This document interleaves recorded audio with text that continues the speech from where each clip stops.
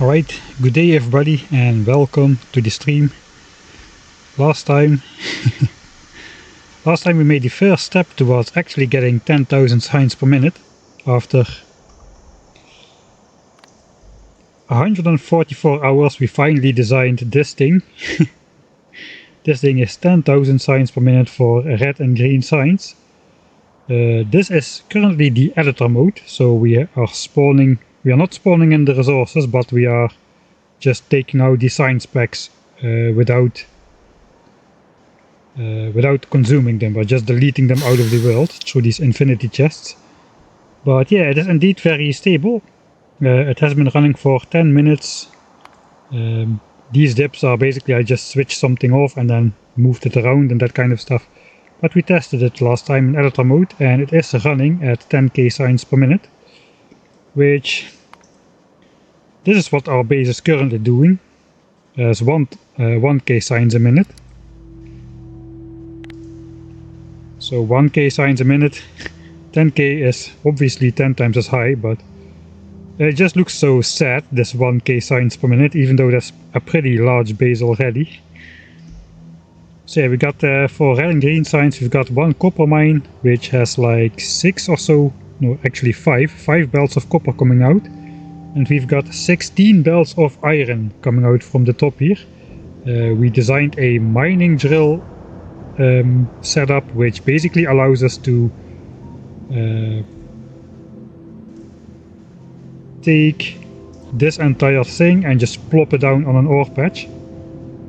And it will feed us out 16 blue belts of iron or copper or coal or stone.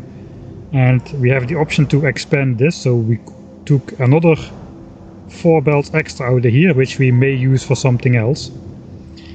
But currently this is 16 belts redistributed through the ingredients. For where is it? For red signs not too difficult, just the raw copper plates, and iron goes into iron gears made in line. So that's quite easy. Green signs already a bit more complicated. So we had to make belts and we had to make inserters, and we had to make sure especially that these things are fed enough of the time. So we basically made those inserters a little bit we made the assemblers a little bit too fast, so we can have this item ingredient shortage notification coming up like a small percentage of the time without getting into trouble. So as you can see, all these belts, they remain backed up. If we look at the gaps, there is some gaps, but they always disappear before they reach signs. So yeah, we got a small belt buffer here and a little bit variance in the production speed, but because we are faster than we need to be, that is good. We are basically hard limited by the amount of iron coming in. We've got this cursed splitter, which is let's take that off here, which is splitting a blue belt into a yellow belt and a red belt. You can do that as long as you rebalance the sides. And that is the exact amount we need. So this belt has got to be consumed 100% of the time. And we know that is happening because this belt is flowing all the time, this belt is flowing all the time. And we've got some belt buffer here as well. So even if there's a little bit variance in the blue belt pickup speed by the inserters, there is enough space on the belt to keep this thing going. And there is enough distance to the first setup here that the variance is not limiting this piece of belt here, which is important. Same for yellow, that's very obvious, very long.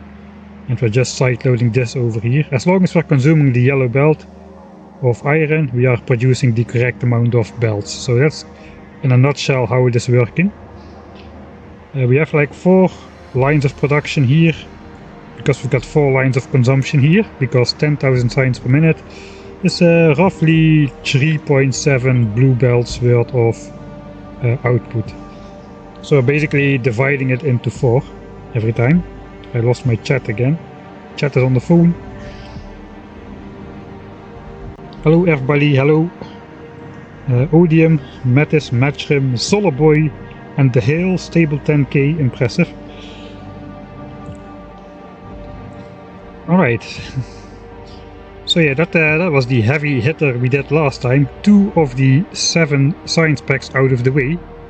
3 of the 7 if you discount military science, which we are not going to do before we switch on the 10,000 science per minute base. We do need something to do after we switch it on, so we get a nice little production graph. At least like 10 hours or so, I would imagine, of science production. And I guess in that time we'll develop and build military science as well. 10k science per minute, so we have something to do. But to start off, we're just gonna do the first, or like the 6 science packs which are actually useful to research these infinite technologies. And if we really need military science, well, we are in our 1000 science per minute base. We are producing military science over here, or at least we were until I deleted the science assemblers apparently, so I could get the 10k testing setup done. But we've got roughly 2 million science packs stored up in these chests over here of military science, so in case we need it, we can have it. Hey, hello Matcha, thanks for the 9th month subscription. Were you on the Whoop LAN party? No, sadly no, I was not invited. So I didn't even know it was happening. I'm kinda okay with it though. I would like to get the real first player experience, or like the new player experiment, the new player experience. I'm really looking forward to be kind of a noob again and not know what everything does. So yeah, in that regard I'm glad I didn't do a 50-hour test playthrough and already completed the game in some cases, as I read somewhere. Alright, but back to the order of the day. I guess we're just gonna load in the actual save. Let's switch off those gaps. Mod geese, it's on, this is on. I think we are good to go. Load. Alright, so this is our actual world. What's on today? Yeah, I'm not really sure yet. I'm a little bit scared it's just gonna be some goofing around with map view and biters and perhaps with fish even.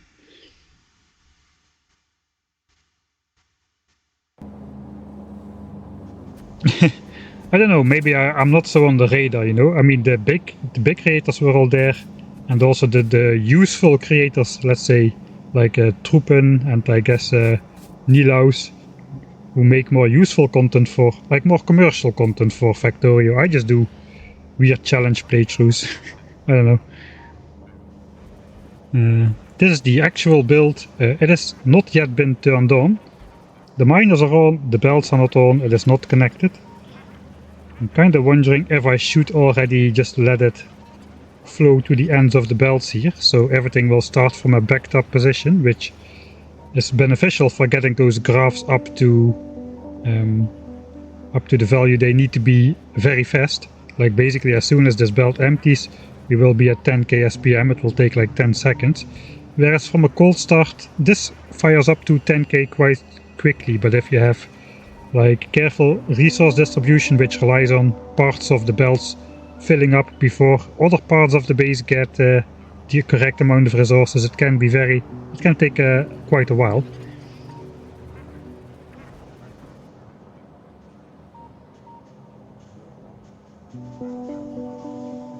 .0 will allow you to read the fuel status of nuclear reactors using circuits. Okay, then we don't need to make weird contraptions like this anymore. Well, this was never needed, this belt, but you can then just wire up the inserters directly to the reactor instead of reading steam levels and all that stuff. Sounds...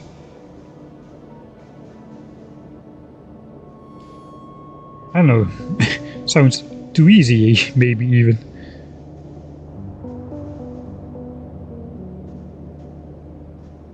Yeah, I am not really sure yet how I really feel about that part. Right, we've got some bots. The bots are placing the last of the landfill here. We are currently filling in the last of the This is the corner of the solar field, basically. So it's like 4 more lines out. There's 24 more chunks of solar panels out. Currently placing the landfill, so we can place the grid on top again. Let's switch this off. So yeah, we don't have the panels yet here, but we do have the infrastructure to place the panels. I'm kind of thinking we can probably place a bunch of panels today, since if we're going to be goofing around, we're not going to be relying on bots building like the actual base for us. So it's okay to let all the bot calculation time go into this area. Alright, since we're here anyway now, so I should place a radar here temporarily, so I can deconstruct the fish from these chunks, which currently are not visible. So that radar guy is coming, and then we will plop the final grid on top. Alright, and that roboport coverage will put all of this landfill into range. So as soon as this radar is placed, we have like 1 or 2 minutes to select those fish for deconstruction, I guess. I guess we can already take out these guys.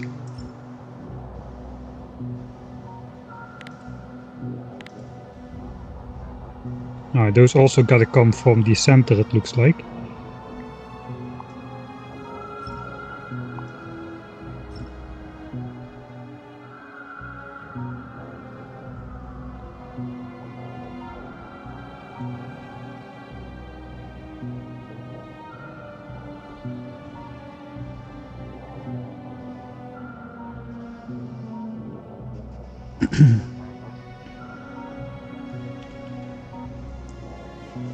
I kinda glanced over the Factorio Friday facts, but I didn't really read it in depth yet. It kinda sounds like maybe you get something like recursive blueprints almost in vanilla Factorio.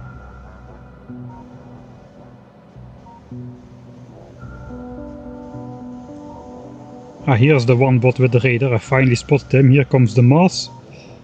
This guy's important. I need to deconstruct these fish as soon as possible, or the landfill spiders will come in and landfill the fish out of existence. Okay, here comes the hero of the day.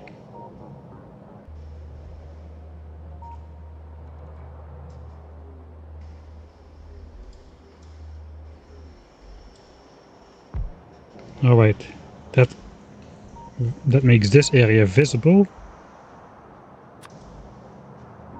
So now we can select all these fish for deconstruction as well, which hopefully means a couple new bots emerge from the center.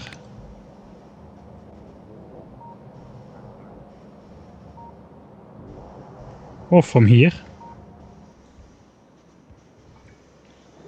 Alright, so those same bots already got tasked with picking up the fish, looks like.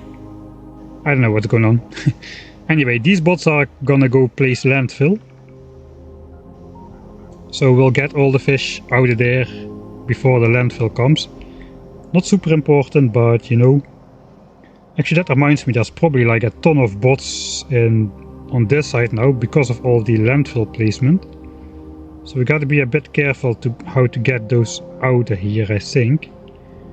Because if these bots are being tasked doing something over there, they're gonna be stuck here for quite a while, as this is like,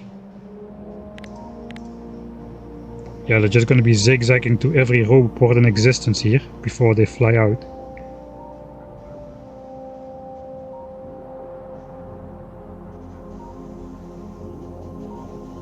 Right, we're gonna wait on that a little bit.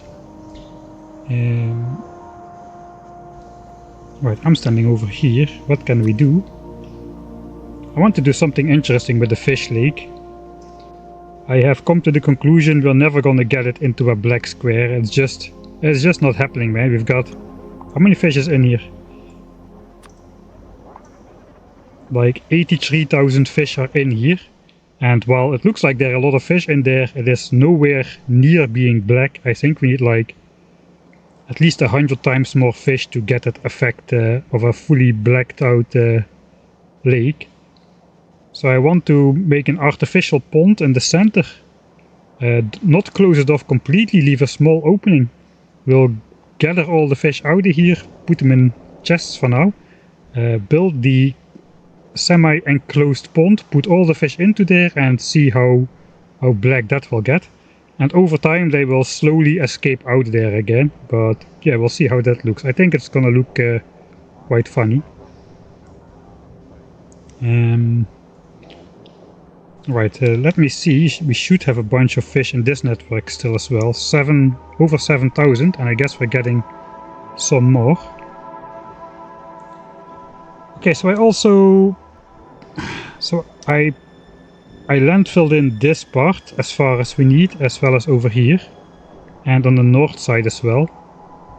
I didn't do it on this side yet though. This is like 1, 2, 3.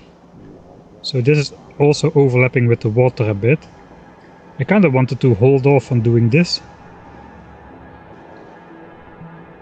Maybe I should start on that though.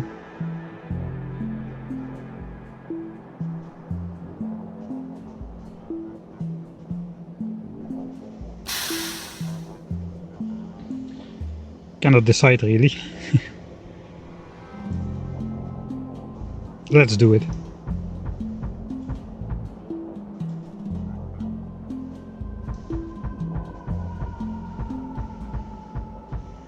Okay, that is how far that should go. Looks like here we already don't need to go yet. So that will make another bunch of bots very busy.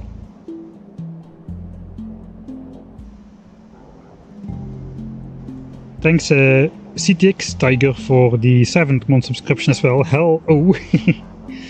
Hello SDB.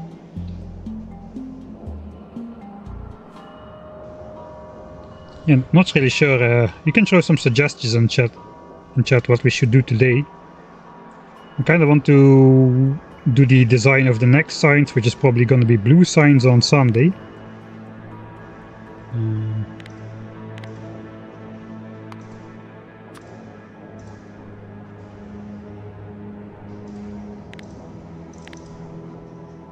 I guess we can at least move the map text here.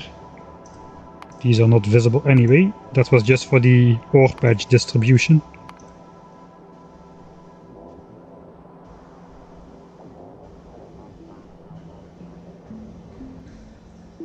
Alright, so let's also pick up all the items on the ground. And all the trees and rocks in this area. Oh, don't crash. This is too much, man. I cannot put my mouse on there. Alright. In one smooth movement. Hop! Oh, that's good enough. Alright, now comes the hard part. The hard part is actually doing trees and rocks. That's gonna be a lot.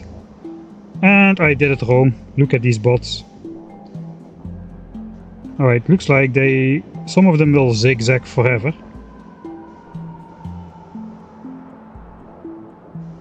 Alright, I can actually control Z that, can I not? I'm not entirely sure I can control Z. Picking up items from ground. So let's not risk it. Instead, I'll just get the rest of the bots out how I should do it. So first select all of these. Then all of these. It's also a lot easier on the frame rate if I don't select this entire field at once.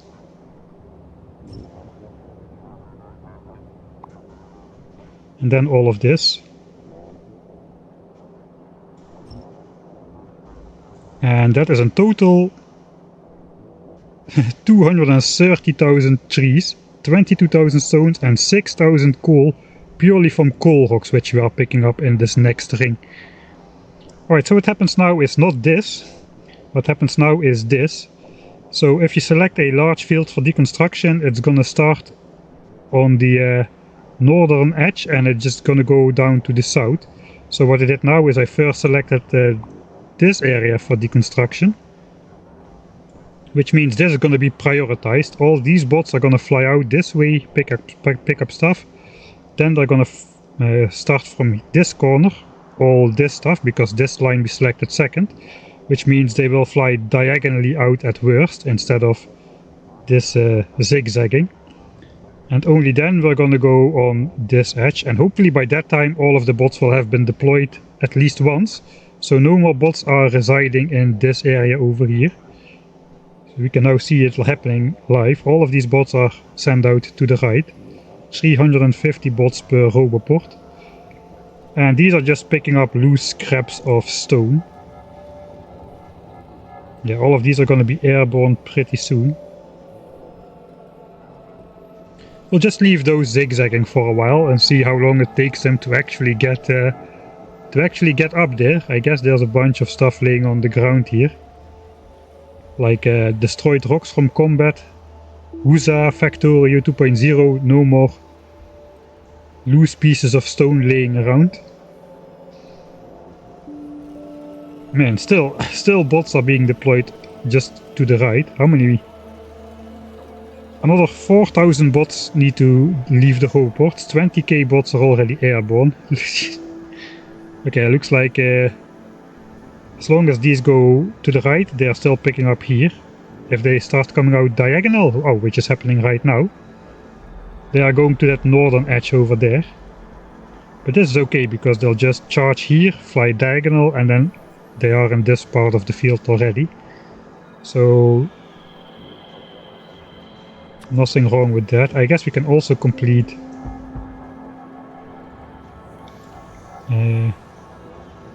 yeah, okay, I guess the bots now are busy with the trees, but we can complete the grid down here as well. The landfill has been placed. Right? Yeah, all landfill has been placed. Alright, now we see this happening where from this line we selected, it starts in the north and it just goes down like this through all the unassigned entities, looking if there's a bot available. It starts from the north, I guess from the north left corner it looks like.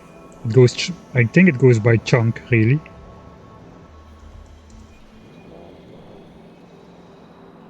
On a chunk basis. But yeah, now none of the bots will get stuck, except these couple ones which are still zigzagging already for 10 minutes or so. Yeah, mining productivity 49. Our goal is mining productivity 51, after which we'll continue with bot speed, I guess. We are like a third of the way through this one. Mining productivity 51 allows us to actually compress a full blue belt with just 3 miners.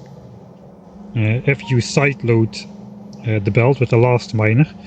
Technically mining productivity 50 is enough for that, but it's always better to have a little bit of overproduction, so we go mining productivity level 51. 3 per side, so yeah, 6 in total per blue belt.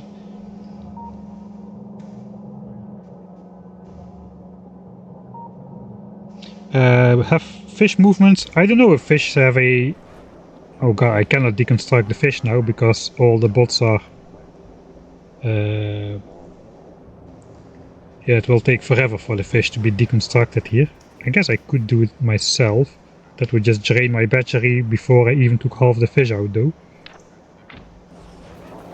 Oh, we may as well give it a try. I can set my logistics requests are set.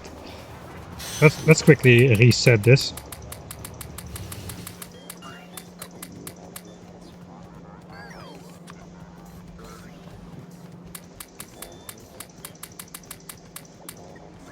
So if I set my fish logistics request to 0, my personal bots will deconstruct everything from the lake.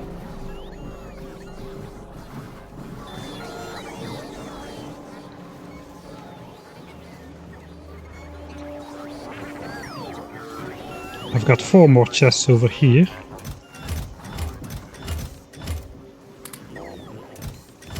Right, now the bots can't pick up my fish. So basically what I have to do is...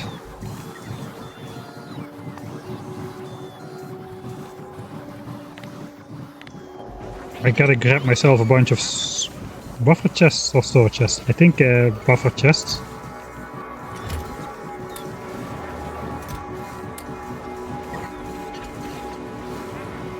So I basically want to have the logistics bots deal with this instead of the construction bots, so I'll just plop down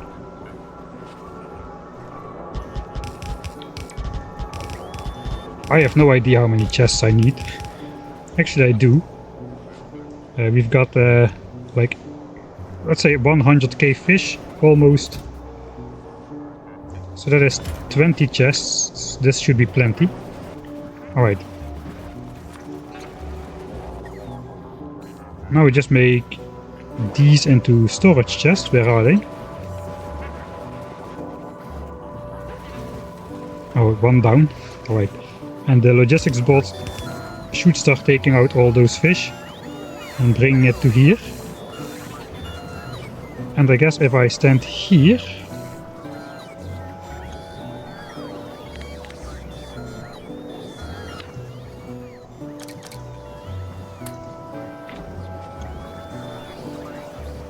right, I do cover the entire lake. So this should be enough.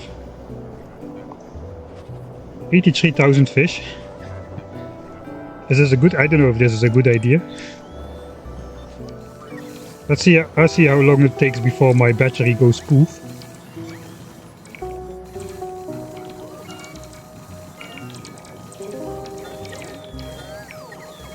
I mean, the base bots are not helping. We've got like... Actually, no, they are coming. They are coming. From where though? Oh, they're coming from up there. Alright, interesting.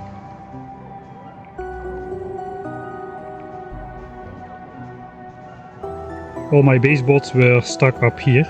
So I probably gotta either increase the bot count or... You know, in that case, my battery is already dead anyway. Yeah, we are done.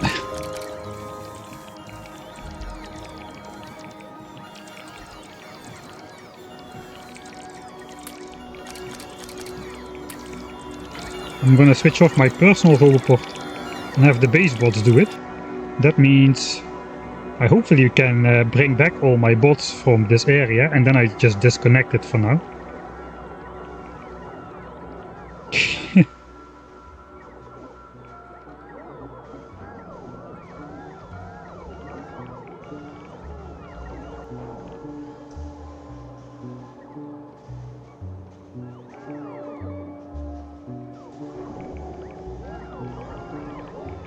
At least the bot highway is working here as well, even though for a slightly dumb reason.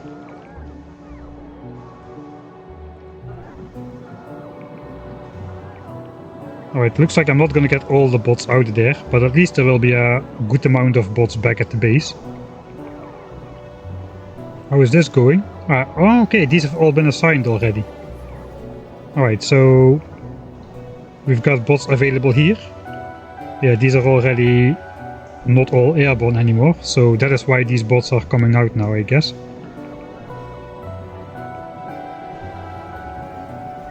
Alright, it will take these guys still a little bit of time to get to the water.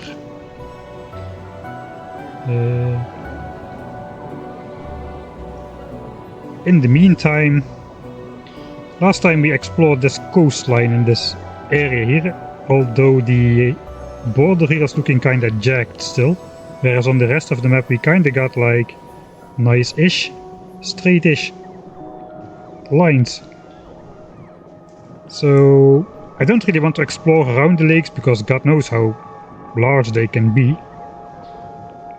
I do want to keep an eye on pollution though, so I do want to explore a little bit deeper on the lakes, and instead of with artillery I'm just gonna do it with radars this time, I think. We still got the black spider over here, which has 250 radars equipped, so we can go back to our old school solar panel powered radar with a single network. If I put it, that won't do.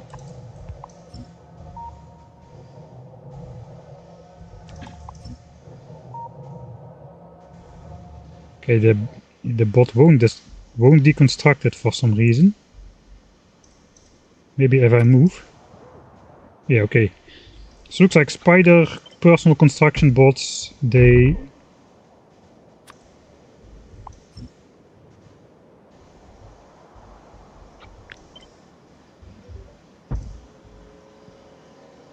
okay, if I move they immediately place it, so every time I move that gets updated.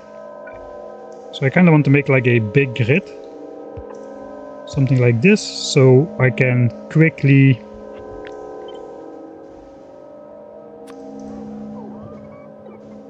explore some chunks. Let's see how big the radar chunks are. Radars can scan this far.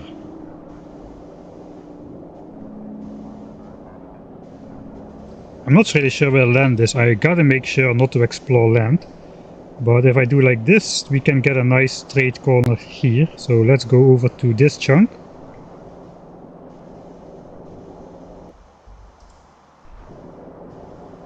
And we'll start placing radars over there.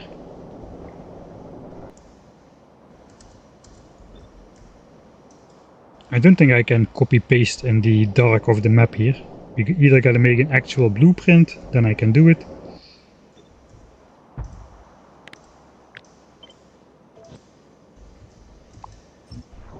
Now I can do it.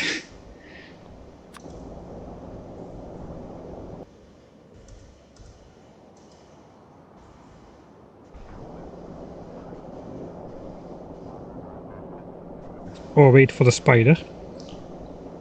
Alright, so this is one nice edge.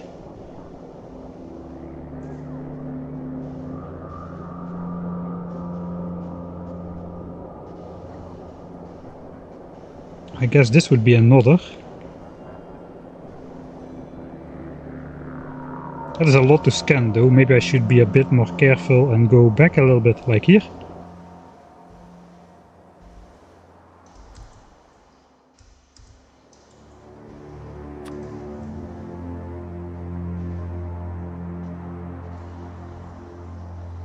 Okay, now I cannot see it anymore. Alright, let's just wait for the spider. We probably can find something else to do. Right, no, we are missing construction bots again. Oh, okay, so I know what happened. So the game went through all those trees once, tried to assign a bot to it. And after it completed the first loop through, it went to here, to the fish. The lake is clean. Lake is clean. 91,000 fish in this chest. I gotta make this 100,000, man. Yeah, but then it started cycling through all of these, assigning all the bots from the base here. And then it continued back to this side, where, again, many things don't have bots available. Because all of the bots are airborne again here. Alright. So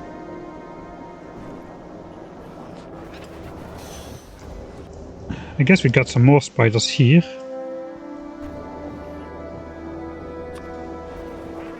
Let's go take a look. Maybe there's some more fish in this green spider.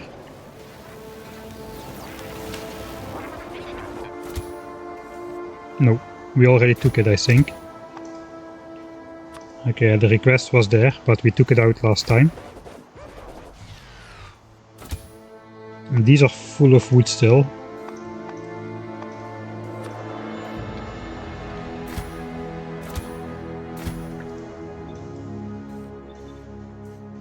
That's 4, 5, 6, 7, 8, 9. Alright. They can get emptied out.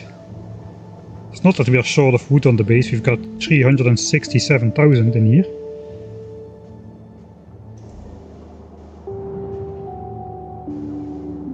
I'm not sure which chest the bots are going to bring the wood to, so let's do this. It looks like we're going here, so let's go closer to this point.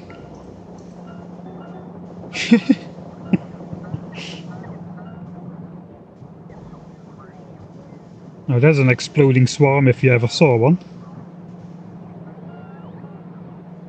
I think all the spiders are actually empty already. There's 80,000 wood put into chests by spiders in the matter of seconds.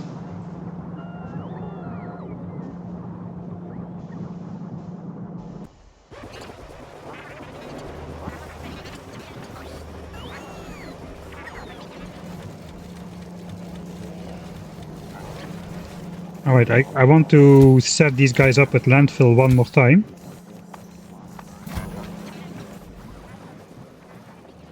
So I can have the other fish bring the... or have the other spiders bring the fish back.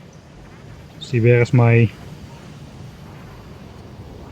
landfill thing? It's up here somewhere. This is now connected. My bots are out here. Okay, this is gonna take a while now because these... Oh, we don't have any logistics bots inside here anymore.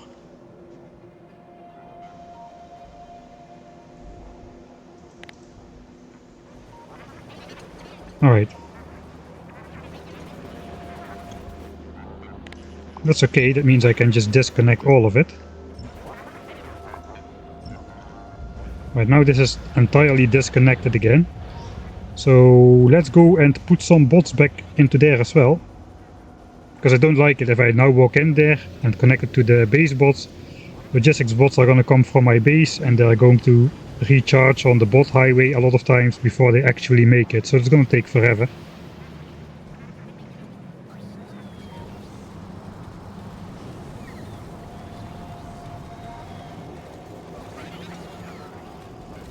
Oh, hydrate. I'm missing all kinds of stuff again. Let's first grab the bots and have the spiders go on their way. At least that is going on then. So let me just grab like, I don't know, 1k bots. Alright. I have my logistics bots request set to 0.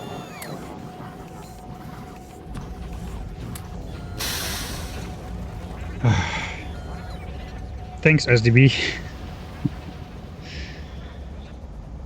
Was not needed. But thanks anyway. Thanks for the 10 gifted subscriptions.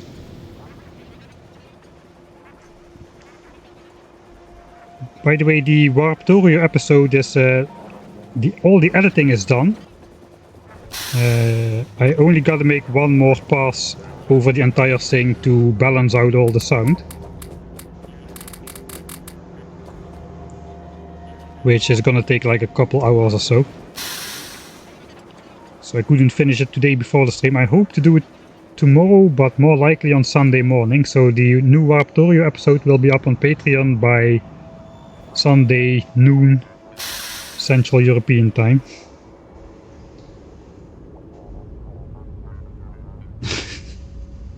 I wanted it to be divisible by 50.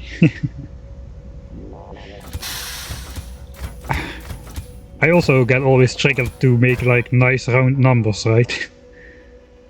Can we already get the fish out of this lake? We still have a little ways to go. I think we'll just pass on those. I want to get 100,000 fish though. I want to see what 100,000 fish looks like. There's 8,300 fish in here. So... yeah, let's first set all of these up to get another 8,000 landfill over there. How much landfill do we still have actually? Maybe we have enough. 106,000. I guess that should be an... is that enough? Let's bring one more load over just to be sure. We can always bring it back again with the spiders as well.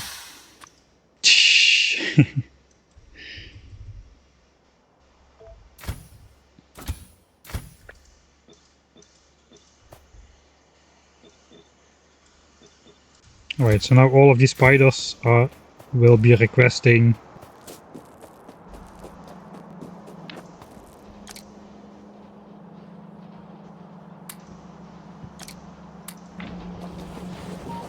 they will be requesting 8,000 landfill yet again.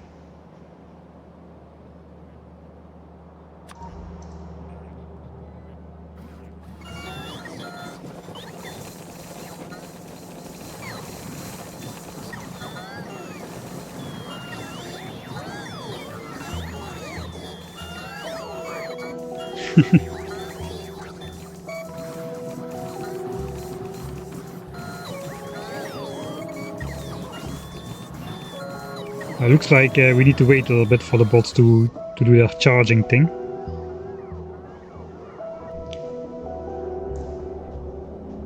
Alright.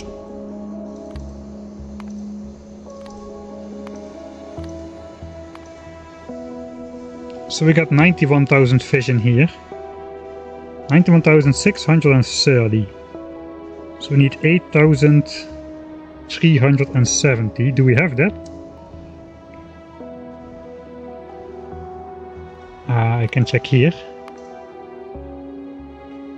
8,335. We're missing like 7 swimmers. We can get those from that lake here already. 7.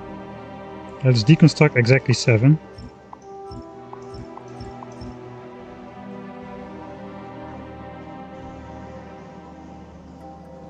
Alright, so by the time we get here, we should have exactly the amount of missing fish to get us up to 100,000 fish. We do need to set up these spiders to accept that fish again though.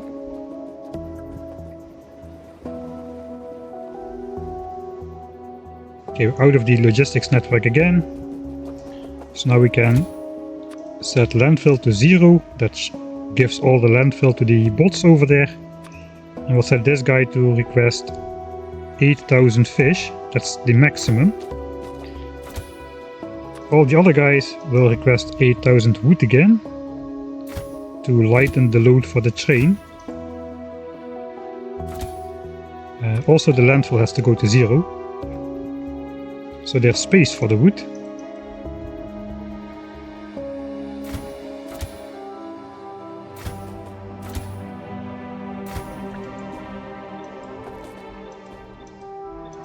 Six, 7, 8, 9, that's all of them. Only one of them has got to request a bit less wood, because we have more than 8,000 fish to carry back home. I guess 370 we said. Let's just do 1k. Alright, so we can send this train. This train we can send those guys off again. There should be no bots in this logistics network here. Yeah, 0 and 0, so we can safely walk through there now without the base bots already trying to pick up stuff. So we'll go here and then we'll just go here into the moat.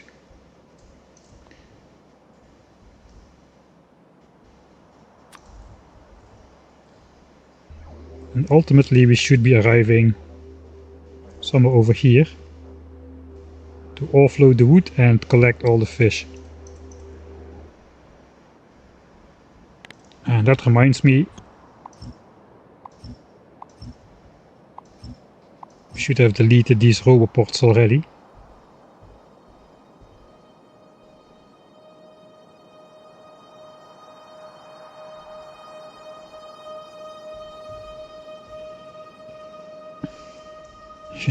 Should be a hidden achievement. Right, we can already work on making the fish pond though.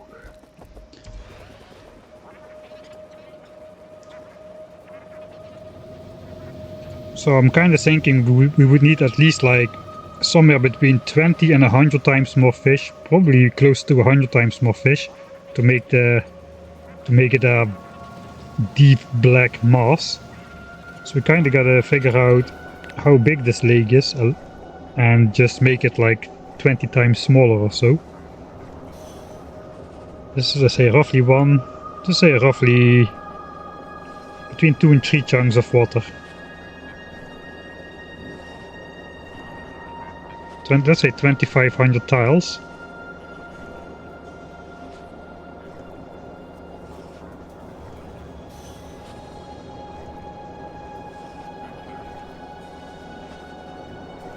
Okay, so how would it look like if... I gotta be careful with landfill here. Like if we did like 1, 2, 3, 4, 5, 6, 7, 8. Oh, it actually borders right on the water. 1, 2, 3, 4, 5, 6, 7, 8. So we could like make a landfill strip 8 tiles out from the chunk border and leave a little opening for the fish to swim out. And then just put all the fish inside here and see how long it will take them for them to redistribute out over the lake again. I'm gonna make a save. If I mess this up, then landfill is not... we cannot take landfill out anymore, so I will reload in that case. Special small fish pond. You can see on this 10,000 signs per minute playthrough, we're only doing the most serious of tasks to make sure our base reaches 10k SPM in the quickest time possible. Okay, I have a save file, so I don't really need to first try this out in the editor. We can just reload if we don't like what we end up with. So 1, 2, 3, 4, 5, 6, 7, 8, 9. No, I think we should do it on the 8th tile, that the fish have a 16 by 16, 256 tile area to swim around in. That sounds kinda okay. 1, 2, 3, 4, 5, 6, 7, 8. 1, 2, 3, 4, 5, 6, 7, 8. 1, 2, 3, 4, 5, 6, 7, 8. 1, 2, 3, 4, 5, 6, 7, 8. Alright, now steady hand. I think I can copy this. Yeah, I can. That way I'm guaranteed to make a straight line. Alright, that was a mistake already. See, this is what I had in mind. But I wanted to leave a small opening for the fish to swim out, so here we go. You know that you are procrastinating right now, right? I see it differently. It's just like... I have the same when I make like Warptorio episodes. Sometimes you got like a giant area, or like sometimes you have those large stretches where you need high focus, which is developing the 10,000 signs per minute actual base, like over here, and just getting it all done. And you gotta change that up with lighter work, or your brain will just burn out. So now we're just doing some lighter work, which will also hopefully look cool. Okay, the spiders are on their way. Actually, I should probably do a little bit of zigzagging here to make sure all the spiders catch up, so that they don't accidentally walk into the orange logistics network before they're ready, because these spiders are quite a bit behind. The spider will start going in, and these spiders will just go like this through the orange field. That is not good. But now all the spiders should catch up.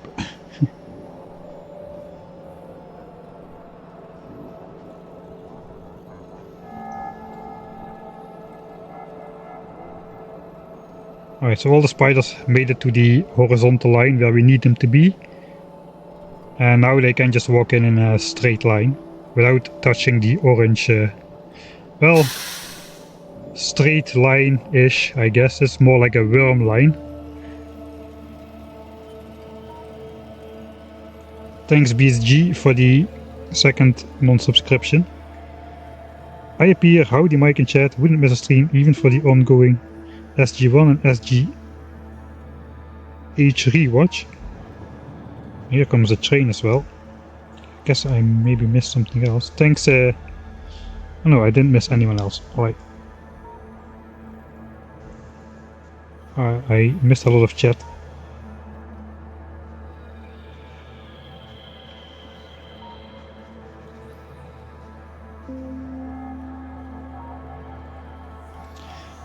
Oh Matja, you can tell Truppen to just get a good mobile subscription and stream from that. Even if you don't have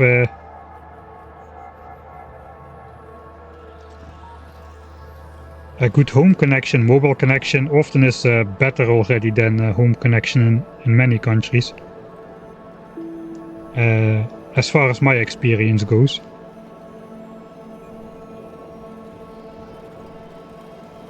Alright, we were doing the fish thing. Let's make another save. I did some stuff and I don't remember what, so at least I won't have to do that again. Only if you have coverage, yeah, that's correct.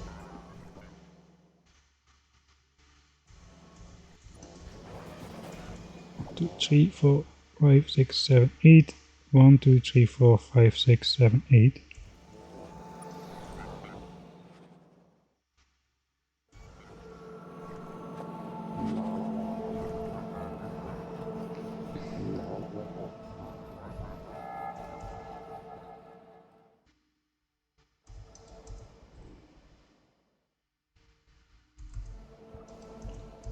Well, I mean, from my experience, countries which have still, or like areas which have still poor landlines without fiber, they often already have good cell phone coverage.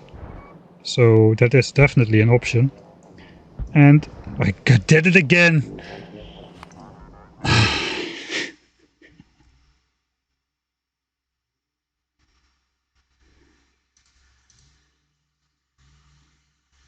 What the heck?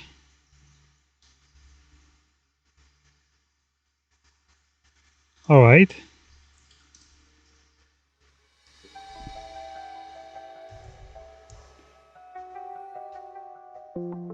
I've been playing Factorio for like 9 or 10 years. And I think this is like the third time it ever crashed on me. And it may have to do because me like alt-tabbing and stuff. Let's hope I didn't corrupt the save. At least I have 307 backup saves if this one is corrupted.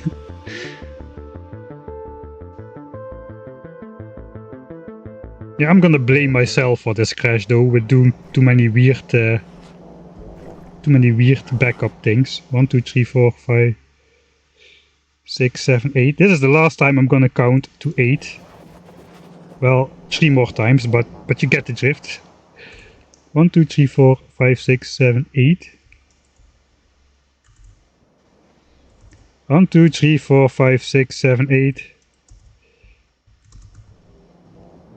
1, 2, 3, 4, 5, 6, 7, 8. I hope it's still a square now.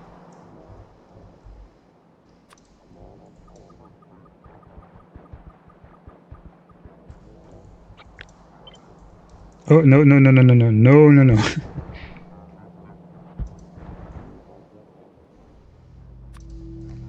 1, 2, 3, 4, 5, 6. 1, 2, 3, 4, 5, 6. 7. I think that's the gap we're gonna go with. I think fish have the hitboxes of this land stick out a little bit compared to the visuals, so I'm not sure fish can swim through a 1-tile gap. Also, the 2-tile gap looks symmetric. This kinda looks horrible, but I guess we don't have refined concrete, we do have normal concrete.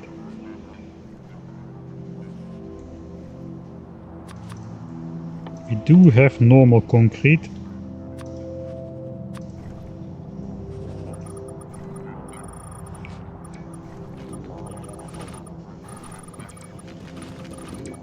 Oh, that's nice, it covers the landfill completely. So now it really looks like we actually built something instead of just being landfill. Right, so we got a small escape opening over there. Right. So this looks roughly at least 10 times smaller than the lake, but it's probably more than 10 times smaller.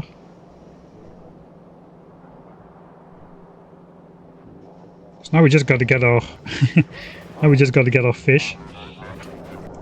I guess these guys should be ready by now. Oh no, they are still being offloaded. Why are you putting it in?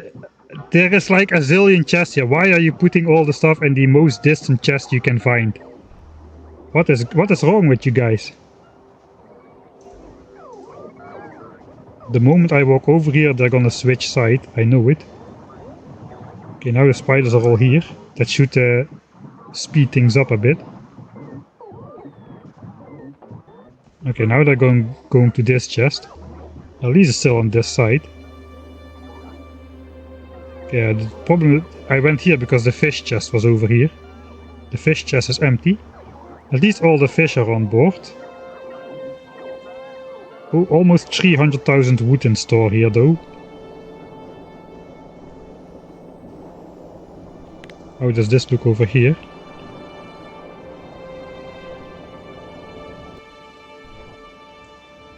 Right, so I do wonder if can I just put some temporary robots down with some temporary landfill and just cover this entire area. I kind of think I can.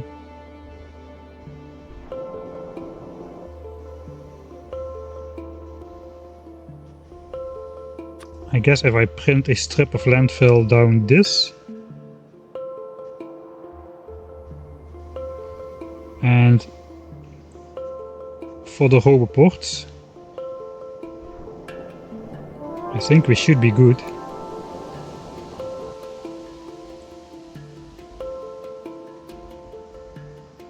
I don't want to walk all the way over there, so let's also place some temporary radars. Is that gonna cover? It covers 3 chunks. 1, 2, 3 to here. Yeah, okay, that will cover everything.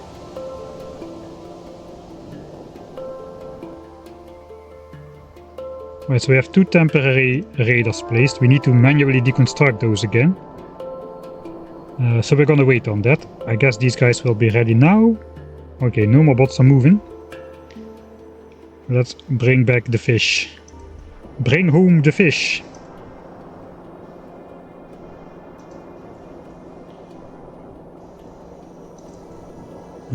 Zig.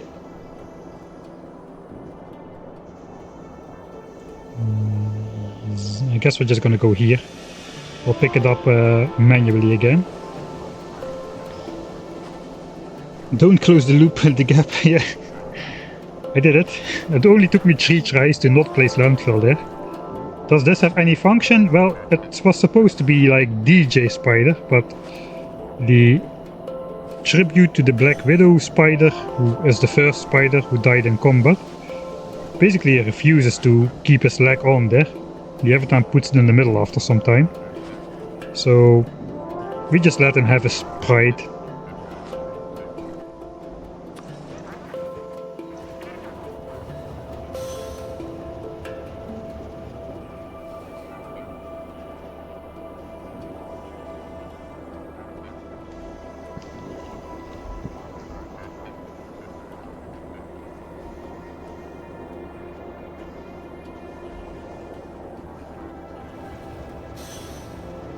They have been renamed.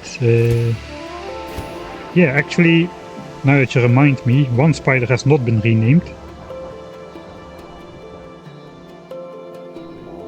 Oh yeah, wait, I was doing something here as well. Forgot about that. Looks like I accidentally walked through here already. There's the white spider. The white spider is here. I guess this guy doesn't really have a purpose anymore. I guess we could take out this tiny biter island still.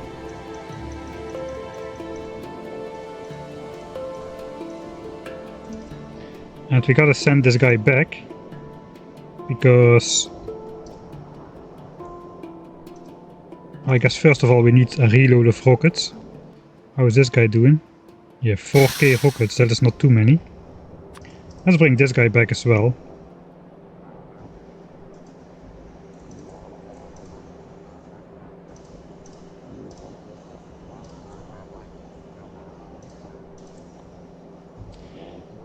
And this guy has a support spider as well.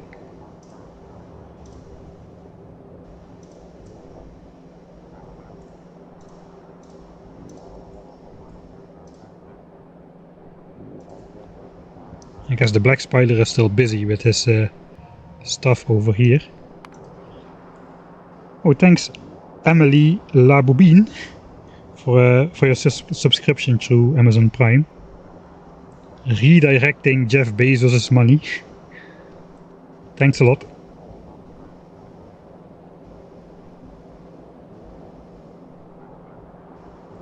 Wait, what was it doing again? This is now fully visible. Oh, sorry, that was loud. I think, what the heck? I already forgot I sent these spiders over here. That was the end of this biter island.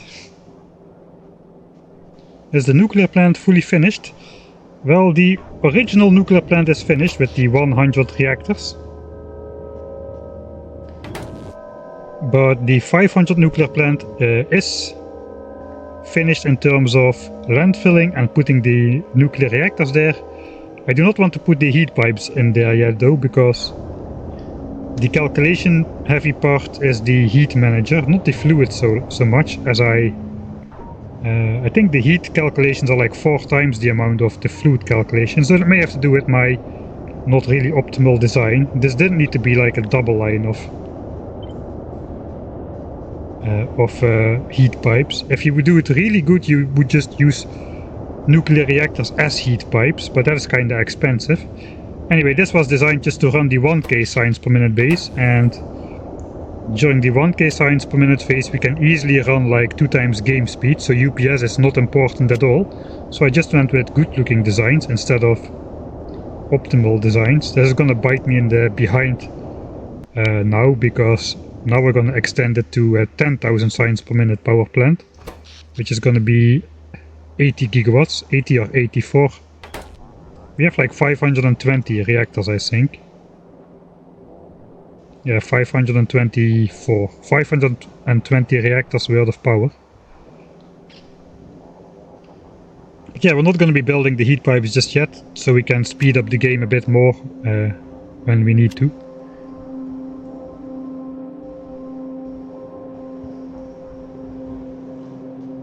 Alright. So my spiders are coming back. They have returned already actually. I want to give these guys a task though.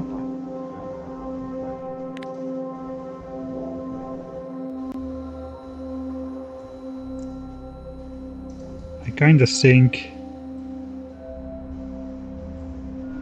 Where's the roboport coverage?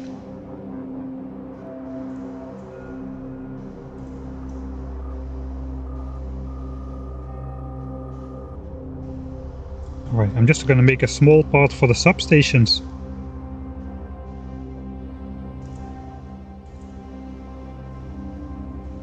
It looks like the roboports are every chunk and a half. So not there. 1, 2, 3.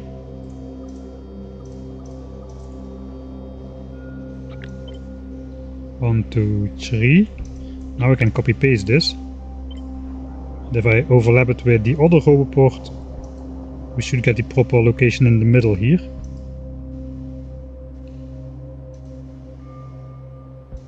Now we just keep stamping.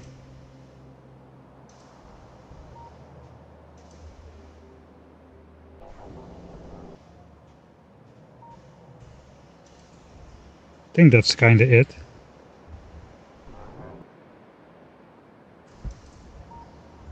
Alright, this little bit for that roboport. This is gonna power that roboport already, so that's all we need to do. I guess the bots should be coming in with the landfill already, somewhere.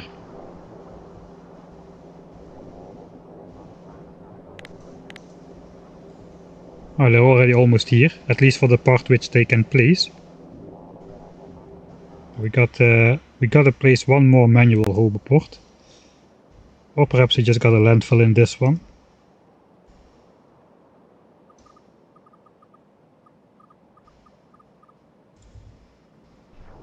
That will fill this gap, and then we're gonna be good to go. We can just place this blueprint. This will be connected.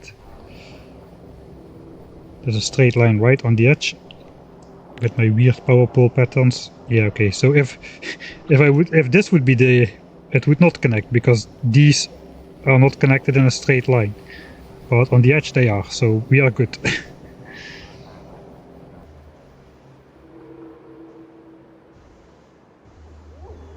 Okay, here's the roboport, guys. Okay, so now we just gotta keep pasting this blueprint a couple times. Guess we'll wait for this bot as well to place this landfill. Come on! Alright.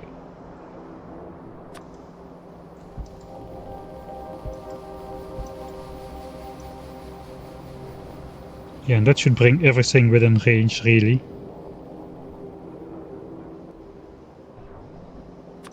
I only need to landfill this line, not the full roboport extent.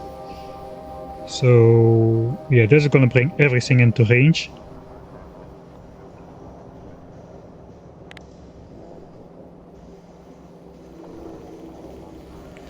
Alright, now I forgot what I was doing.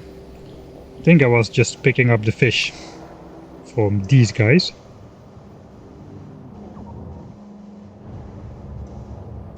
There comes the 1K SPM science train.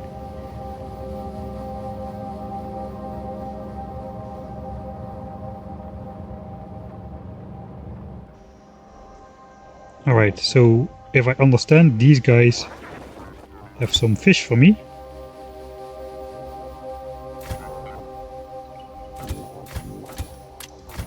I gotta use my own spider here. And this guy has a bunch of fish as well. So that is 8K and 370. Alright, so I stole all their fish. If I now go here and enable my requests, we should get a lot of logistics boosts, bringing the fish to these chests over here. Alright.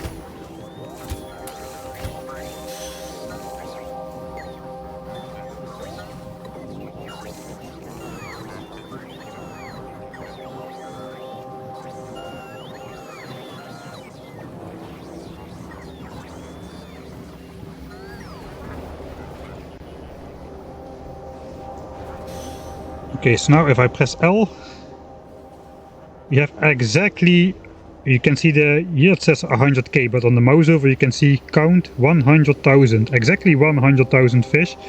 We're gonna force all of those into this small gap over here.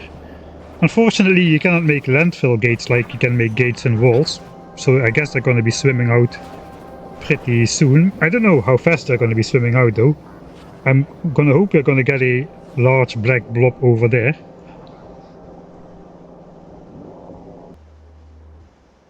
Alright, so this opens up this landfill strip, so I guess bots are coming with landfill as we speak.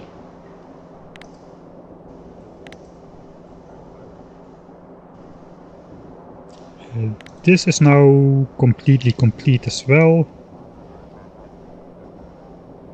Okay, so I first want to complete this part of the grid as well. That is all the water we need to fill in. Ah, no, it's not. Haha! This corner is one further away than I thought.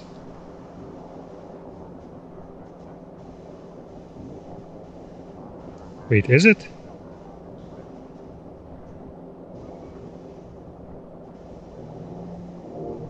Wait, is it? No, it's not. Wait. 1, 2, 3, 4, 5, 6, 7, 8, 9, 10. Drag. 11, 12, 13, 14, 15, 16, 17, 18, 19, 20. Drag. 1, 2, 3, 4, 5, 6, 7, 8. That's 28. So the corner of 28 should be here and not here.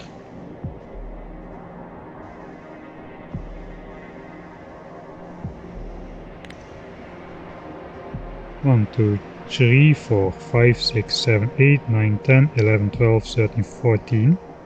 Yeah, 14 is half. 1, 2, 3, 4, 5, 6, 7, 8, 9, 10, 11, 12, 13, 14. Alright, so these markers are in the wrong spot.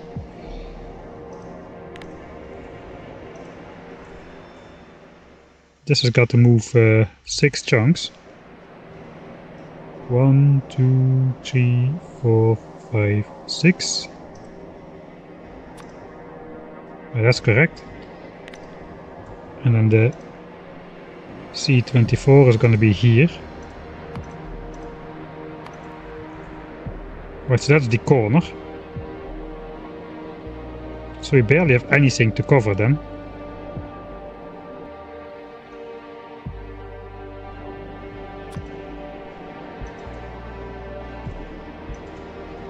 Right, next roboport, I think this will probably close the gap, right? If I just could see that. That goes to here. Ah no, we need one more then.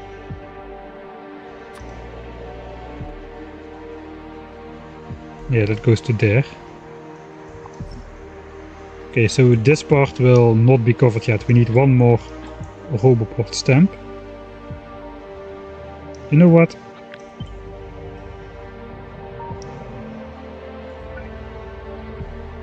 Let's just do this. That should cover that as well.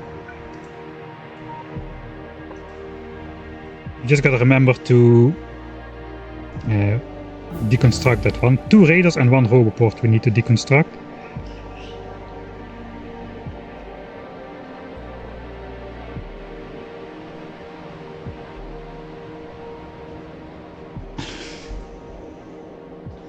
Mike has a fish obsession.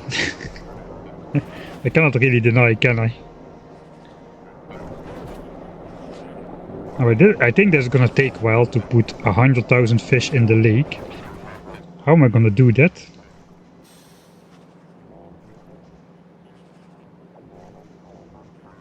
I can like get 4k fish in my inventory.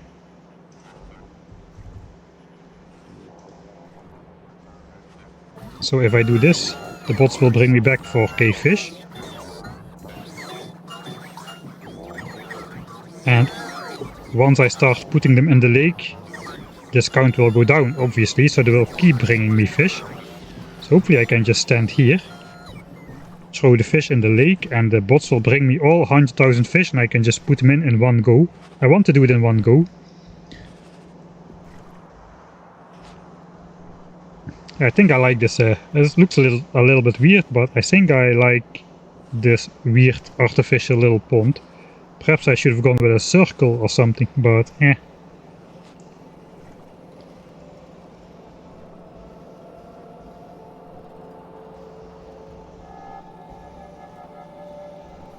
Okay, that's the... It is just not far enough out, is it? It's not far enough out. It is far enough out for placing the rest of the landfill though, so that is what matters. You can deconstruct the fish from there later. This we can safely deconstruct. That's another 4,000 fish for later.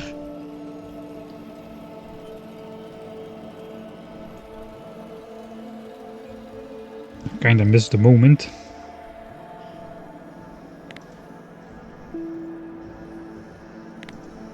Alright, but it is working. So all the fish is out, we can then place the landfill. And the entire landfill should be placeable.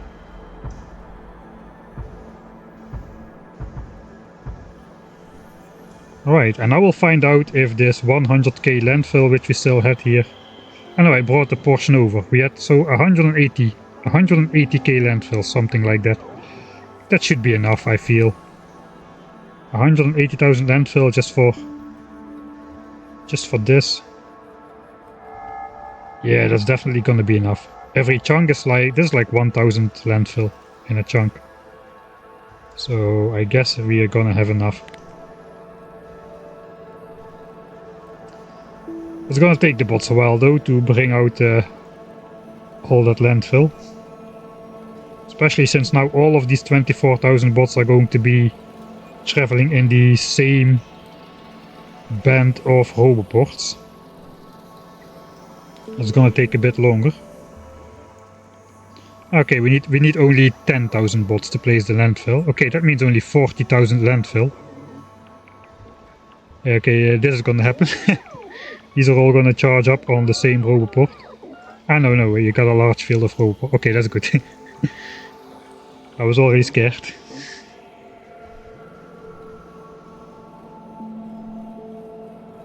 Me too, man. I can watch the. This is why this playthrough is not going fast. I can watch the bots for ages. Alright, I think the bots will take some time to do that. So it is insert fish time. Let's get that black blob going in the starter lake. And from that moment on we can confuse all the new people coming in the stream by how the heck those fish got in there. Because it's not going to be a pattern which is randomly distributed by normal osmosis or whatever it's called. Alright, here we go. Let's get the black blob of fish going.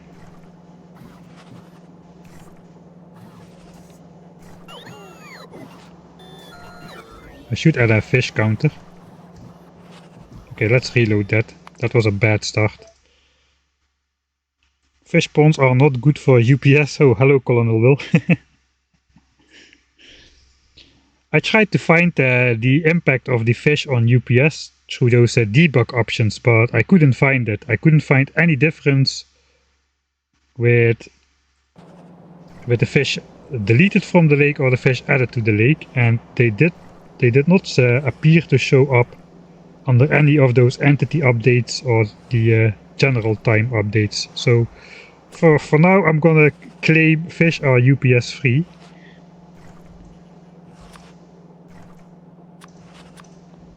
That was the wrong one. I need to keep this guy on there.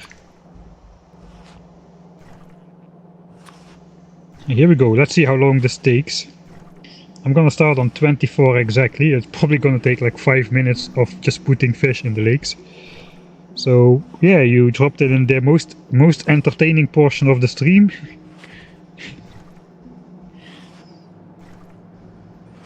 Okay, I guess we're gonna put one bender fish back in the lake here. Okay, that's 3. This is Ben the fish. It's your job to keep track of him.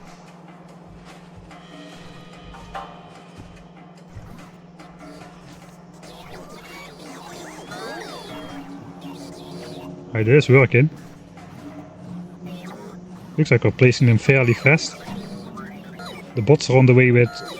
The airborne bots are carrying roughly 500 fish or something.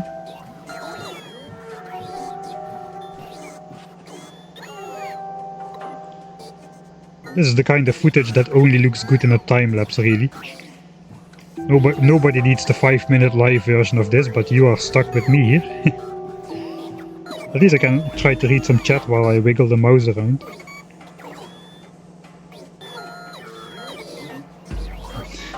A well of youth. I even chose the perfect time for it since it is nighttime. I guess it's gonna be daytime again before we're done with this though. So it is the right time. Factorio Friday fun. Peak Factorio gameplay. I already see what's happening. Looks like a lot of the fish are randomly going to swim against the edge. You can see it on the right edge already. And they're just gonna stay on the right edge because they keep swimming to the right. So it looks like we're gonna get at least a black border around the entire lake. You know what I should do? We can add this to this side, I think. With the update. We're a quarter of the way. Not even. We're a fifth of the way. 3 fish have already made it out of there. One of them is Ben the fish. Which one is it though? Where is Ben the fish? Maybe he swam off screen, I don't know. They are swimming out of here a lot less fast than I thought they would.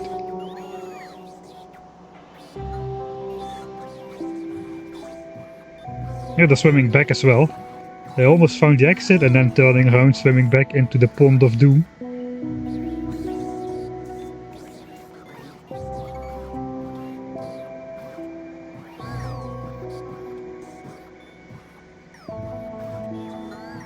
We're gonna have the relative population. This is a world map for the relative population density. Here in the center we've got like the Chinese old walled city of Kowloon, or I guess some areas in India. And on the left side we've got like the population density of like Alaska or like Siberia or something. The northern part. The Siberian tundra. Okay, it is getting black already. We've got still 60,000 fish to go though. So this is 40% of the fish in the lake. I think we're gonna get our black square. Finally. A black square of fish. I think we're gonna do it.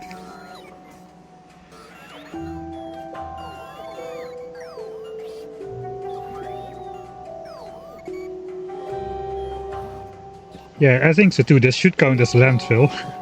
We should be able to walk on the fish to the other side of the lake. Alright, we're halfway. 50k fish remaining in the network.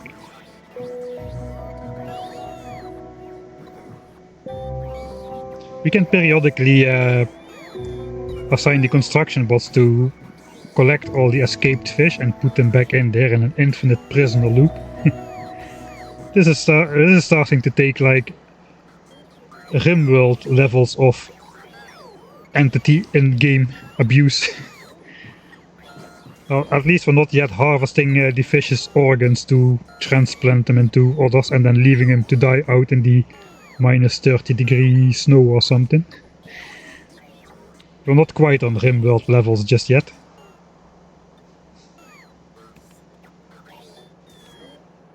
Ban the fish, freedom!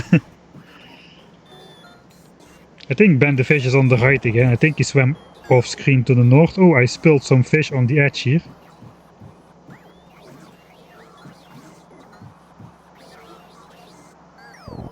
That goes way faster than normal drops, really. Holy moly.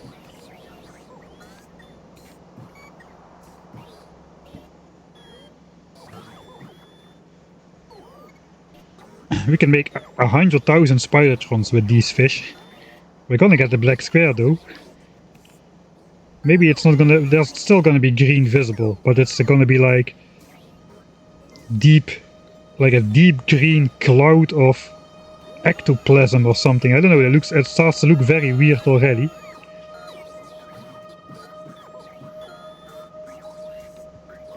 Oh, Renite transportation throw fish in the water before they spoil. The fish, I hope fish on Novice won't spoil in Factorio 2.0. That would be not great. I guess putting fish in the water is gonna become an actual game mechanic then. We're just practicing for Factorio 2.0 here. Yeah, it's already a lot more black than green, I'm surprised. I thought it still would not be enough. Thought we would need to go smaller, but we're getting there. I mean, it's it's fairly easy to get another 100,000 fish, I would say, to fill up the lake further. Okay, 90% is out of the chest, so about 84% done. 83%, 87% I mean. By the time I figured out how many percent, we're already on 90. It is a black square. I gotta time-lapse this, man.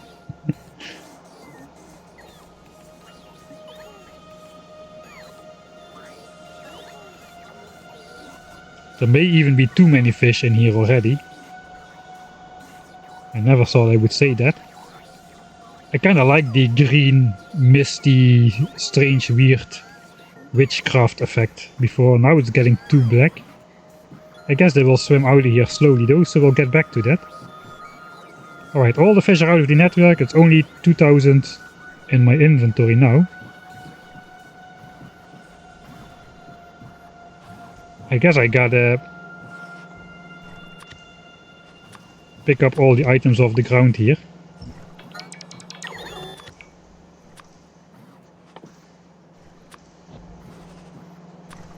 So I got a multiple of 5, I do. Right, this is a problem, because if I want to make new spidertrons, I cannot, because of course I gotta have 100,000 fish exactly in this water. Alright, that is 100,000. Can we actually see it's 100,000? Okay, this is 99,000, but if we select bend the fish over here, this one, we get to 100,000. So we have exactly 100,000 fish in the lake. I call that, I would say that's achievement complete, really. Maybe gotta make some lights on here. I think I cannot though.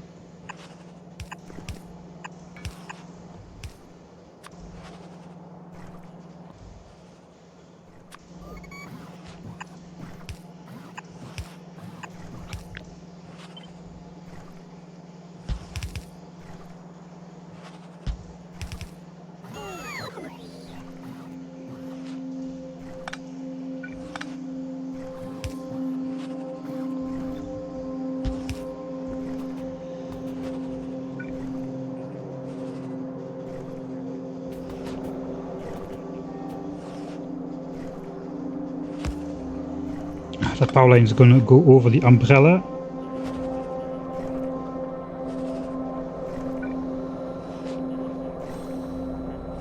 Let's make this a cursed water pump as well then.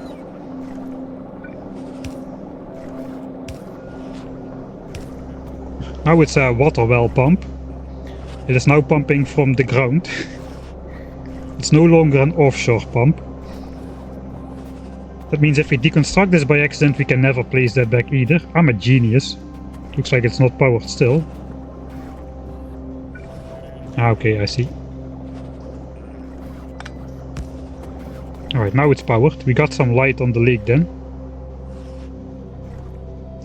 How many fish are already out? Like 2,000-3,000.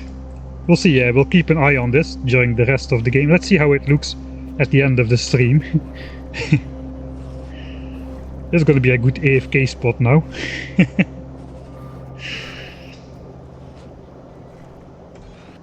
Alright. That was completely unnecessary. But fish in small pond.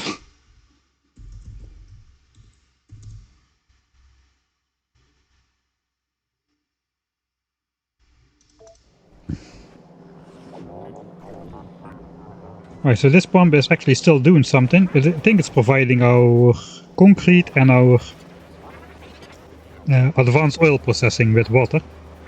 So it's not a decorative pump, it's still actually working. 400 units of water a second, looks like. I like this new lake. The fish are a bit more condensed at the moment. I mean, what the heck? What would you think if what this was, right? If you just joined the stream and you just catch this out of the corner of your eye, what the heck are you gonna think this is?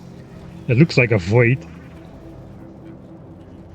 It looks like the void that Warptorio platform leaves behind, but that they somehow got it into vanilla. The void the Warptorio platform leaves behind when it warps away without you, that is. Alright, so, yeah, it looks like we're almost out of solar panels here. There's like 27,000 solar panels left. That's only like 4 or 5 more train rides. Alright, this is land filled in. That is complete now. So we gotta find those 2 radars we placed down. I guess it's this one.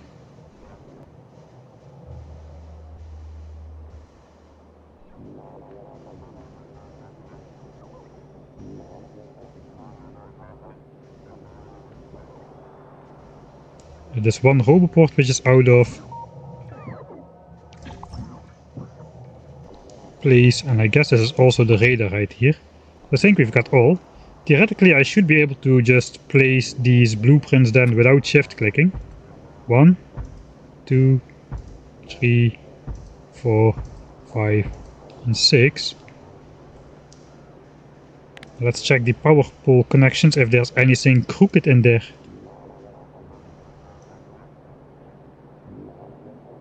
Yeah, here, but that is intended. This is going to be one of those center points. I think for the rest it's all good and straight, really. We're going to have this radared up again as well. And then we can also grab the last fish, which were out of reach previously, like these guys. Okay, I think that's going to be good. So all of those guys are on the way. That means we can start spending the other bots again to place actual solar panels, perhaps. So that's the whole intent of this thing. Are there still bots trapped in this weird corner? I don't think so.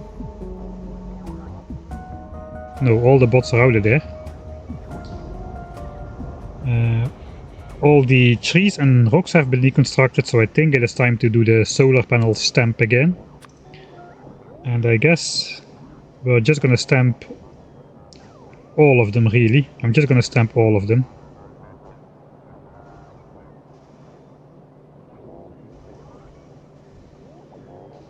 Kinda want to get it in one screen. I guess this is stampable.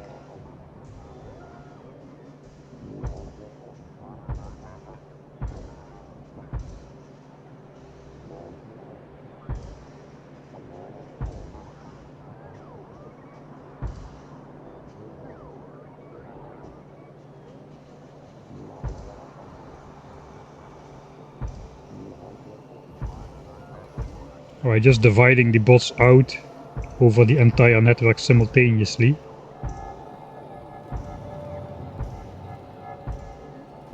I used to do it in like 4 directions, but it has become so large we may as well just do it in 8. I hope I don't regret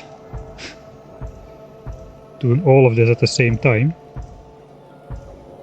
But we're a little bit behind now on placing those panels, so we should get a move on with that.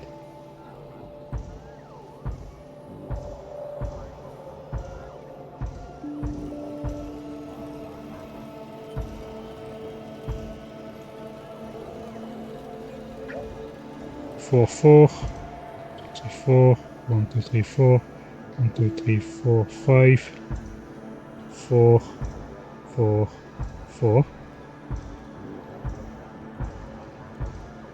So this should not have a negative effect on UPS to have a giant list of things which the bots need to construct. This is literally a couple 100,000 of solar panels and accumulators which are added to the list. But there's a limited speed in which the game deploys construction bots and a limited speed in which they check for items to be placed. So even though all of these items are now in the list, the bots are just going to go slowly through the list, and only the 24,000 bots which are in there are gonna be deployed and doing calculations. So we're about to run out of bots. 1.5k, 1k, and then we're gonna get notifications.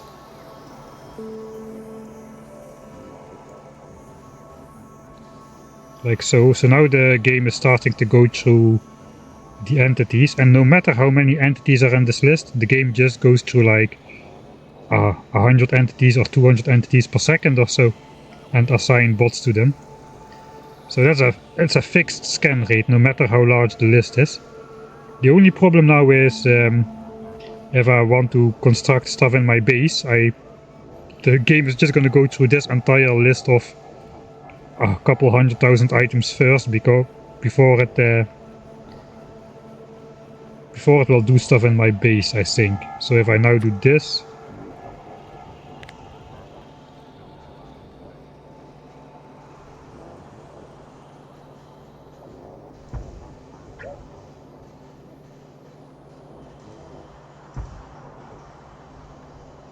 yeah, nothing is happening in my base. Here we've got 10,500 and 95 construction bots available out of 10,595, and they're flat out refusing to build this giant belt area over here.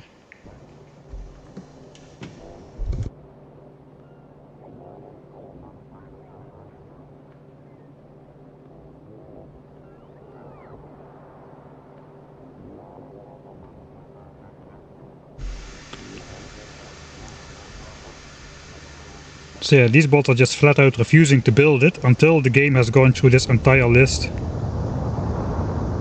of 10,000 items. Let's watch a rocket launch, why not? It is procrastination day after all.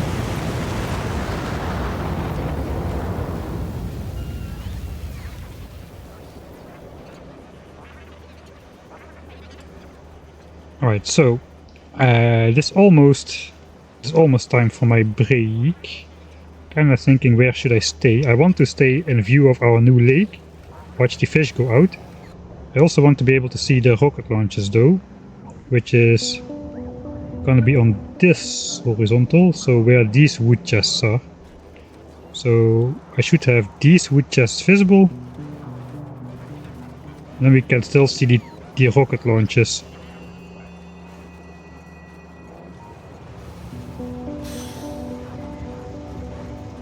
Oh, and of course we have the Kvalun SDB train stopping right under our spider. So this is going to be a good break screen, I guess. And I think I will actually, for once, not reload after the break. That means the bots will be able to get some of this stuff done already. Anyway, today's procrastination stream, so actually after the break we may start doing something functional. So the base bots still haven't placed a single belt here.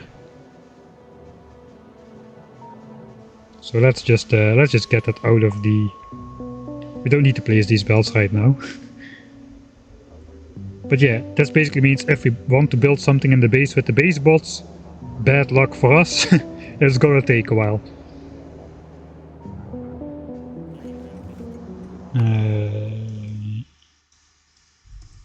Break, save. It's not yet. I'm not yet actually on break, but I'll make the save already. Alright, I will select these for deconstruction. And okay, deconstruction is on a different list. I can put them back into construction. And once the bots actually place these chests, we will know that the game has gone through the entire list of solar field things once.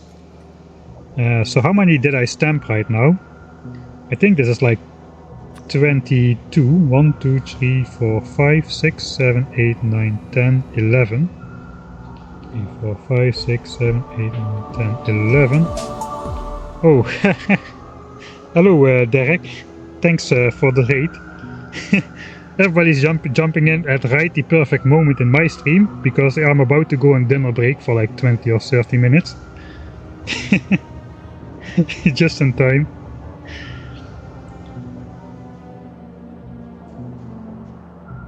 Heading to work back from my laptop when I get there. Rip. Show them the pond, alright. So, what do you think is happening with my starter lake here? For the raiders from Derek, you can guess what's going on with this weird black square in my lake.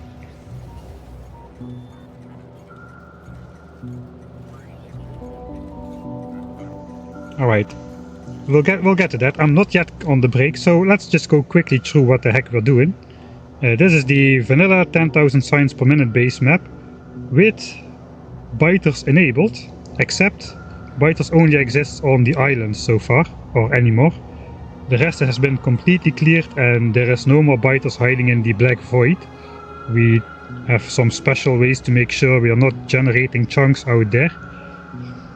We're currently expanding the solar grid, which I regret going for. We've also got an equivalent nuclear grid over here, which is going to be large enough for 10,000 signs per minute. It's going to be 500 reactors large, 84 gigawatts. 84 gigawatts of solar is going to look something like this. Compared to nuclear, it's not a lot. Of course, it's gonna save a little bit of UPS, but it's by far not going to pay me back the time I invested in building this 2 million panel solar grid out here. We just copy, or we just put an entire square ring of stamps around here, which is basically this blueprint, which is 6 by 6 chunks of solar panels, 2880 solar panels per stamp times 84. So that's roughly between 200,000 and 240,000 solar panels, which we are adding in one single ring right now.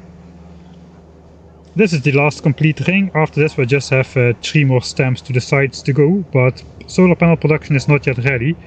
We have been producing solar panels for 95 hours now at a rate of this many solar panels per second. I think like 4.5 solar panel per second with this many assemblers, producing them in the 6:5 ratio in which they're needed. This has been running for 95 hours and we still don't have the 2 million solar panels we need. It's gonna take another, let me check, 120 hours of production in total, I think.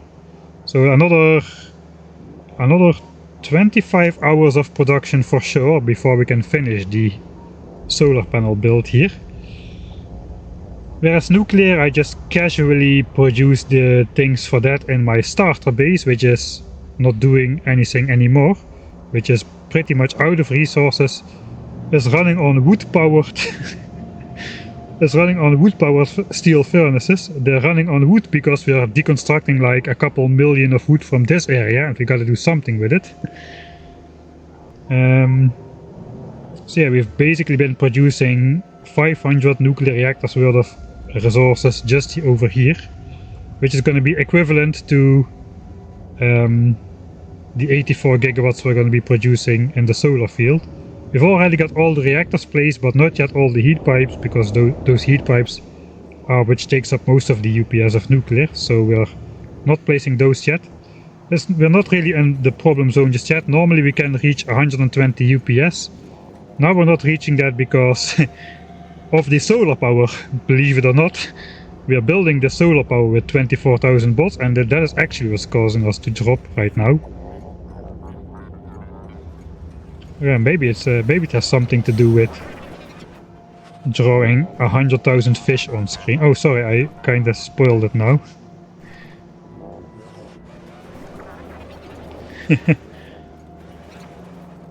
Alright, this wood chest is visible, lake is visible.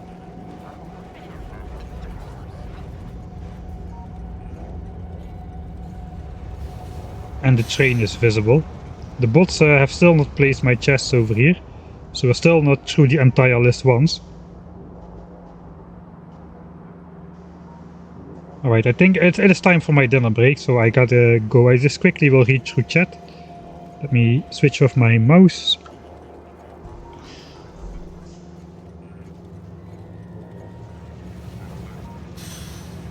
There I got raided in outro, now we got raided into the break.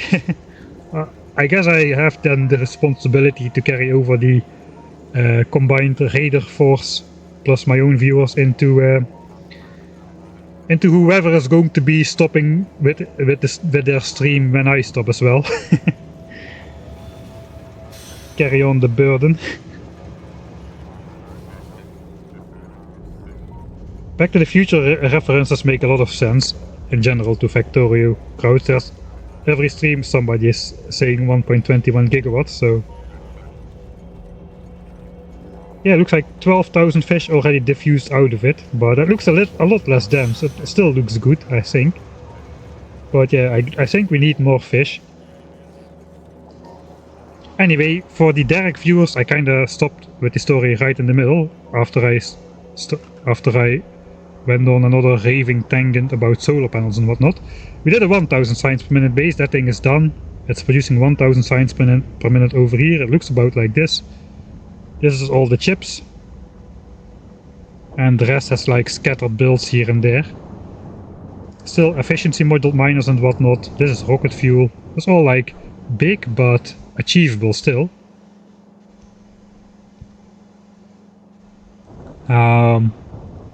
it doubles kind of as a module production area, so once we reach mining productivity 51, which is our goal, we can switch back on extra module production for the base. This is the 21 belts of copper for the module area, or for the chips area, but the rest is like small builds. The science looks like this.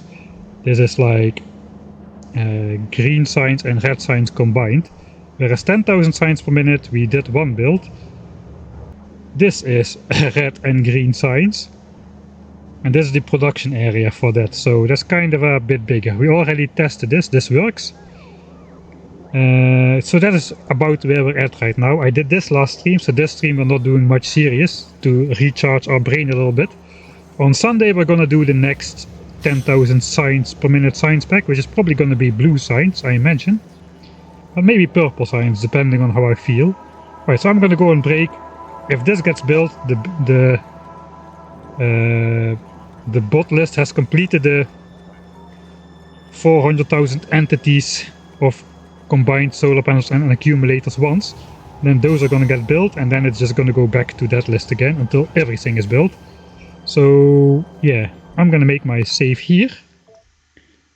Hopefully nothing weird happens. If something weird happens, we've got a backup save. So yeah, make your predictions on how many fish will have escaped when I come back. Currently there's still 86,000 fish in the square, so 14,000 are already outside, apparently. Yeah, we got 100,000 fish in total. So yeah, make your predictions and we'll see at the end who's right. See you after the break.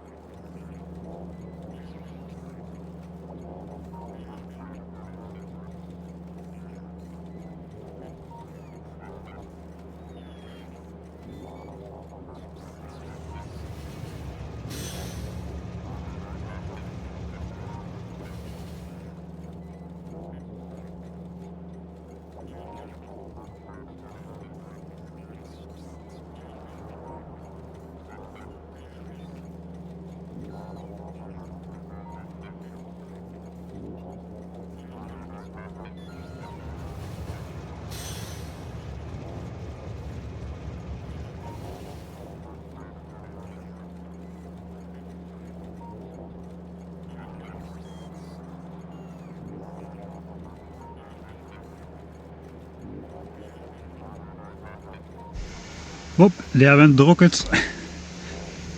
I'm not quite back yet.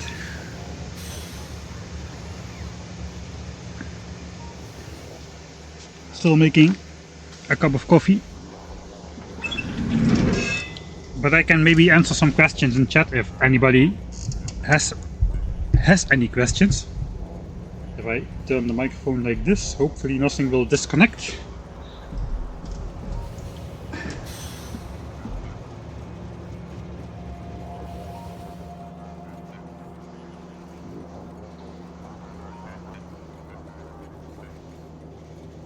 Right, yeah, it's easier to measure what is inside, that is for sure, since they are trapped in a square. Looks like it was a good decision that I built a square pond instead of a circle. That way we can easily measure how many fish are still inside. Form over function.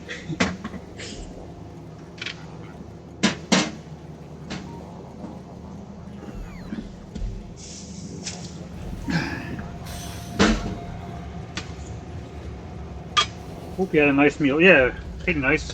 We ate like macaroni, some pasta.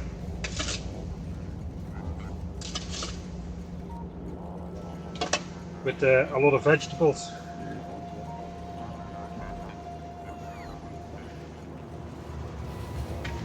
What's this?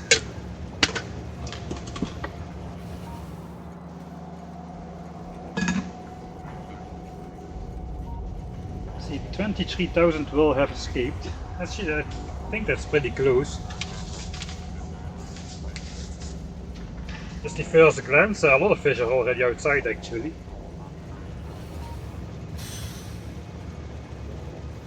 Right, looks like Matcha already answered a bunch of questions. Inserters don't work putting back fish because you need a multiple of 5.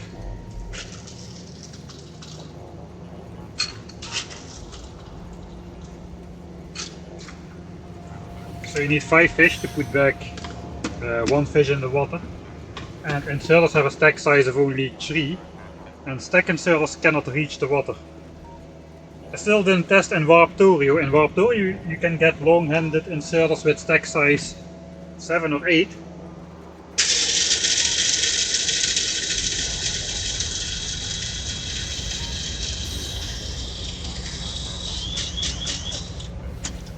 So in Warptorio your long-handed inserter can reach the water, but I didn't test yet if it will actually put back the fish in the water.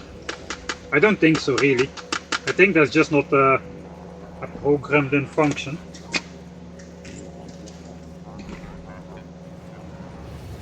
Don't really want to switch to Warptorio. Switching mods is always a little bit of a pain, especially on stream. I think the break was long enough already. But that's all I can do there.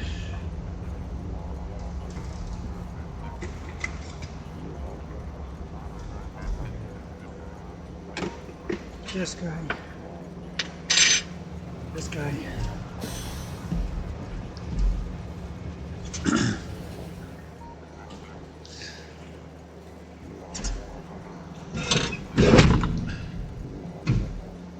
Live old man van noises. Yeah, mining productivity 51 is the goal. We're now currently on 50. That's very good. With mining productivity 50 we can produce enough ore to fill up a blue belt with ore with just 3 miners per site with Mark III speed modules inside. But we're going mining productivity 51 just to have a little bit of overproduction to ensure all the belts stay compressed.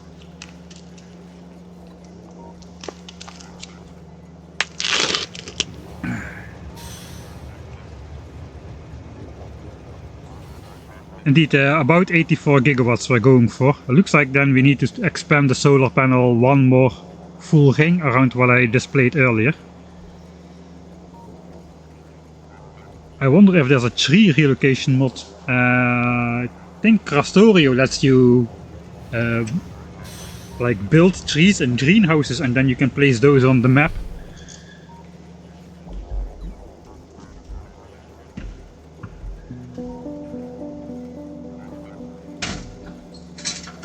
Alright, water is boiling.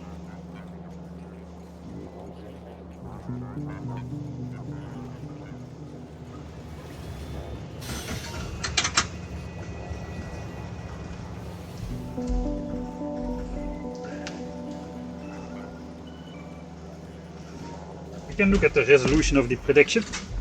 I'm not yet quite back, but I think I'm back enough. Let's call it like that. Need to switch on the mouse. Looks like the boss still haven't built these chests over here. That means we are still going through the original list of things on the solar fields. Yeah, you can still see. So the first 4 were placed completely because we had enough bots, and then on the 5th one we started having the 5th one. This was assigned completely, and then we ran out of bots, so the rest is going to be placed like sporadically with all the gaps inside. And you can see some of these have not been placed at all yet, so the bots have not gone yet through the complete list of all these 400,000 things yet. And that means these chests over here still have not been built, because they are added to the back of the list behind the 400,000 solar panels and accumulators. Anyway, let's check this part. We've got 73,000 fish inside, which means 27,000 have escaped, because in total we should still have 100k fish. Exactly. So 28,000 escapees already. That's already more than a quarter of the fish which have escaped. They have already reached all corners again. It's another way to look at like a random distribution sequence thing-ish.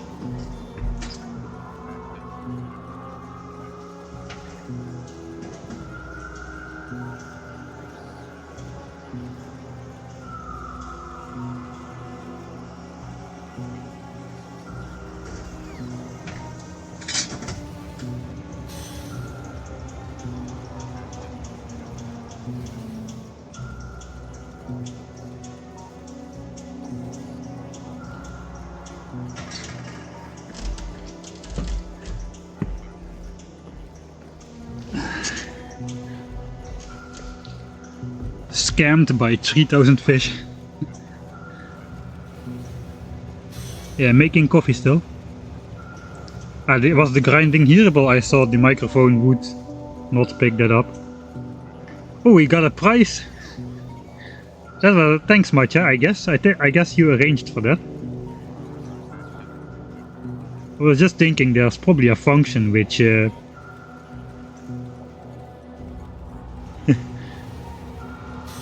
prediction. Oh nice, you can award channel points with predictions. Oh, that's nice. That's cool. Yeah, I've been streaming now for almost a year, I guess, and I still don't know these basic things. Thanks Matja or Odium for setting that up.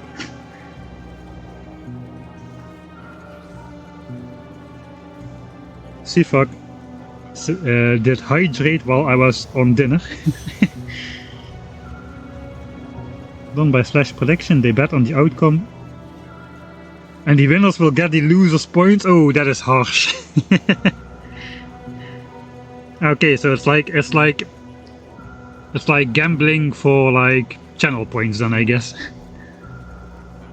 Is that legal? I guess it is legal. Channel points don't represent monetary value, I guess.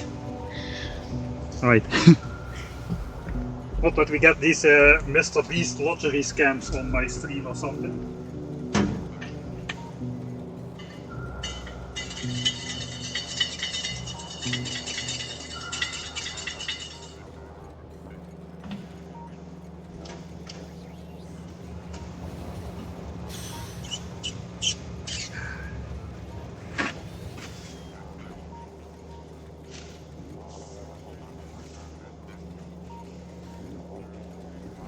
Alright, that's the coffee. Then we are just about set to continue.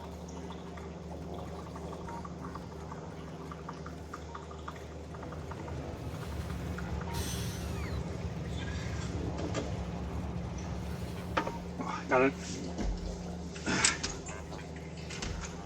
take off the sweater again. Today is a day of typical Dutch weather, which you may think, oh, it's raining, or oh, it's windy, or oh, whatever, but it's none of those. Typical Dutch weather is it's changing between full-on dark clouds and rain and a full blue sky sun at least 10 times in the day. That is typical Dutch weather.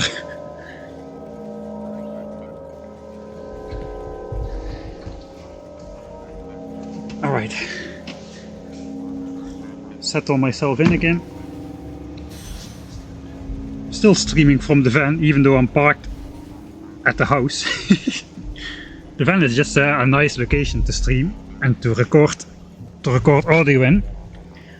There's this nice soft auto soundproofed walls and this kind of stuff.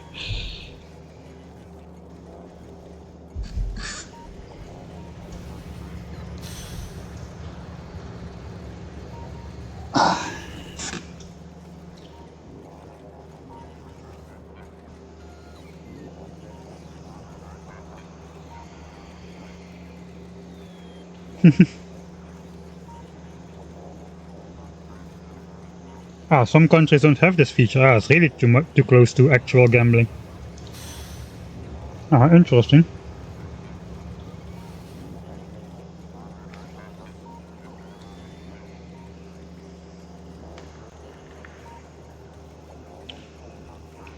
Still quickly chomping away at my small dessert.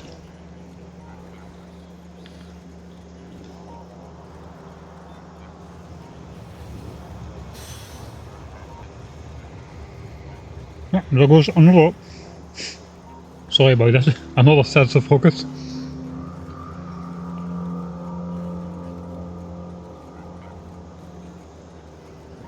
I wonder if the density of the fish in the small lake eventually will become the same again as the density on the outer lake. I guess with enough time it should be, but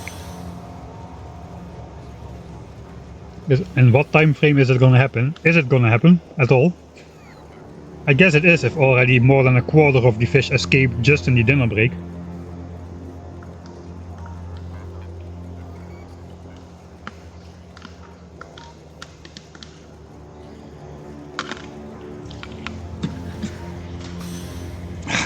It for sure doesn't look like a quarter though, we're just outside. Those things have always a weird way of looking different in size than they actually are. Already 30% of the fish have escaped.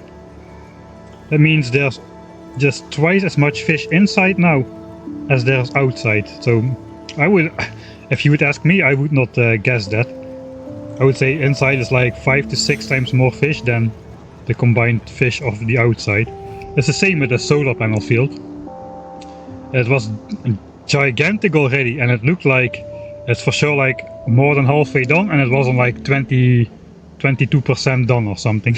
Just because the square looks so big and the volume of the edge is relatively smaller looking. Alright, we are here. That means now we're gonna go here. Okay, then we're gonna go to this one. And then to this one, this one, this one, this one, and then around one more time, and then my chests here should get built. Those still not have been built.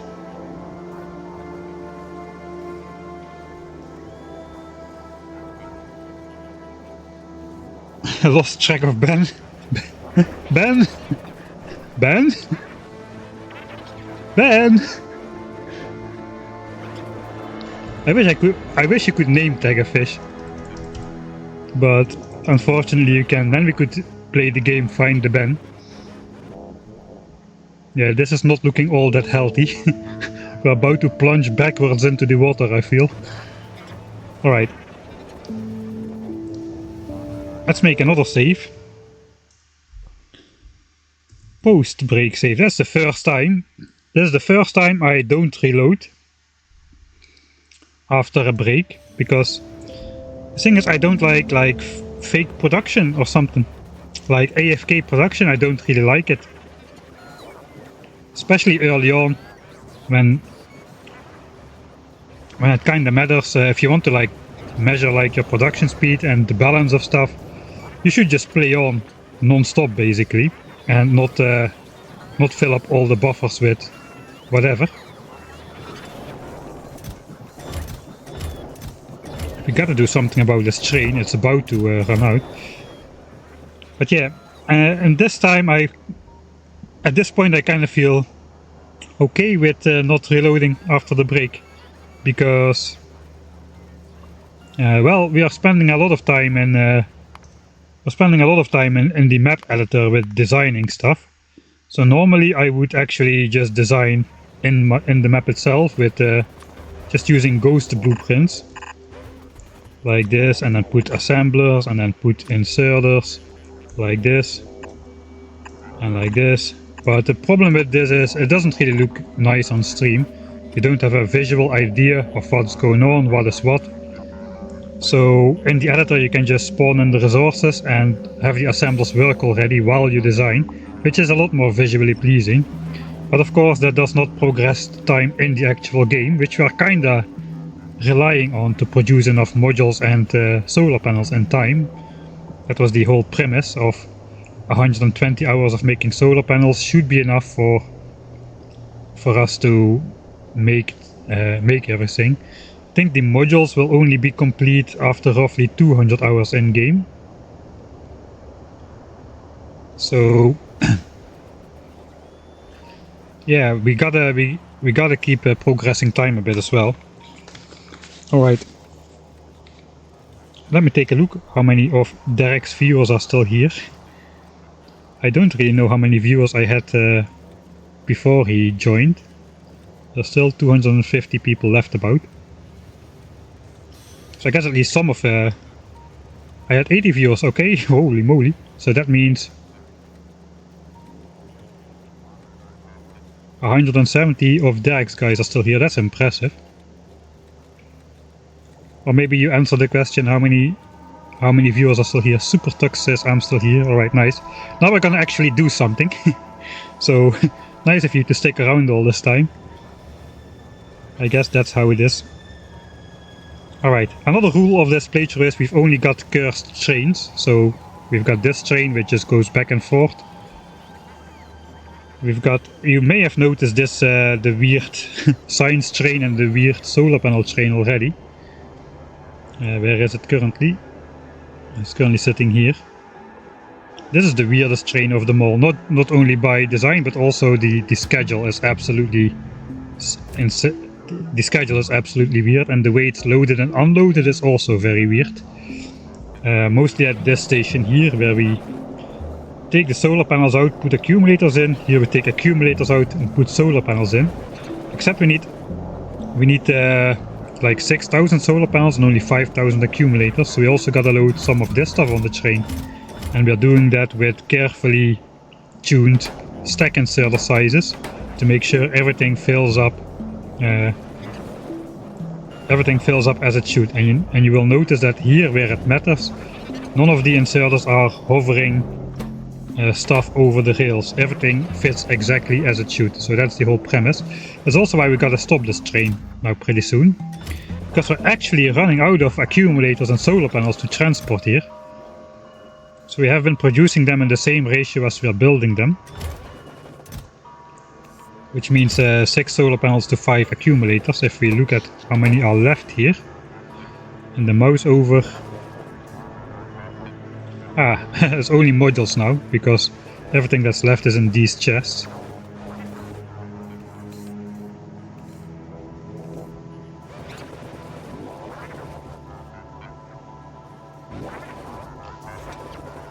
So yeah, it's not really that easy to count. I just quickly will just wire them together.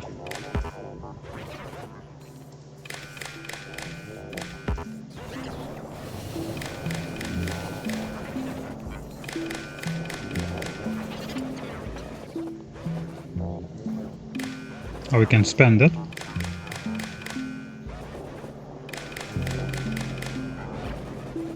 Alright, then we also gotta hook it up to some power line temporarily. Now we can see. Alright, we got 18,000 accumulators and 29,000 solar panels left. Not exactly 5 to 6, but it is pretty effing close. That's pretty close compared to the total production we already have done. So we have produced 1.8 million solar panels and 1.6 million accumulators. This also includes the ones for the... like this block is for rocket launches, the 1000 science per minute base. So also here we cannot really deduce the proper amount. We can see this is on value 330 and this on value 375.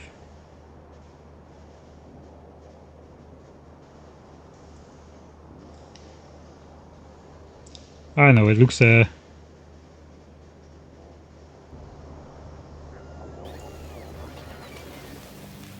we can also not see it by that actually. I guess we can see it by this value though. This value should be right. 233 against 278. That's roughly 5 to 6. That is when we were only producing, or almost exclusively producing, for the solar field. Alright, but now if we just keep this train going uninterrupted, we will be bringing way too many roboports and substations and lights and radars. No, radars not, but the rest we will be bringing way too many of them compared to the solar things we need. So I guess we have to make a change about this train.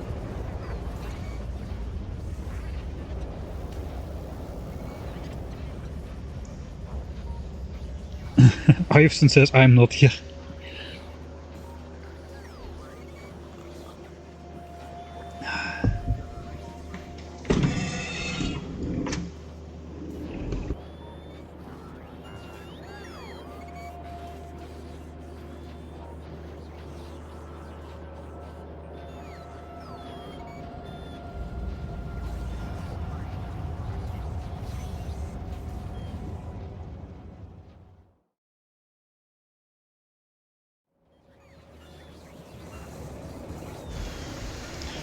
Alright, let's see if we can get a live view. So all of this is loaded by these inserters in exact quantities so that all stacks fill up at the same time. 2 stacks of accumulators at a time, 1 stack of roboports at a time, 1 stack of light and 1 stack of substations. So all of that goes exactly measured. It looks very chaotic, but it's the right ratio. 500 substations, 250 lights and 50 roboports. Okay, but this system is gonna break because we're gonna run out of accumulators. If we run out of accumulators, this no longer works. It is not wired up in any way. Oh, yeah.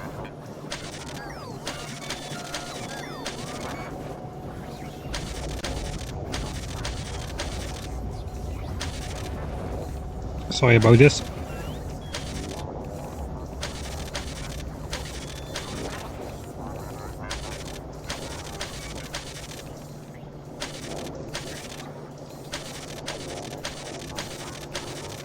Alright, reset to normal. So we either gotta delay the train until we've got enough stuff again. That probably means we can simply do this. Oh.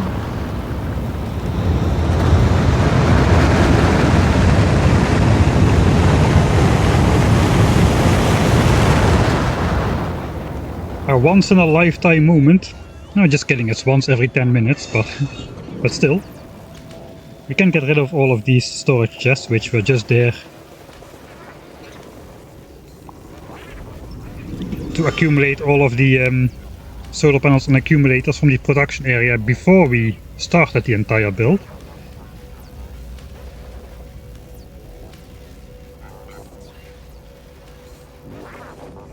I guess they are going to be loaded in here now. I guess we'll keep some of these around, because I kinda gotta decide what I want to do though. Do I want to bring the substations grid already over here?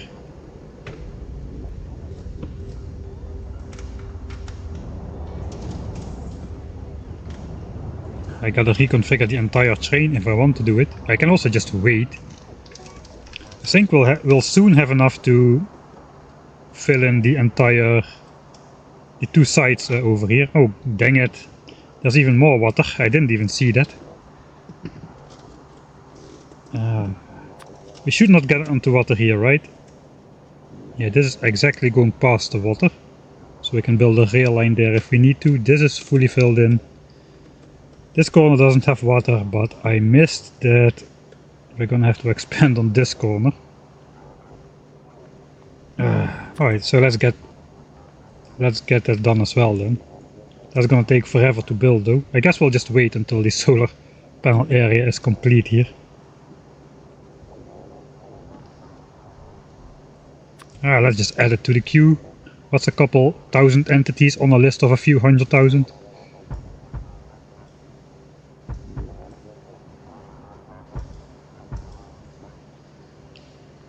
Alright, yeah, so that's gonna require a bit more manual fitting.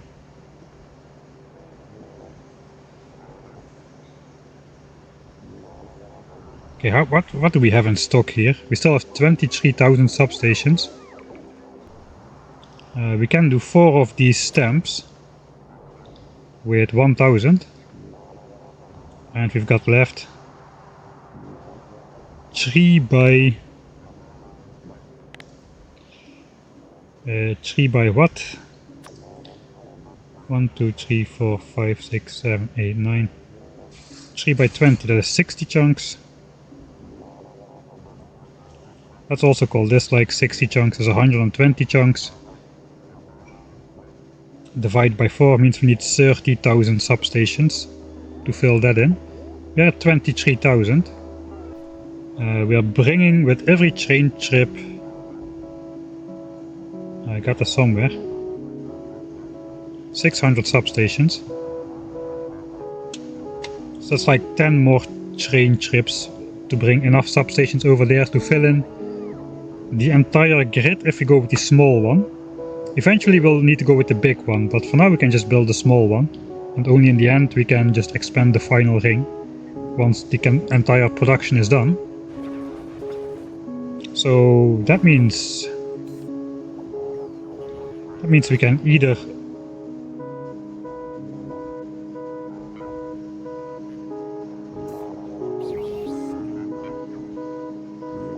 make a simple change to the schedule after this is almost run out.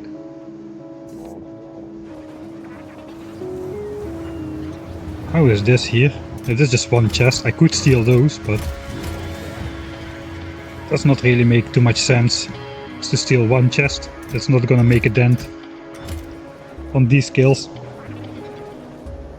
Alright.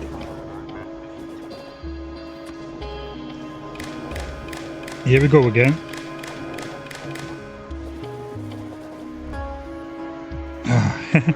Yep, yeah, I have to do it. This is a separate network. I probably should have used the red color for this. I cannot measure this with the logistics network.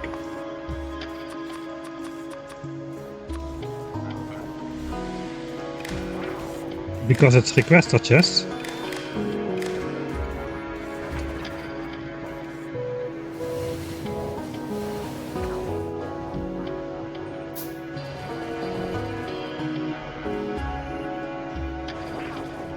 There's only like 800 in here.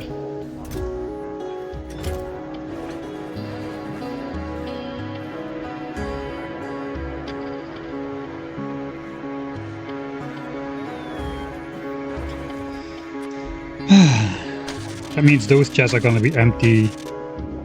Wait, are they?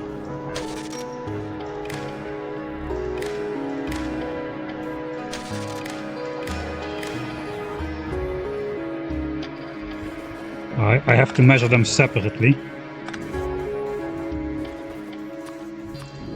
This is gonna make sense in just a second. Thanks, train, for not killing me.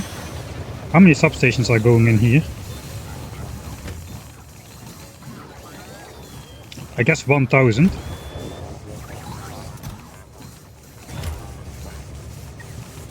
I was gonna set up an alarm.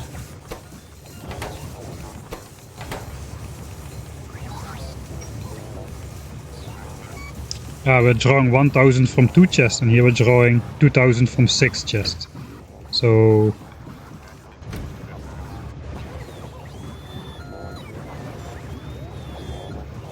okay, this is the last train ride. One more train ride and we're gonna be out.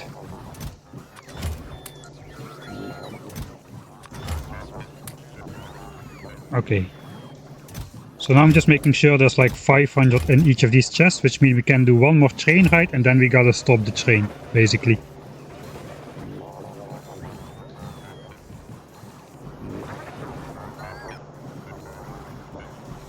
Alright, see you, BSG.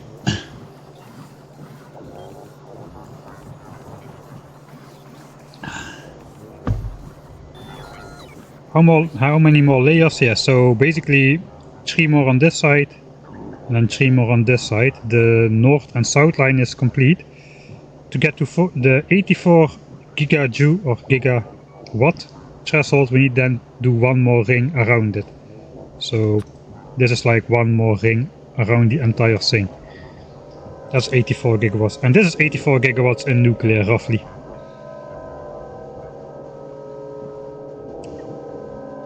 So we're a pretty good distance away on that. But I'm kind of looking forward to stop looking at this. Oh, we've gone through the entire list once. That means these chests are being built. Yes, these chests have been built now. Let's deconstruct them again. Because we don't need them. Actually, we do. But not here. We need to put these back. Wait, do we? No, we can just leave them here. And we can actually build a couple more, why not?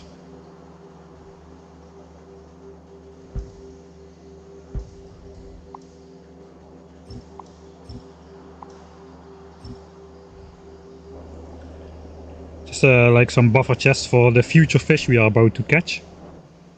Okay, now it's looking like this weird mist again. If you don't look at the individual fish, it looks like some boiling chemical nuclear cloud of some sort. I wonder how many fish are stuck on the edge here. 5k, 64k in total, so there's like just on the single edge is like 3k, another 3, so like 12k fish are stuck on the edge.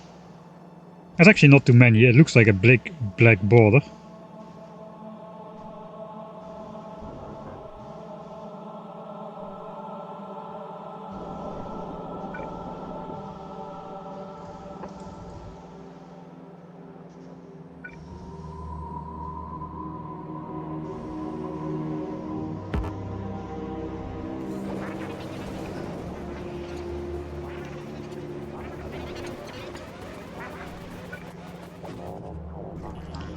I kinda want to do this.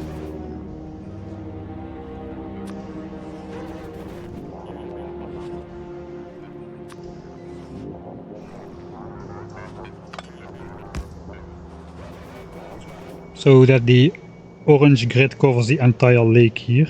It has to be up one more tile.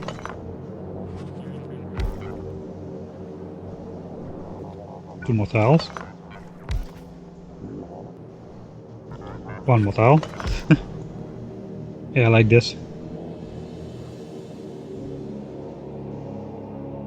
Yeah, that looks very trippy.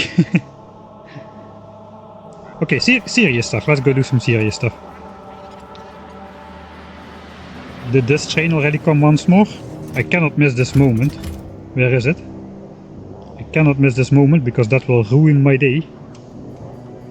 Where is the train? Let's do the turret view. Oh, there it is. See, the artillery turrets do have a function. It makes it very easy to spot this train on the map.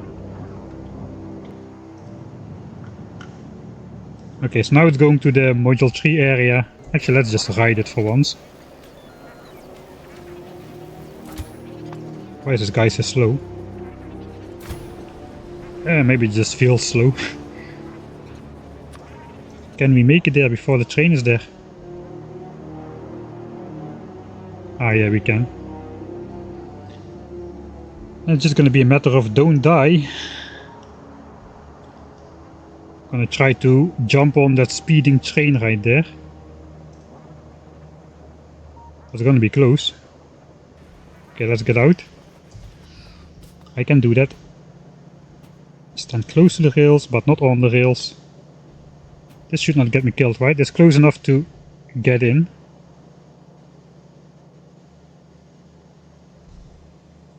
Here it comes. Okay, I caught it.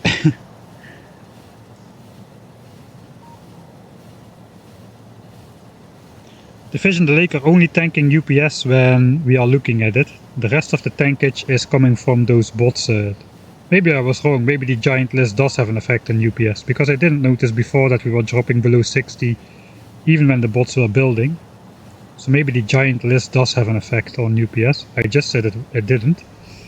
Right, we are now going into this curiously shaped way to turn around this train. It is very important that we visit both sides of this shape.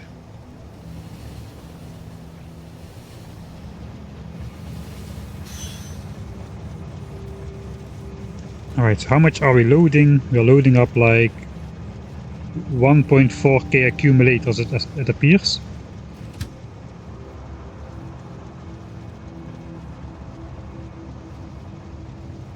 We can very easily change the schedule to match our 6,000 solar panel production, or 6,000 solar panel trip outwards to the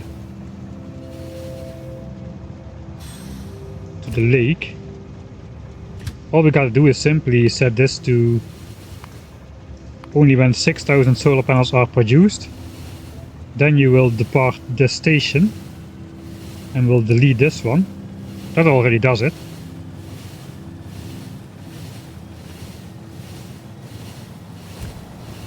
Okay, in that case I cannot just turn it around.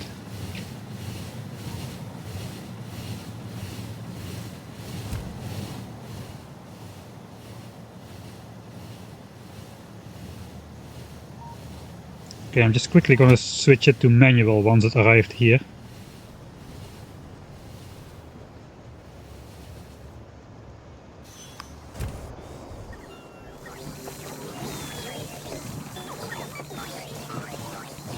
Alright, so we won't run out of accumulators, right? Before this wagon is full.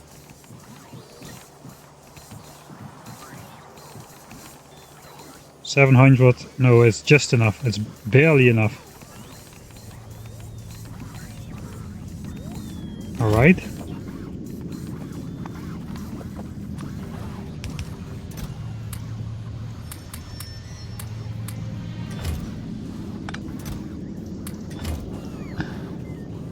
I think we just gotta change the requests in that case.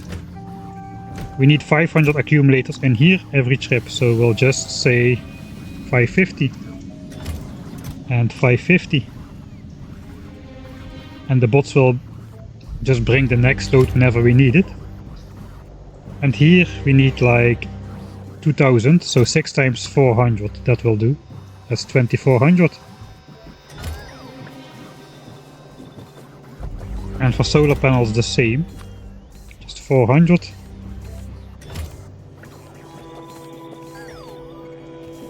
Alright.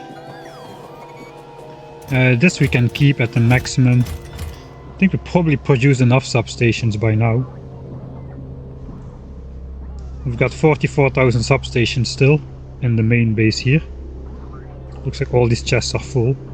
I guess that's okay, we'll just leave that going. We may need a lot of substations for the Roboport highway later, though I guess we don't have 200,000 Roboports to go along with it. Anyway, substations are substations, we cannot really do anything wrong with that. Alright, so now I think it's easiest to let just the bots deal with it, so we'll just copy this row, paste it somewhere out of range, and then we'll just... that doesn't work.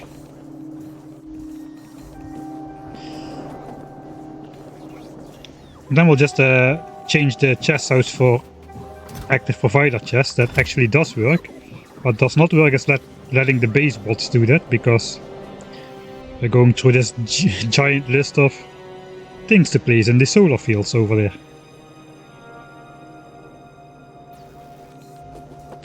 So we'll have to do this ourselves.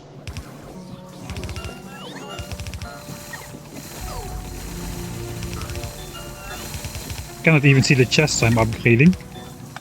Alright, so now all of this is going to get redistributed in these buffer chests. That is done.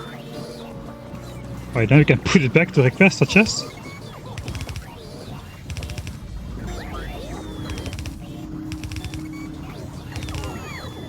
Alright, and then to put back the request, we just copy or cut this line, put it on top here. And I will catch the bot storm this time.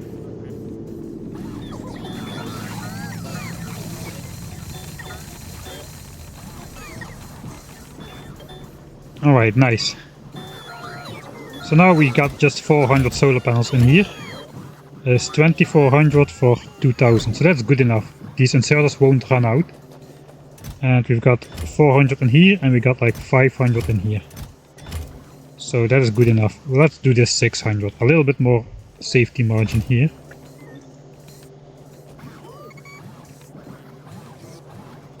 Alright, so now this train can make its cycles a lot slower than it has been doing.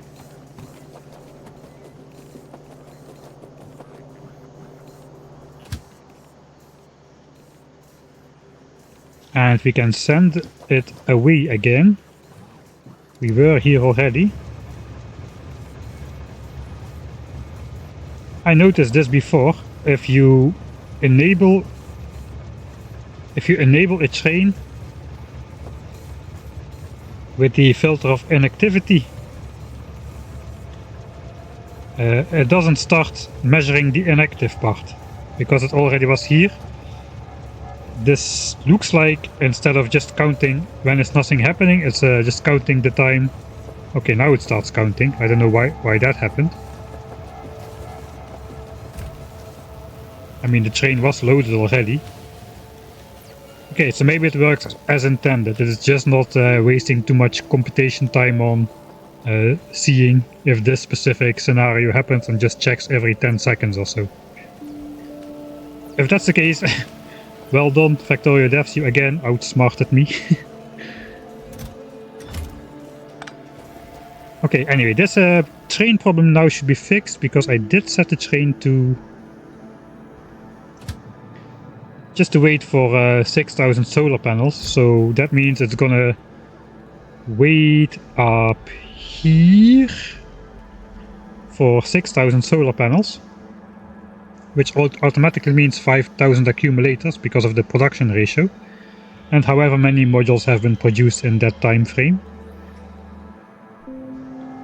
Then I'll bring 6000 solar panels back to the base over here, and then it transports 6000 solar panels with 5000 accumulators back out here, which means we should keep on bringing the exact same ratio of stuff out there like we've been doing all this time.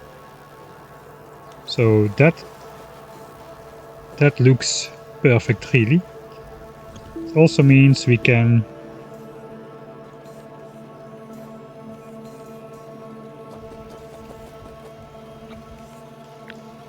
make a little bit more space here.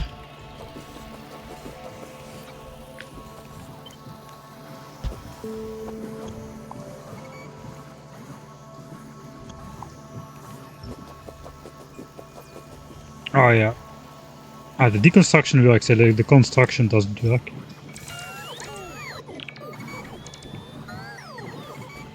Those will be placed eventually.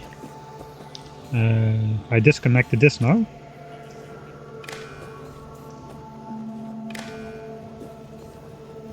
Alright, so now it's visually a little bit more pleasing with the distance between the chests. Alright, we're doing important work here.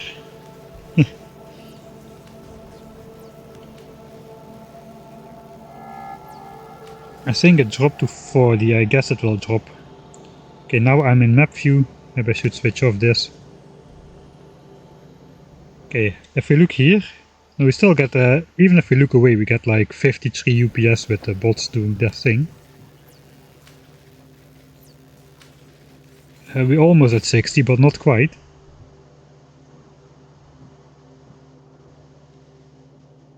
Okay, we're going through the list much faster now. As you can see, that's good news. That means almost all entities have been assigned.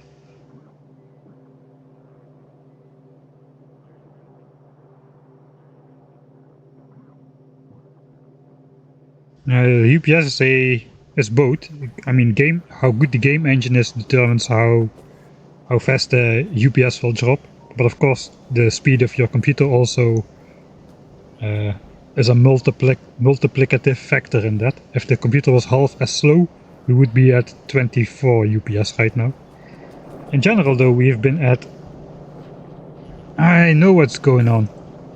Okay, so I've been complaining about that I could not zoom out far enough in the map view before it changed to this. So I changed the native resolution of my laptop screen. I still have the right aspect ratio of 16:9, but I'm now running in 1440p. I'm running the game in 1440p, even though the stream is still in 1080p.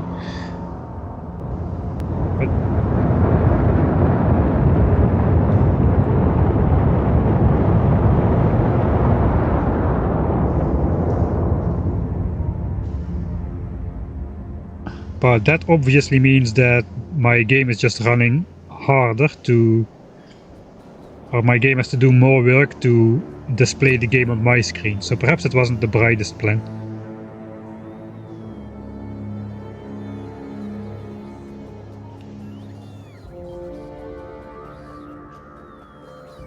Okay, I'm spiderless. My spider needs to come. Okay, hey, we went through the entire list once more, and the bots place these chests now. So that's good. Okay, the science train is coming here. Where's the other one? Okay, this train is going back now. Ooh, still didn't crash. This train is going back here, and there it will stay until 6,000 panels have been produced, which is a lot longer cycle than what we are now. We've got roughly 2,500 panels produced, looks like. 12 times 200. Yeah, we're under halfway. So this train is gonna run basically 2.5 times less often, and that will synergize nicely with the production versus bring to the base versus bring out to the solar fields thing.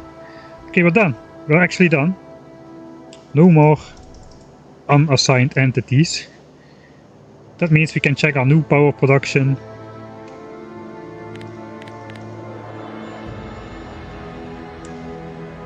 The grand music moment comes in right a little bit too late after the fact, but we can check our new power production with this giant 22 by 22 grid. The former grid was 55.5%. I'll just quickly calculate the 22 by 22 grid. There's 484 blueprint stamps, and this total thing is, I think, 720. 24 by 30. Yeah, 720.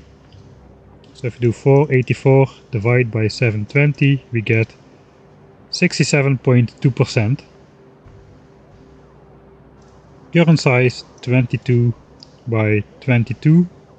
That equals 67.2%. So we're about 2/3 of the way done. 2/3 of the way done. But that is counting the big one, the 24 by 30, not the 22 by 28, which you are building right now. So yeah, there's that.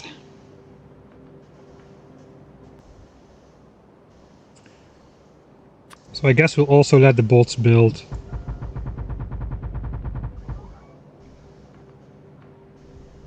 a full line. We may as well do it.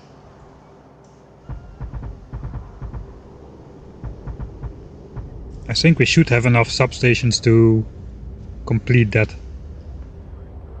while still keeping enough substations to cover this in landfill already. Alright. So that's not gonna draw out all my bots, I don't think.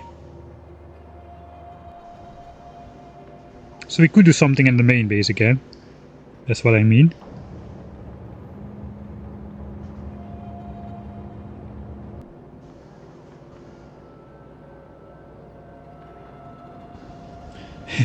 Yeah, but I think we're just gonna connect the entire power grid through one wooden power pole eventually. Look at that. So I said this thing was gonna be producing 84 gigawatts, right? And we're 2/3 of the way done. And it's already producing 83.3 gigawatts. But of course, that doesn't take into account the nights. So a solar panel has a production of 60 kilowatts. But if you take into account the night cycle and the overproduction you need to recharge the accumulators again, your effective power output measured over a full day is only 42 kilowatts. So it's a little bit more than 2/3 of the displayed value. So this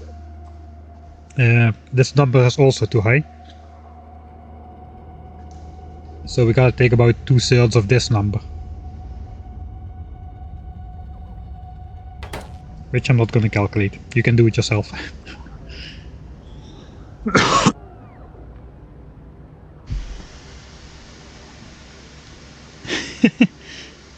So my brakes will also be tuned out. My brakes are already long, I feel. Alright. You know what we're gonna do today? I'm gonna set up nuclear fuel reprocessing. You gotta do it before 160 hours have passed. I said 130 hours ago or something. I think it is time to do it. Let's implement nuclear fuel reprocessing. I was not gonna do it because basically we gotta do it before 160 hours simply because these chests are just filling up with 2,400 spent fuel cells, which means the spent fuel cells cannot be output anymore, which means new fuel cells cannot be input anymore. So yeah, that is basically gonna stop the entire cycle. But since we decided we're gonna do this 10,000 signs per minute thing, we basically have to do nuclear fuel processing. So it's time to make a starter base build. We gotta get the stuff out of there. I guess I could set this train up.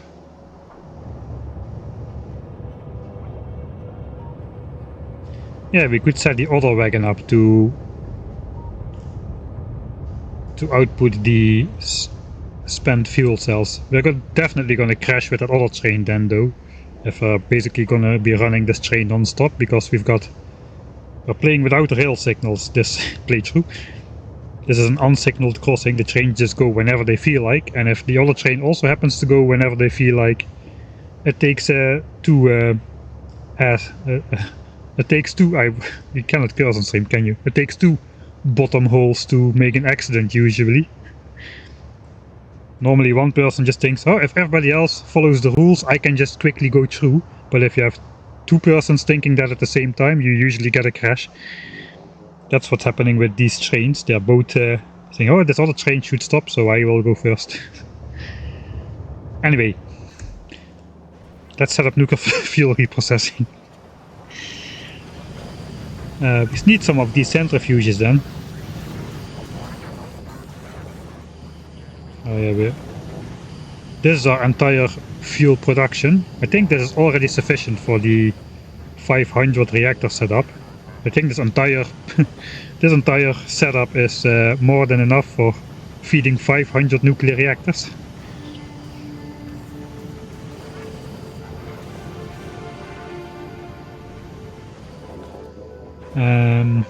How am I gonna do this? I do have some supplies here. I have some steel chests, so I think I'm just gonna go over, not prepare. Let's go without preparation, we'll just go over, figure out what we need to do, and hopefully we can do it. If not, we'll have to go back to the base to get some resources. Mining productivity 50 is coming in, hallelujah, one more level. But this actually is, let's make a save now that I see it. Mining prod 50, 99%. This is actually the moment. Okay, we're stuck at 99% because we're waiting for the science train to come back. So yeah, my labs can do 1,500 signs per minute. This thing is now full. It will depart. The labs can do 1,500 signs per minute, so they 2/3 of the time they're overperforming and 1/3 of the time they're not performing. Hey, do you notice UPS is back at 60 again? That's because we don't have 24,000 bots flying all over the screen. It is only 4,000 bots at the moment. Anyway, let's catch the moment that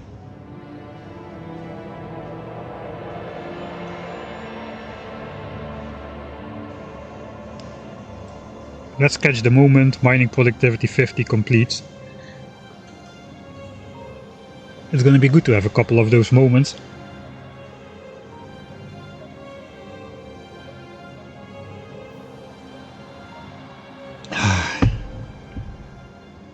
Why solar and nuclear? Because we're gonna compare, we're actually gonna experimentally compare what the actual influence of nuclear versus solar is on UPS in a real organically built megabase.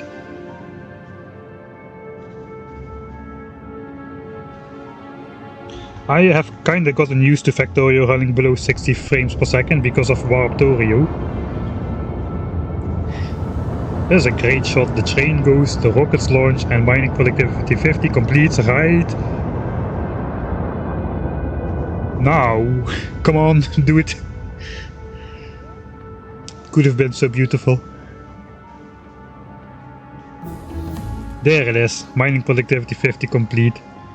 In all fairness, mining productivity 50, of course, is a tech which costs over 100,000 signs, so even 1% still is more than 1,000 signs packs.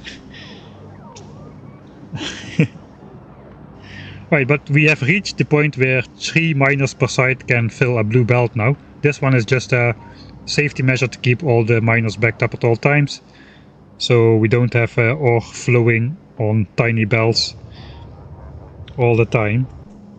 Because now these belts will be full every time, but if you have only mining productivity 50, this is just gonna go up and down a bit. With mining productivity 51, it will stay backed up. And since we've got a lot of these, basically every blue belt of resources will have one of these ends to it, so that's gonna be a lot of belts which are jiggling up and down. So I'm imagining mining productivity 51 is also gonna be better for UPS than mining productivity level 50. If we are going those lengths anyway. Alright, so what I need, we've got a robot network here. This is disconnected. I think we gotta disconnect this a little bit more though.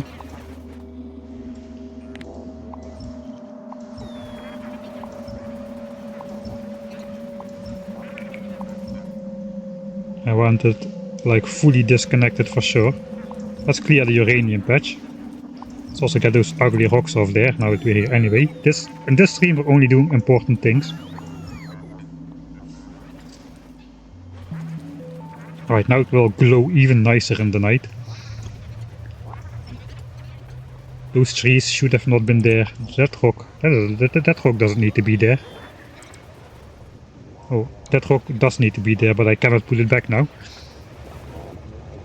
Anyway, I want a separate logistics network.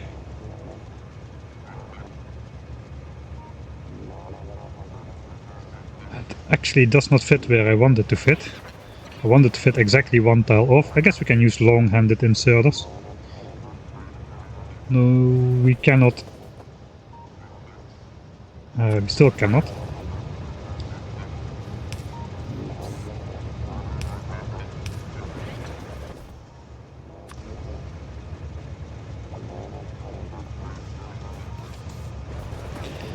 I guess we're gonna have some in-between chests, because the railway is in the way. Just gonna have some steel chests, I guess. We can do this.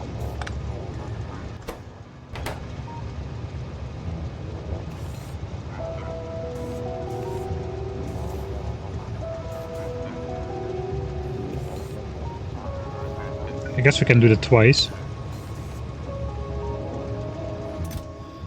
I'm gonna request not too many fuel cells here.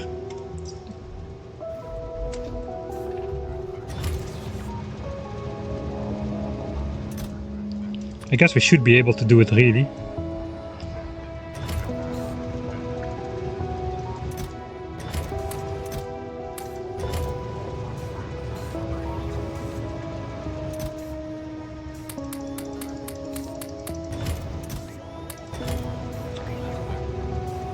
Right, we're still not gonna overfill. Alright, so we can get all of this over.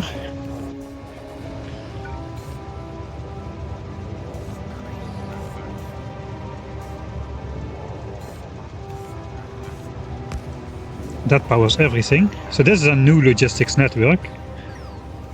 So we can place a roboport, let's say, right here.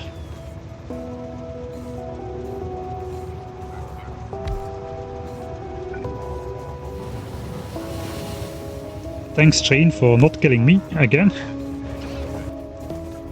Let's place at least some temporary lights.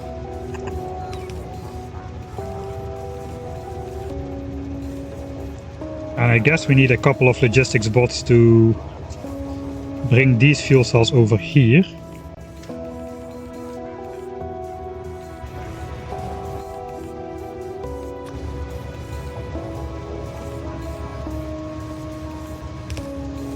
It doesn't really matter, they could be storage chests. Maybe better make them storage chests.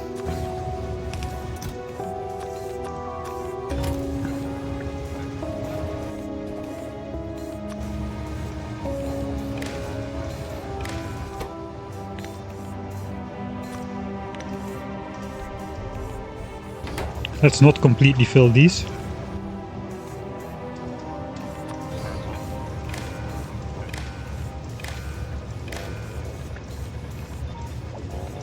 So we keep a little bit of space in all these chests, just in case. Okay, so these bots are going to be very busy now. Bringing all those spent fuel cells out from the reactors. Can't believe I'm doing nuclear fuel reprocessing. And then we again just load it up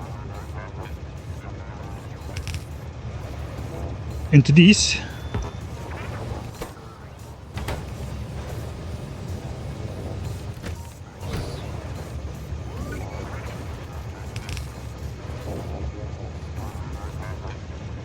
Alright, we gotta set this to manual now.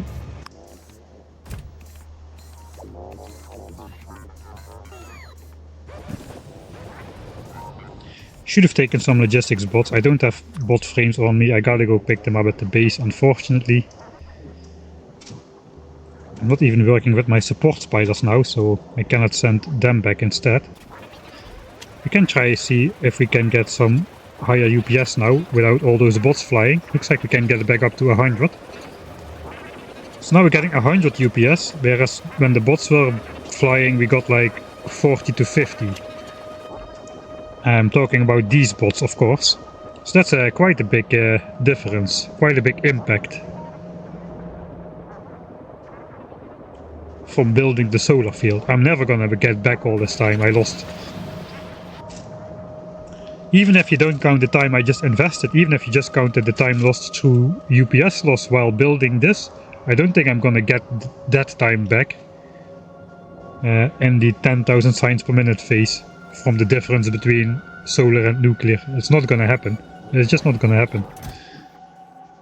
I guess like one stack should be enough, really. I mean, yeah.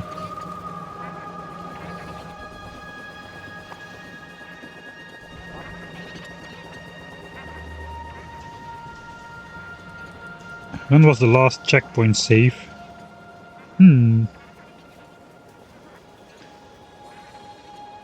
Just edit and in post. Probably I will do that.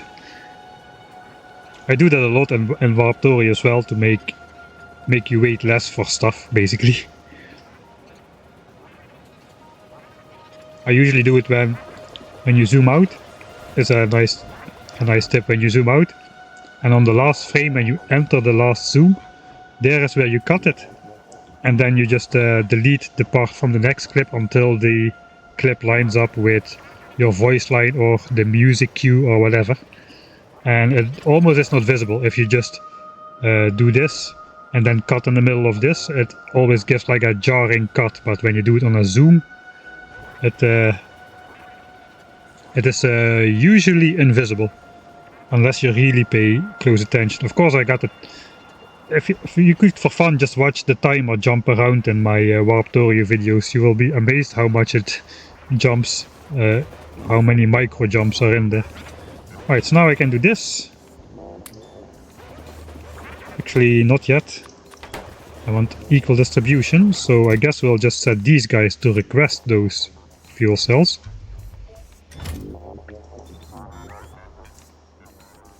And that should get this party started as well. If I can find the logistics bots. Alright, here we go.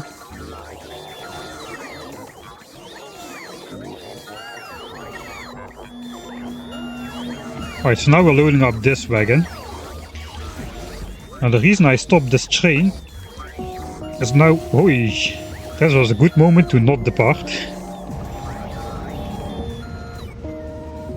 The reason I stopped that train is we need to unload this. So we were here. The next stop is this one. Okay, we are full.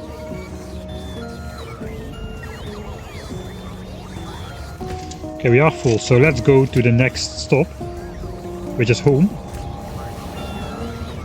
Only cursed trains in this playthrough, like I mentioned.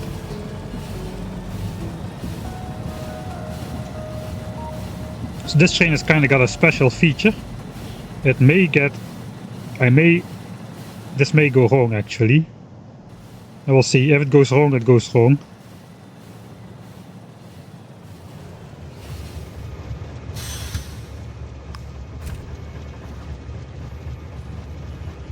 Alright. So what happens now is we load it in here. That is not good.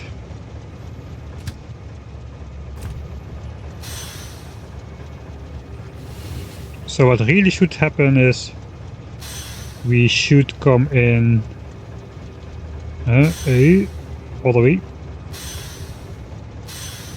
Okay, I'm driving in reverse, which makes this harder. Alright, so we should be coming in this train stop first. Then we can unload it. Will this work? I guess this will work.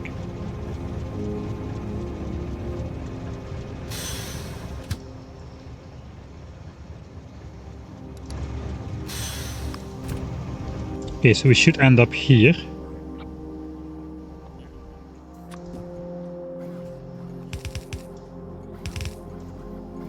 I guess then we'll have some of these guys to unload the fuel cells. So instead of just waiting 2 seconds, we need to set those spent fuel cells to 0.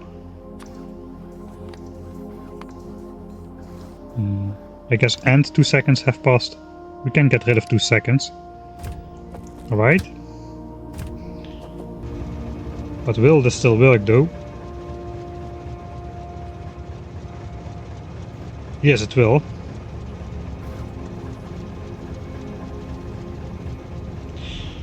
Okay, we gotta make these stack filter inserters though.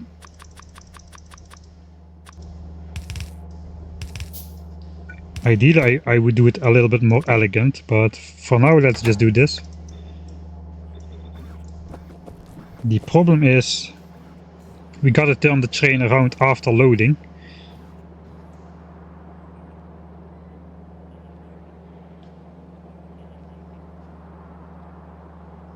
That's actually very easy to do.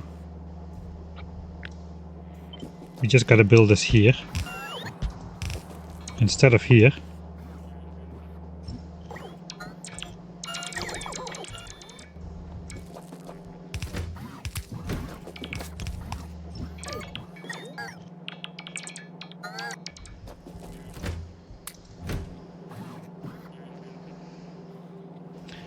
Okay, now I'm getting a bit confused though.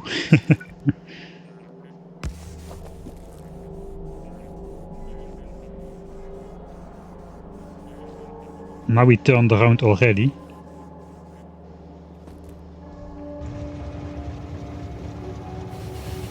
Okay, after the turnaround it goes to the reactor. That is not good. Okay, let's do this again. We go to home. And we load up with 2k fuel cells. That is alright. Ah yeah, it's gonna work out. It's gonna work out.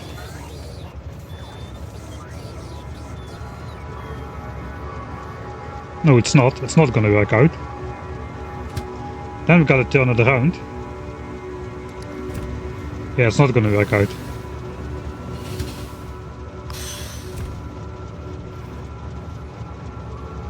So it was built on the right side all along, just the order of stations is wrong.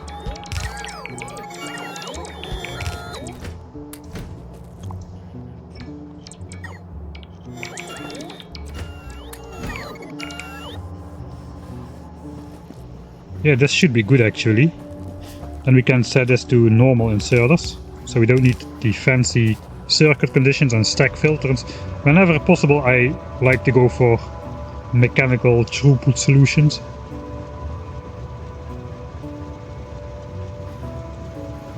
Alright, so home, then to turn around, then to the reactor, right? Now we're gonna stick this end into the unloading bay, which is what we want. Hopefully that train doesn't kill us now. I'm ready to jump ship. My finger is hovering above the enter key. This would be a bad moment for that train to come by. Alright, looks like we're clear.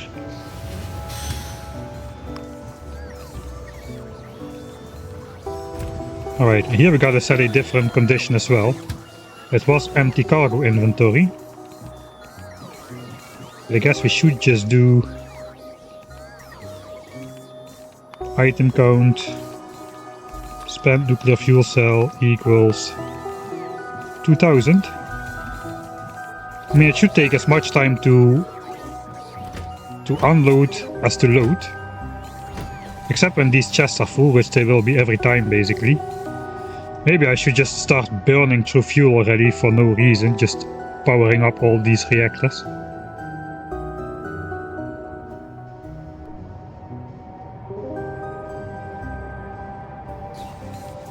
I can think about it.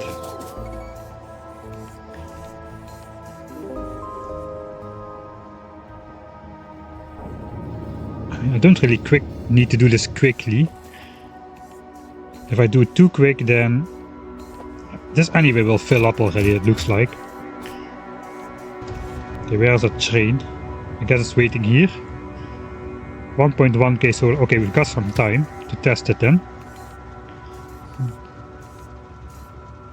Now we are at a tileable nuclear reactor. Now we want to go home.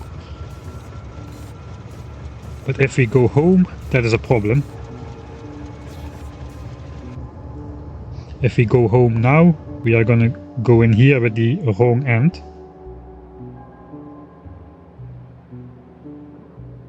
First we gotta turn around.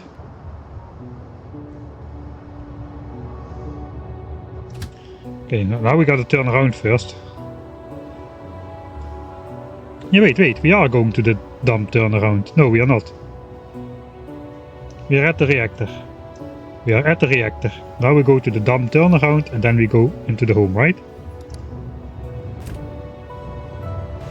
Oh, I thought I missed the train. I was just in map view.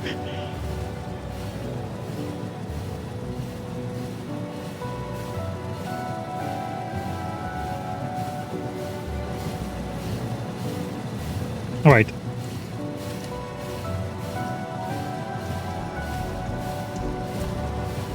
So this side is now dark green to match this color, but as you will see, we will be switching.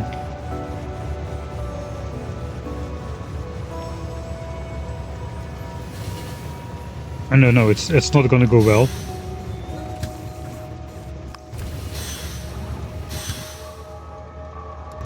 Okay, we need another turnaround.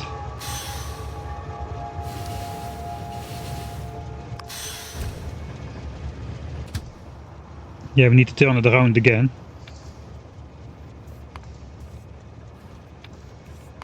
Okay, back to the 2 seconds past. Looks like we just need to turn around twice. That's okay though.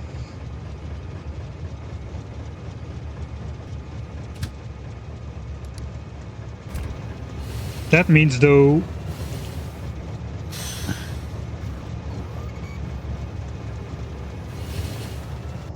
How is that train? 1.3, okay, we still have time. Okay, we'll make this side the dark side then. Let's go like 95.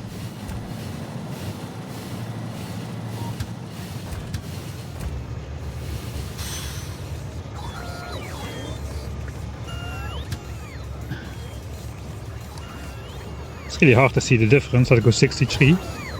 And now it's visually darker. Okay, so we got this side is then the spent cell and this side is the full cell. I think it's working as it should now. Yeah, I was kind of hoping I could switch around these sides like I was doing previously. Previously we first used this train wagon to bring fuel cells and then this one. That's why there's a wagon on both ends.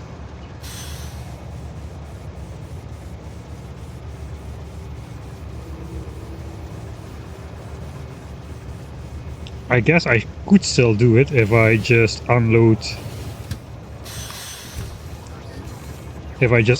right here.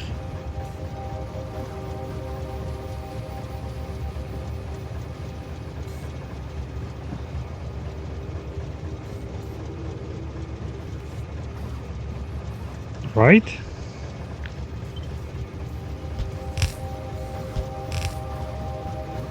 If I unload right here, I can just go to the turnaround.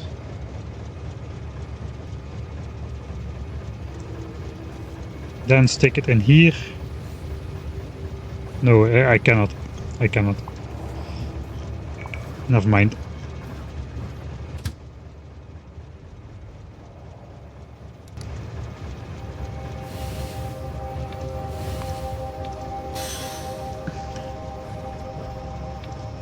Let's give it at least 2 seconds. I don't like it when trains depart immediately.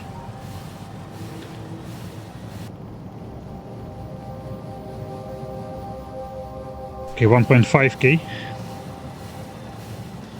There's a decent chance these trains are gonna crash again and my nuclear train is gonna get obliterated.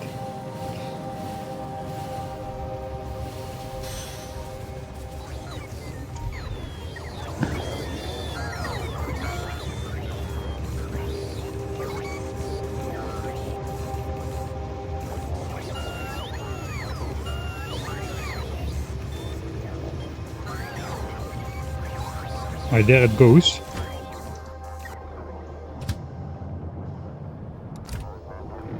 I'm gonna check this one more time if it goes without hiccups.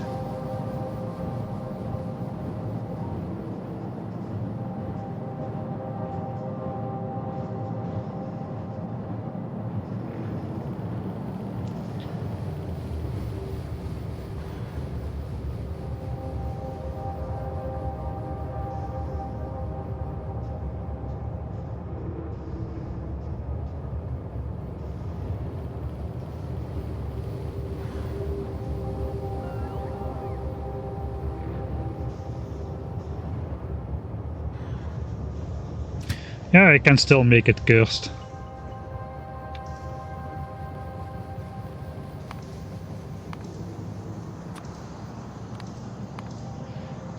We can unload in two times. So we'll unload half of it, then we go fill up, then unload the other half, and then come back. Alright, let's take one more drive on the train then. I'm getting nervously close to this train departing now though.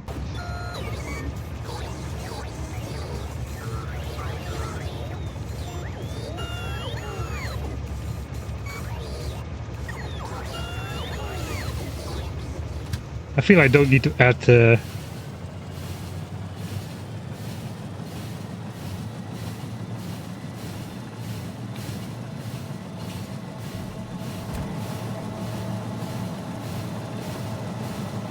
I put both conditions there as and, then if anything goes wrong with either, it won't work anymore. Alright, now let's watch this. We should unload it about half, and then we go. Then we go load up. And I will unload the other half. Right, that's cursed enough. That's cursed enough. Wait, what?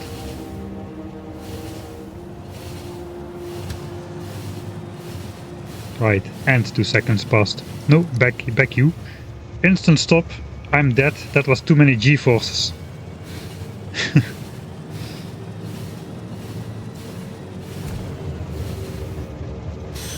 And 2 seconds passed. Right, now it goes. That's how it should go. Where's that other train that's gonna kill me? 1.8k. Okay, we'll be in time. They will crash though. They're gonna crash at some point.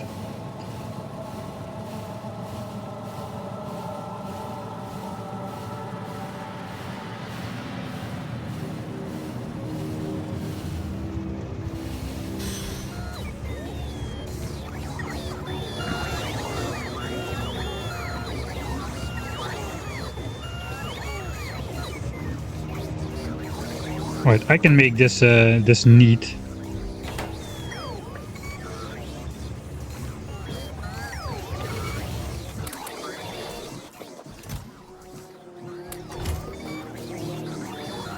Alright, so those are all full. Now I set all those stack inserter sizes to 10. They'll fit 2000 in a wagon, which means that's a multiple of 40. So all of these inserters are just gonna be at rest once the train drives away, which is good.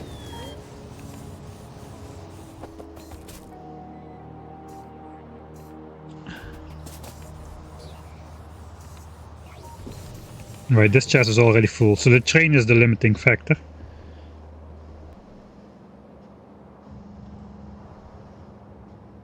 $5.9k, this train is about to depart. There it goes, let's check. We may have a crash on the first go. Oh god. Both of the trains are coming. I think they're exactly not gonna crash. Let's stand right here. What could go wrong?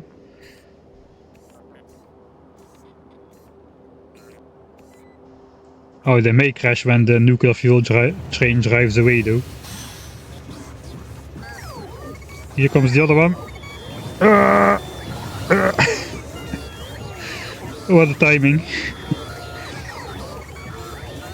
What a timing. Exactly in between stops. I wonder how often that is gonna be the case though. Like I said, there's no signal, so the trains just will go whenever they feel like it. It didn't happen this time, so let's call that a win.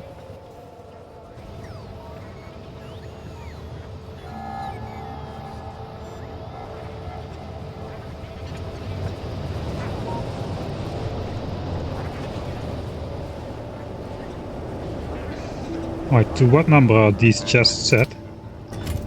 500 fuel cells each. Oh, that's the wrong one. That's not me.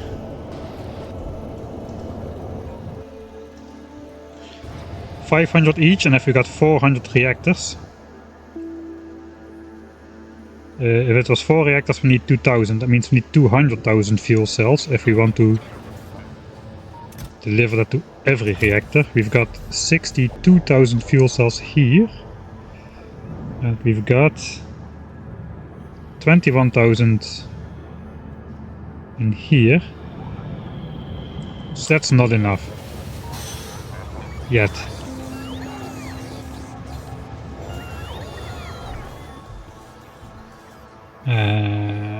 Fuel cell. In the last hour. Actually no, we are not, we need to expand production, it looks like. We are consuming 1.8k and we are producing 2.5. So we are producing more than we need for the 1000 signs per minute base. Like a lot more. But this is gonna go up by 5 times. We're gonna go to 9,000. 9,000 fuel cells per hour. So we gotta up production by 4 times. That's gonna be easy.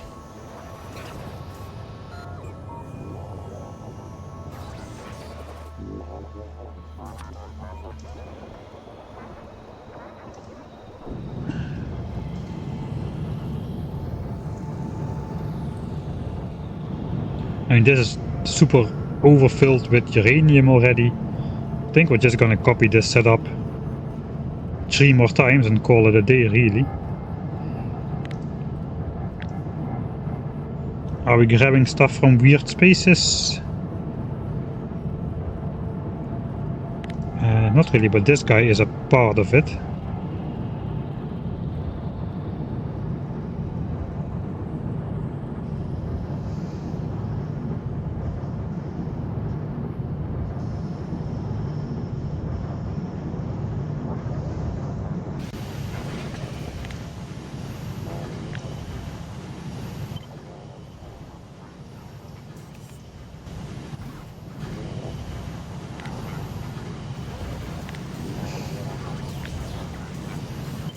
Right, so we don't need this pipe or this power line, or still not. I need this chest on there as well.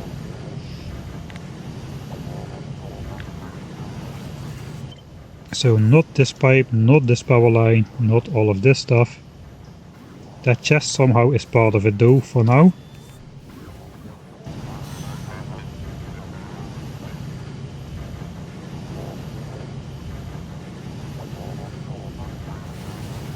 So this would fit, except for this pipe. And then we can mirror it on this side as well. So basically what I gotta do is get rid of this pipe for a bit.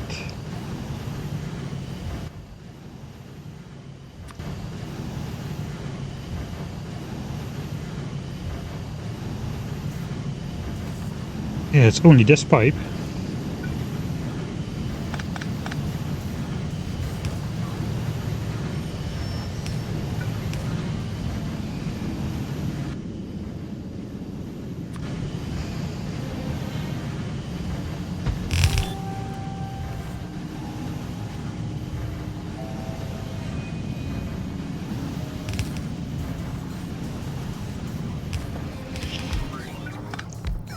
Alright, then we gotta do some weird shenanigans to get this pipe to this side.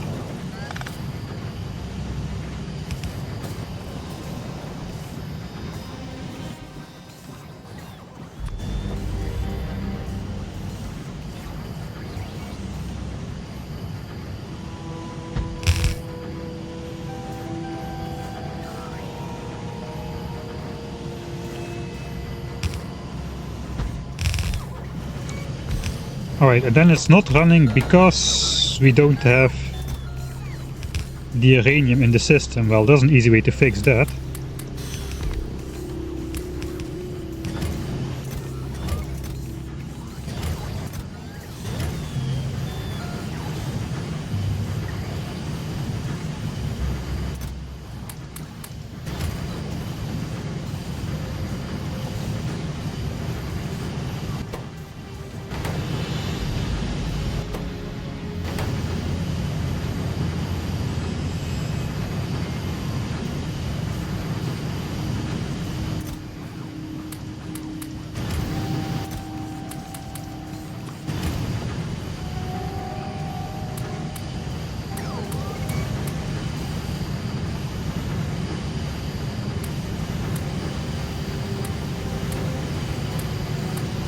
Alright, now all of it is going.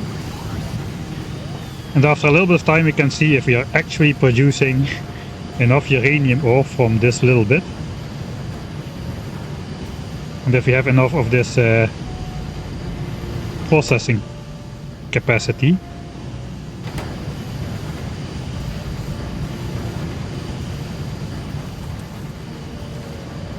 We'll see.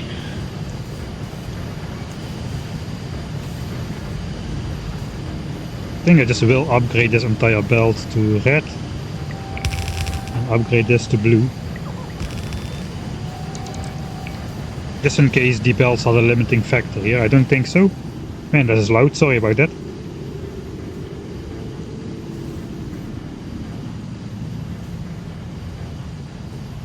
Yeah, okay, so now this is quadrupled.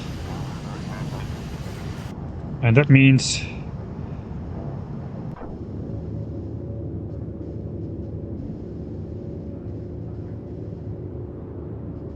I at least gotta get the blue chests in there. Not the inserters, but the blue chests set up, so we can start distributing some of these, some of this fuel which is stacked up here. So I guess we're gonna need 400 chests, 400 blue chests from the base.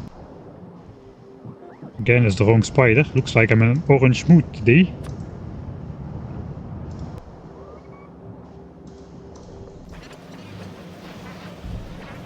Where are you handling fuel reprocessing? Nowhere yet, that's a good point. The train is probably stuck right here now, because it cannot unload.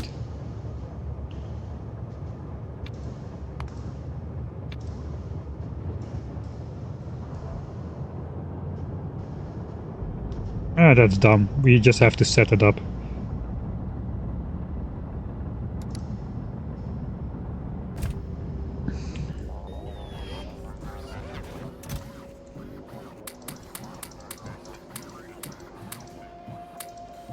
Let's take 500 just to be sure.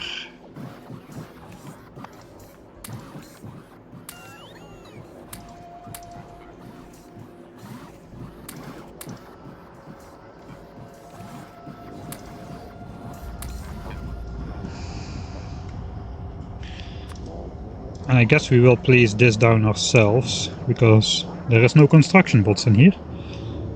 So basically what I want to do is this. And paste it on the new set of reactors. Without the inserters. Without the purple chests.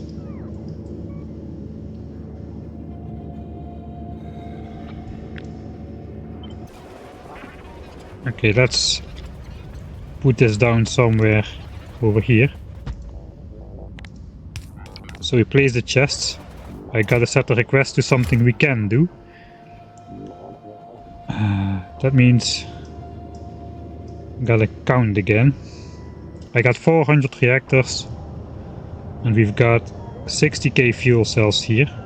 So for now, if I request like 150, that's gonna draw empty all those chests. We can later up that amount, but for now 150 should leave at least enough available for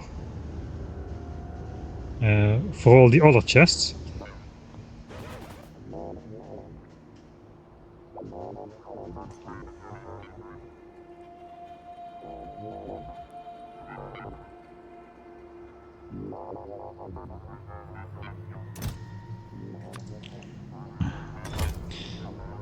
I got 20k more here, right? I can do.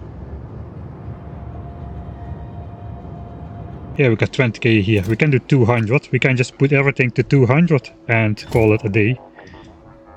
And we don't need to adjust it later again. Okay, so I guess we're just gonna snap this to a relative grid. And then we can just start here. Just go up all the way. Including over this reactor here, and that should update these requests to 200. There's still 500 fuel cells in there, but those will get consumed over the course of this playthrough still. We don't really need to take those out. So... oh, this is a long reactor. Okay, we're at the end.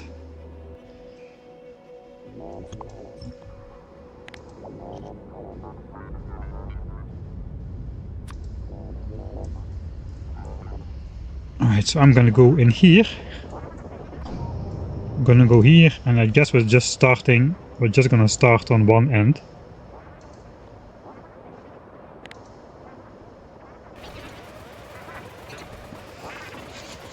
Can CPUs handle 10k SPM these days? It kinda depends on how you build it and what kind of CPU you have. We did hydrate.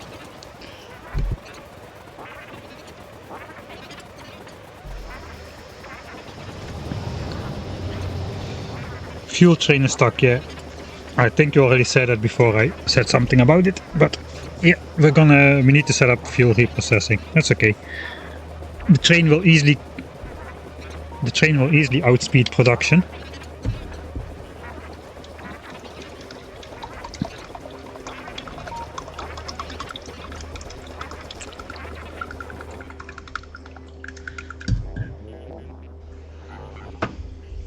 Alright.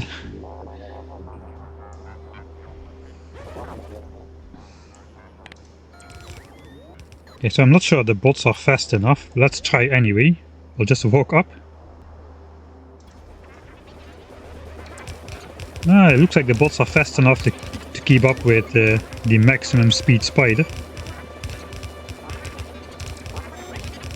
Barely.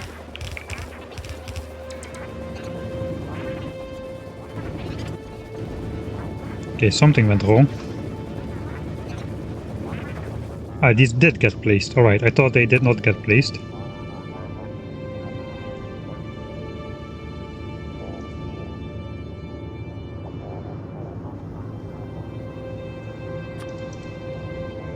Again, what's going on with me? Let me take a different hotbar.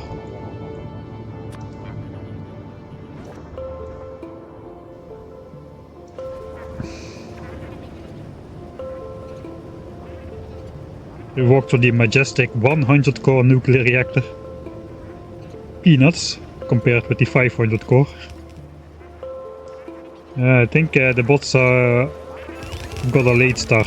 Yeah, this is not ending well. We need a little bit more bot speed still.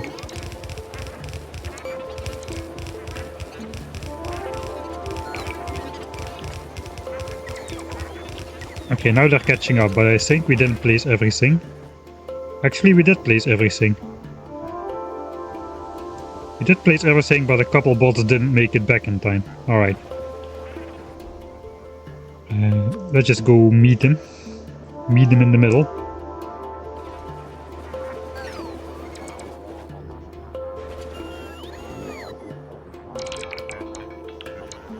Alright, now all of these...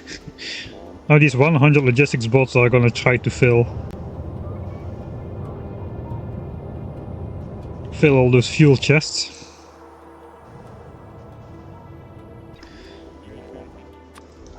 $400 chests times 200 cells divided by 4 pickups. They can carry 4 cells at once.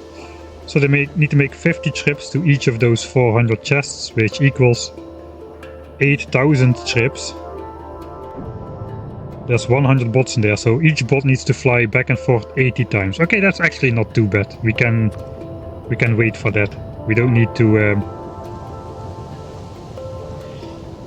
do something about that. We do need to do something about this though. We need to set up nuclear fuel reprocessing. So let's just bring ourselves some of these things. I think we also gotta just... how many of these things will we have collected by now?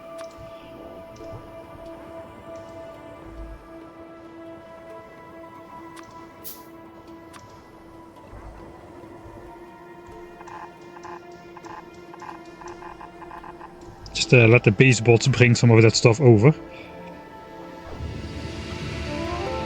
I guess technically we will have 100 chests almost full. So with 80 chests or so, 80 storage chests should be plenty. Did I paste 80? 98, alright.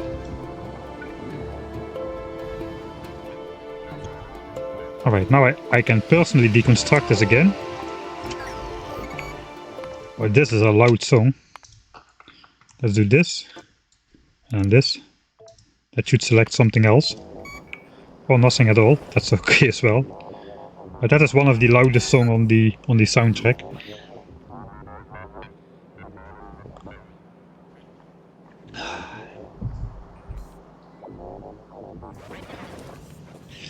Reprocessing is...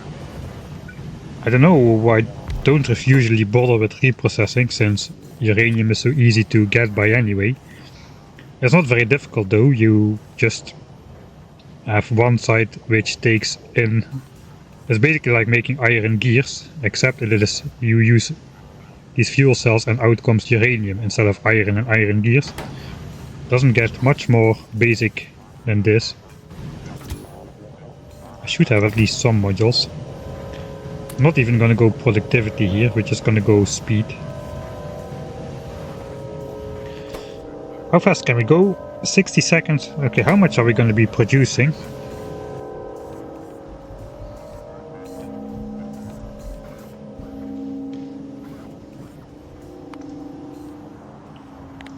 Okay, we're producing 1.8k per hour. It's about 31 per minute. So let's say 30 a minute, and we're gonna build this 5 times. That's 150 a minute. That's actually a lot. 150 fuel cells per minute.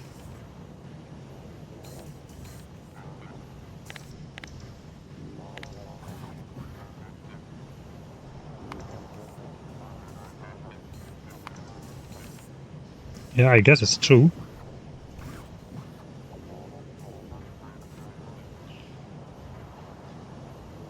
Alright, so we're producing 150 a minute. But then again, we eat up 5 at a time. So we need to go through 30 cycles a minute. One cycle takes 60 seconds. So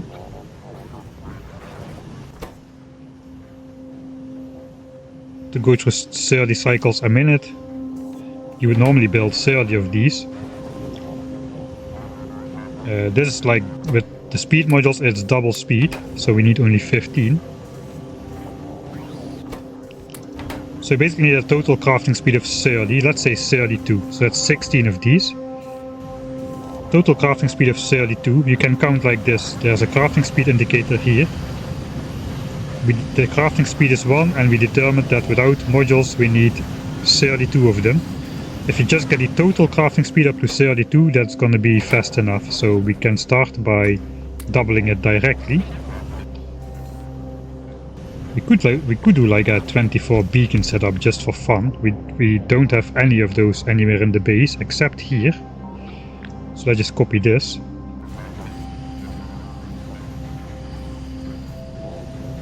Except we don't do science packs here. Nope. Alright, whatever.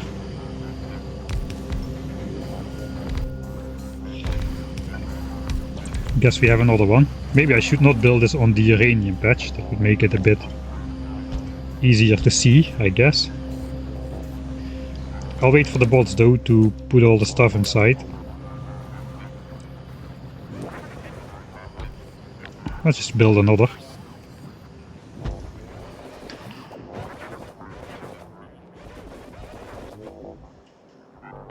Alright, so what speed is this gonna be? We're gonna have 12 beacons.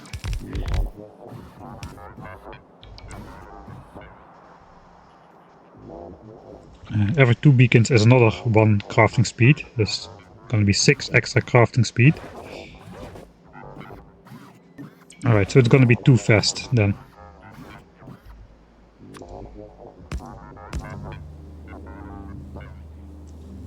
Crafting speed of 8. No, actually it's exactly right. It's exactly right. So we just need 4 of these to reprocess, and that's gonna be it. Okay, let's go from our armor then. So basically we just need a 4x4 square of these guys doing their thing.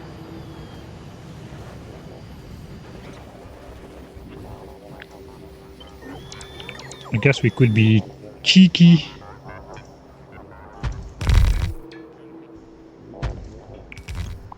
and build on both sides of the rails, just for fun, since that's what we are doing here.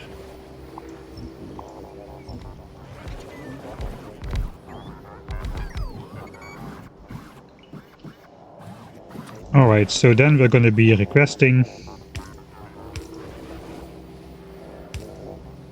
the fuel cells.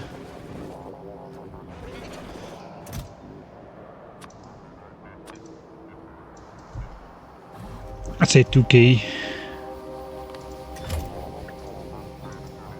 It already is in the logistics network, so that is good. It is in the main basis logistics network even.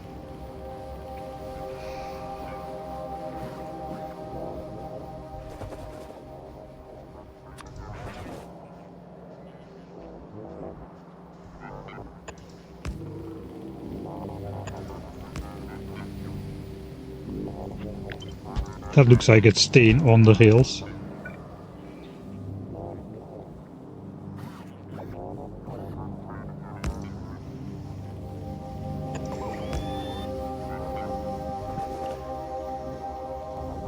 Alright, so we input 5, we get 3 out.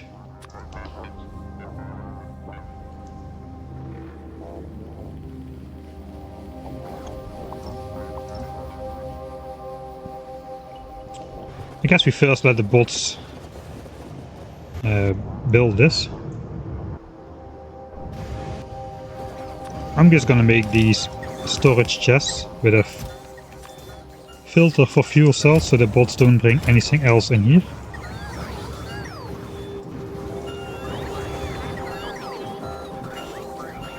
Alright, so now this train got unloaded. Now it's gonna get loaded. And it's gonna depart again.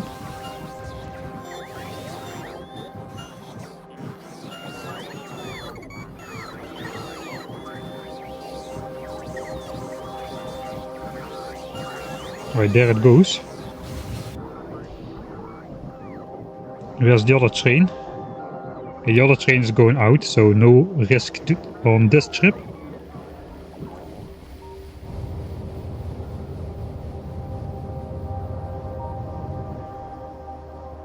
Alright, now we're gonna see if the logistics bots are gonna be smart.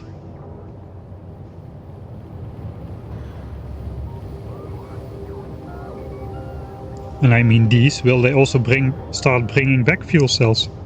Looks like yes, the delivery thing is going up on the right mouse over. So we're gonna get these fuel cells brought back here at the same time as they are bringing out fuel cells to all these chests everywhere. Alright, that's good. That's good news.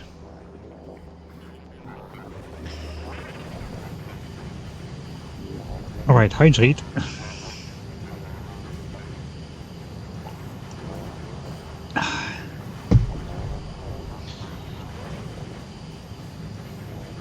Better CPUs, yeah, indeed. That is very true. Better CPUs just make people lazy in writing good code, and that's often the case. I still remember the era of flash games, of which some just they used 100% of your CPU power 100% of the time just by default. They just reserved those resources for the game, and it was like a simple flash game, you know, not something complicated. But those would draw more power than actual Factorio does. So, alright, now we gotta set this up correctly. So since the recipe requires 5, I'm just gonna set a stack size to 5. Here as well. And stack size 3 to output, so that's just a fast inserter. Those have stack size 3 by default. What kind of chests are these? Passive providers.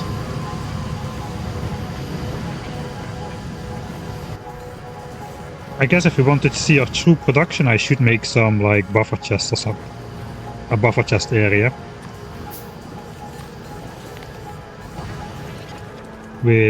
Just with uranium.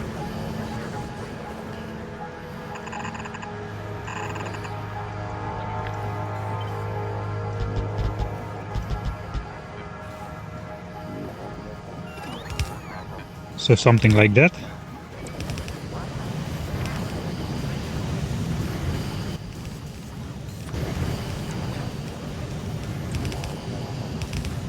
Then these are just storage chests for uranium.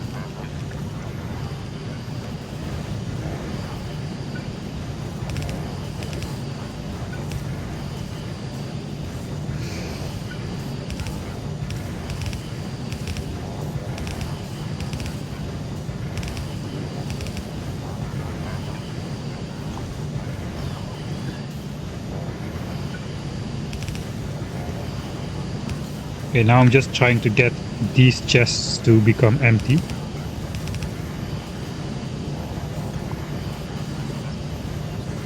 We no longer need all of these chests here. Because here we're just going to be requesting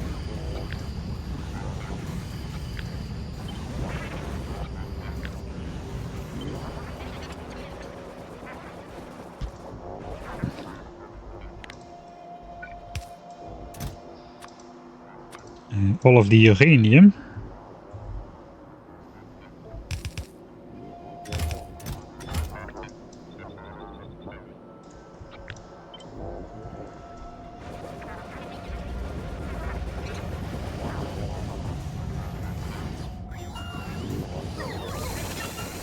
Right, and shoot Botstorm. Operation Botstorm is a go. Yeah, that was Operation Botstorm.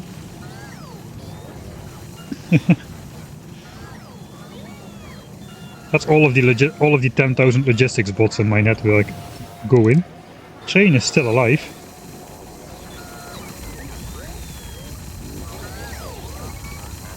Alright, so all of this is gonna get put into here.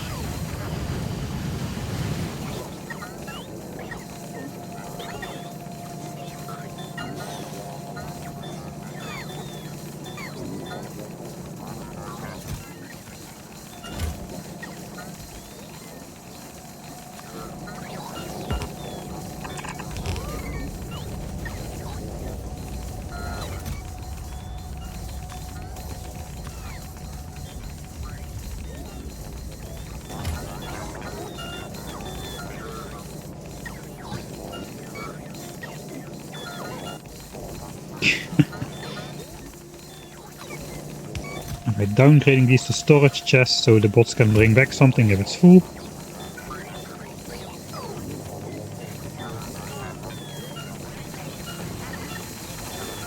That's gonna take a while. There's not a lot of robots here to charge either, so the bots are charging very far away. Since this was never the intention. We're moving over 100,000 uranium. Yeah, uranium is quickly rising to the top now that it's going to be included in the logistics network here. Only dwarfed, even more than explosive rockets, only dwarfed by wood and transport belts. Alright, so that means we can simply do this. And that should get transported out of here as well. I even can do active providers on this side. So it gets prioritized. Right, and once that is done, we are ready to switch this on. And this should be able to keep up with the nuclear fuel cells from the entire 500 core plant. So we are slowly going to be making a dent into this grid over here. I think we do need a bunch more chests for... We do need a bunch more buffer chests for the nuclear fuel cells as well. Which are going to be coming this way.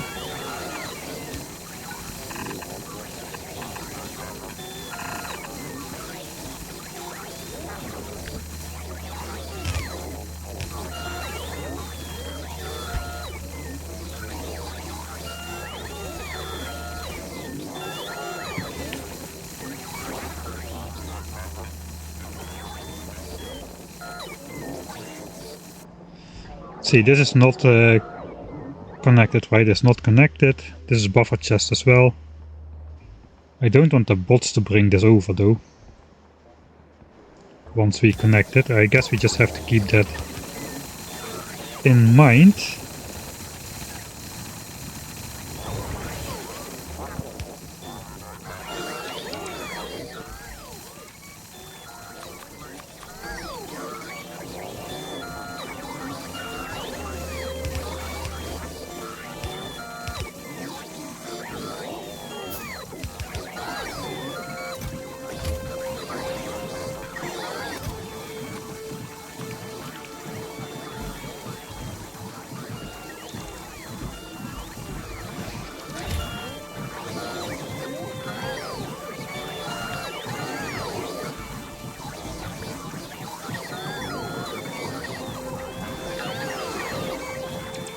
Now I'm just copying the request to all of these chests. No, wait, that's the wrong one. Oh, stop.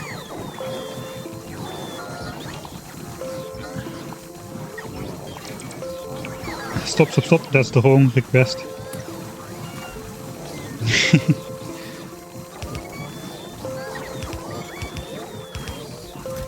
It should be nuclear fuel cells, spent fuel cells.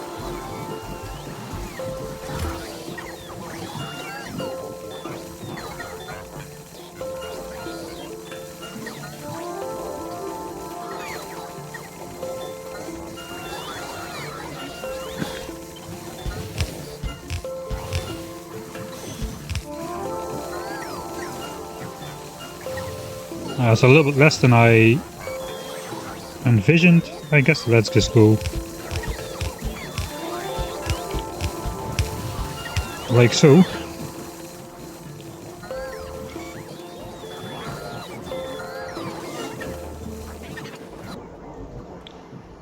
How are these bots doing with their 80 trips? There's only 20 fuel cells in there so far. It's gonna take a while then to put 200 in there. That's okay though.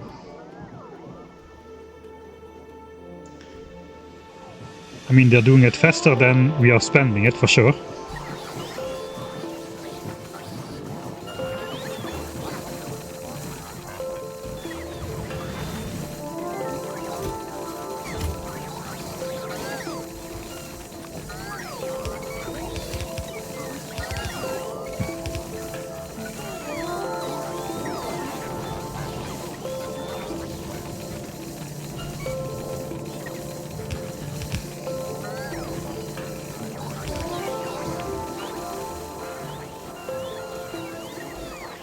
Right, I guess that is nuclear fuel reprocessing.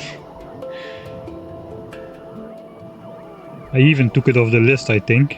It was so meme that it didn't even get done. Gotta do nuclear fuel reprocessing before 160 hours. That's a check mark. I mean, the others are check marks as well, but we're gonna give ourselves a check mark for reprocessing here. Is the train gonna crash this time? No. That train still has a while to go. Alright, so I want to power this all at the same time.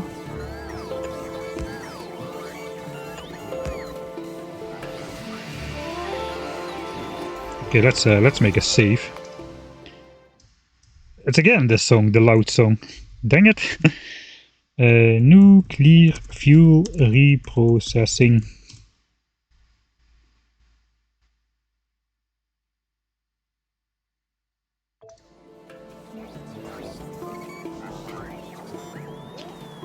Botstorm is killing the bitrate. I'm sure it does. Too much moving, changing pixels. It is the maximum I can set it to for Streamlabs though. For 1080p, it doesn't let me go above 6000. Which still works fine for mobile network, by the way. Alright, so I guess this should connect everything at the same time.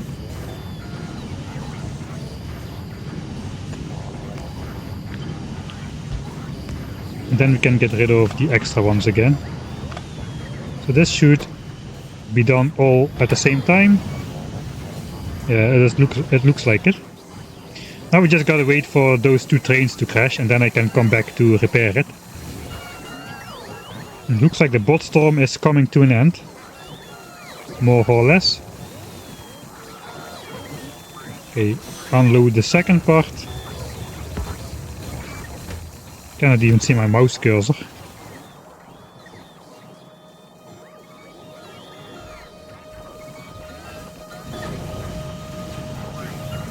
That's going to be picked up, so we can get rid of this.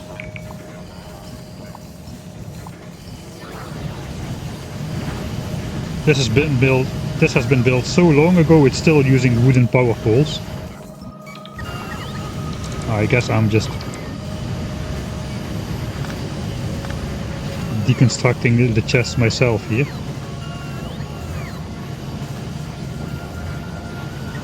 Right, so this is never gonna get filled up again, for sure not. Let's just assign some different bots by picking it up and putting it back.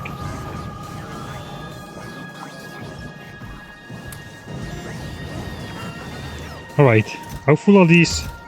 Approximately 40% full. Alright, here we got it. We have exactly 300,000 uranium in stock. Let's see if this number goes up or down.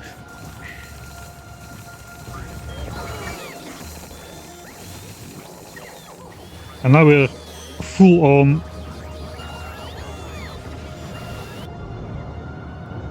offloading the fuel cells.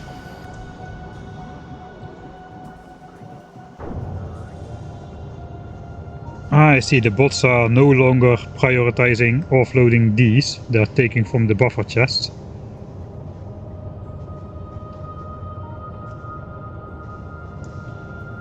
I guess that's fine. We're not bringing over new fuel cells at the moment, but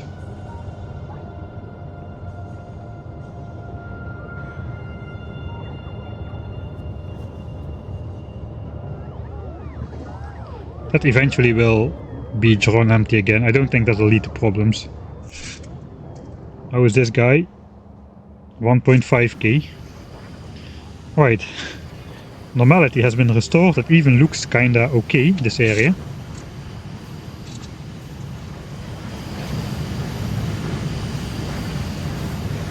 This is not enough to empty a blue belt of uranium though.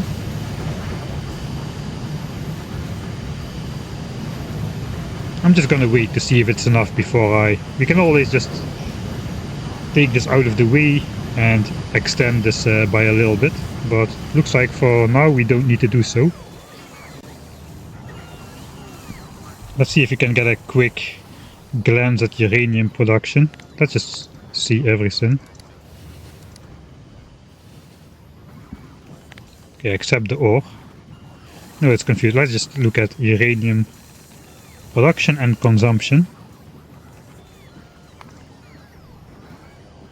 Okay, 236 and 276. So it looks like we are slightly underproducing at the moment.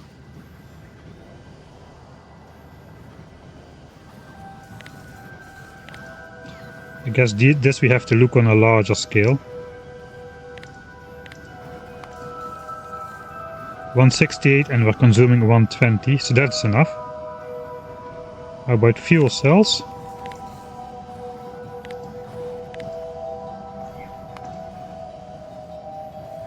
Okay, now we're producing 160 a minute.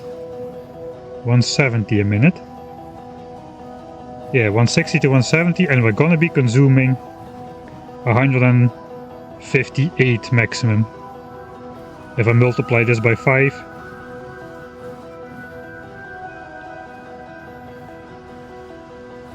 So it looks like fuel cell production is sufficient for 500 reactors. Actually, I'm going to have 524.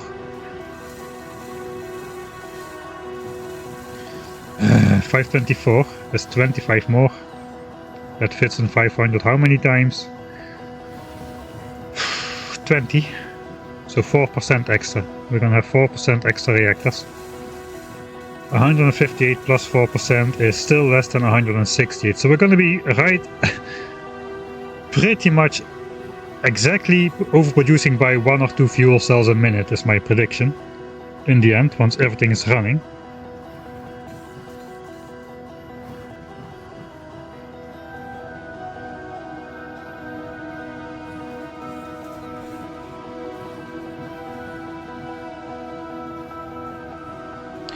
Actually, we have already got 104 active ones, not 100, so yeah, we're definitely gonna be on the safe side. So I don't need to worry about that. The only thing we need to not really worry about, I guess eventually we got to worry about that, but yeah, let's just do something about it now then. We're working on it now, I don't want to come back to this again. We'll just do this. take away the top side, and then we'll just simply let the bots extend this. Actually that doesn't really work.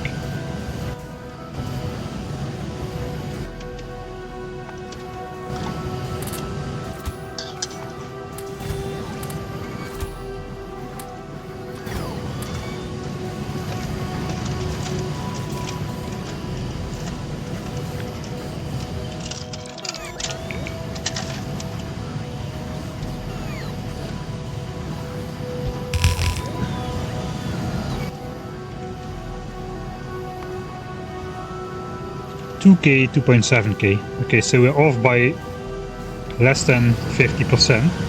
So if I just add 50% more of these guys, we should be good, right? Something like that. This rotates into here. That should be all.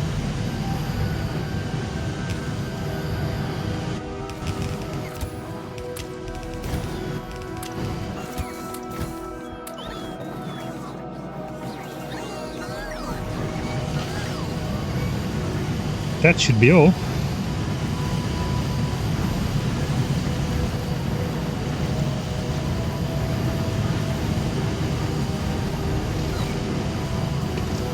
We'll see.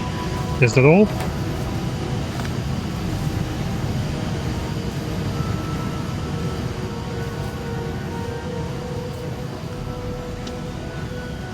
I think that's all. Train's still alive. Alright, there you got it. In one single shot, not even fully zoomed out. Here you have the entire uranium production and uranium processing and Coverx enrichment and nuclear fuel reprocessing and storage and the train. The entire nuclear fuel setup you need for 84 gigawatts of nuclear power. Enough to power a 10,000 science per minute base. Given that we're now using only 7 gigawatts for 1K SPM, we're going to be using not more than 70, I would say. So yeah, nuclear fuel is for free. If you, my red science setup for 10,000 science per minute is bigger than this. Let's see if my money is where my mouth is. Yeah, this is 10,000 science per minute red science. It is bigger than my entire nuclear fuel setup. And entire nuclear everything setup, including mining, including nuclear fuel, train fuel, everything. That's a good shot. Let's save here. Nuclear fuel cell cost is 0, basically. If you round this to the nearest integer compared to the entire basis production, nuclear fuel cost is 0. Nuclear fuel cell cost is 0. Alright. Oh, that's sorted. Train still alive. I guess this train has been going by now. Yeah, it's gone. Okay, so again, they didn't crash. When will they crash? Who's to say?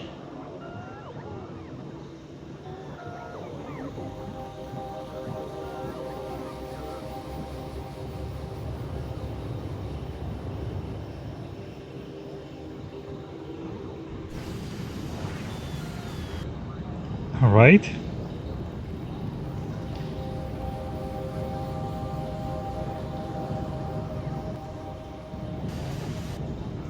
I guess then, once these bots are done, they are still not offloading fuel cells. But once these bots are done, we can actually start placing the inserters here as well as the outserters into the active chests. We can just start burning through all this fuel for no real reason. For no reason at all. And just check if the 100 logistics bots are up to the task of keeping all of these reactors supplied and bringing out the fuel cells over here.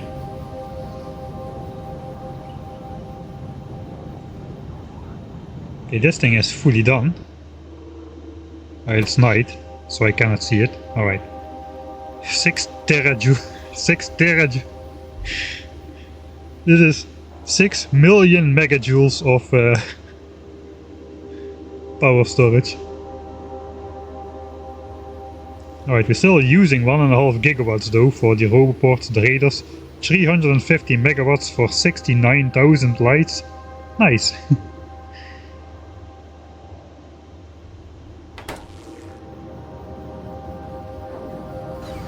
Alright, I kinda forgot that, man, this is a nice shot so in the dark. Okay, let's save my game here for when I come back to it and want to make a nice video shot.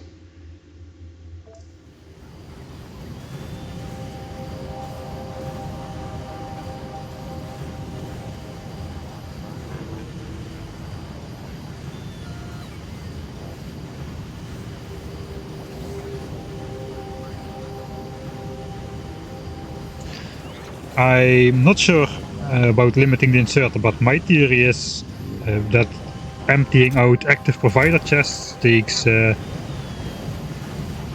priority over emptying out storage chests. And even if these chests are full, these guys will bring it to the storage chests, so I think we should be good.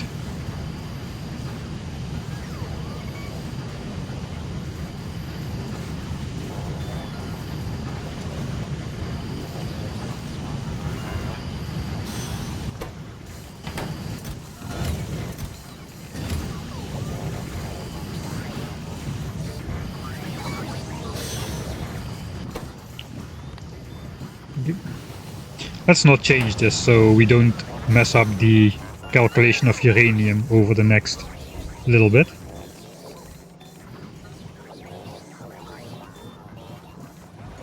Okay, the good news is if our train crashes, all the production and consumption stuff is still going to continue, just the transport is going to be knocked out for a little bit, but we've got enough fuel cells available here to keep this thing going. After a little bit of time we'll check. Yeah, after these bots are done, we will place the inserters here and we will check all the statistics about uranium processing. For the first side, it's looking good though. I think let's go take a look at the lake.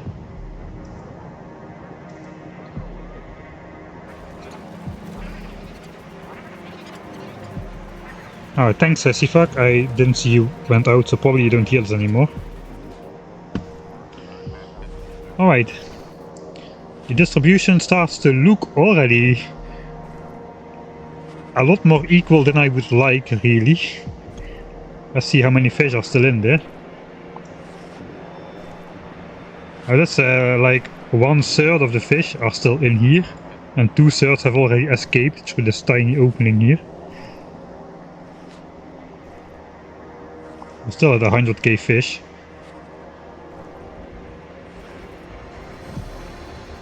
Actually, I'm so poor right now I can probably not even make spiders anymore.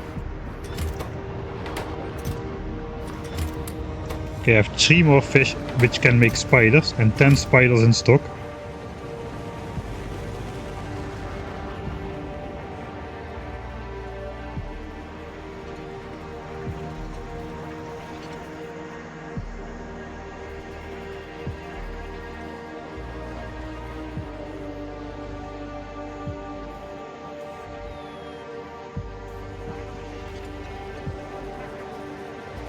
Right, I kind of forgot, I did hook up these chests again.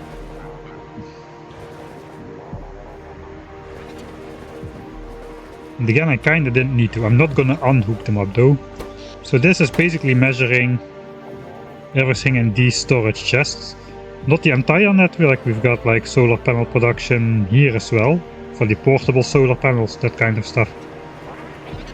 Why is this guy going actually?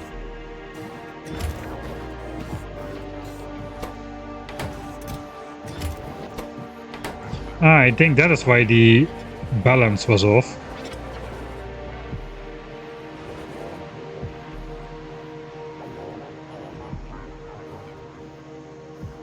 Yeah, that was probably why the balance was off. Okay, I'm gonna restore the balance here.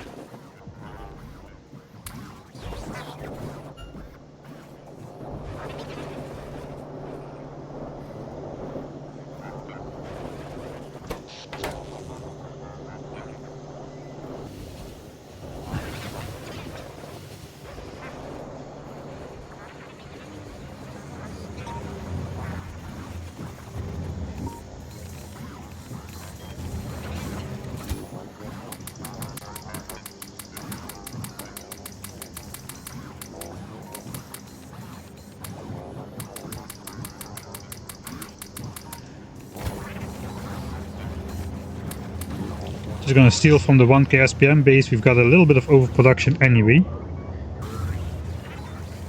so that won't lead to any problems. Just want to fix this ratio here. First of all, somehow we stole from this.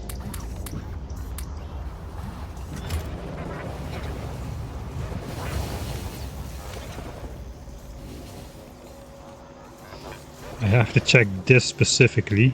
I want to have 12k panels in there. Okay, then I gotta steal these back, it appears. Actually...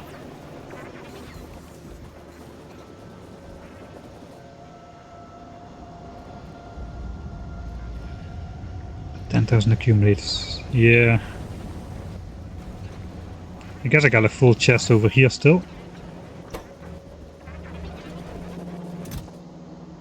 That's 2k.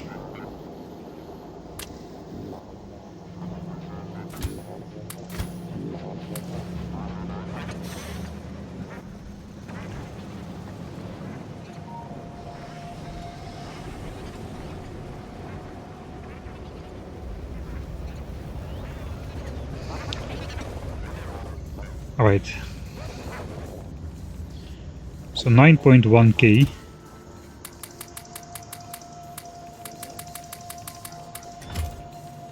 10k, 9.9k,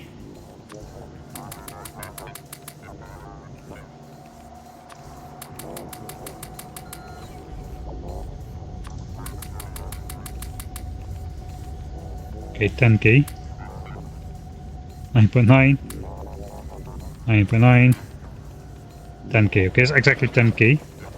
We need exactly 12k. So basically I have to fill this with solar panels, so I need to steal a bit more. Where's my cursor?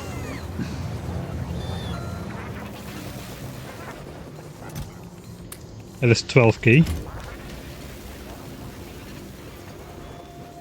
I'm just gonna disable this rail for now, in case the train comes back in the middle of this. We need 10k accumulators really. I can do this way easier.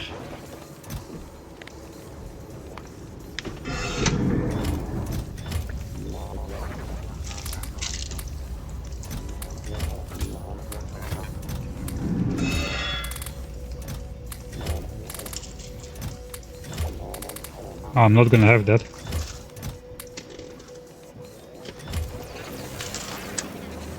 Even if I steal everything.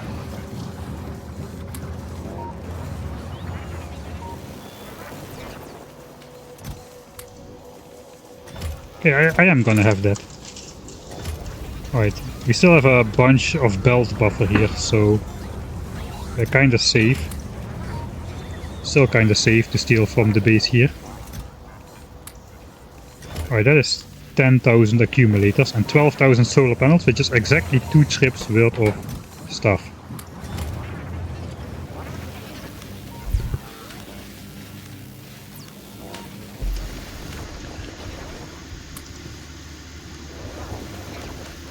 Looks like we're going to be putting it in these 5.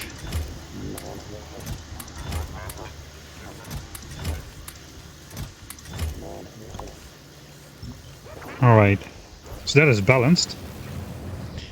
Guess we can give the rest to these solar panels then. I already did, alright.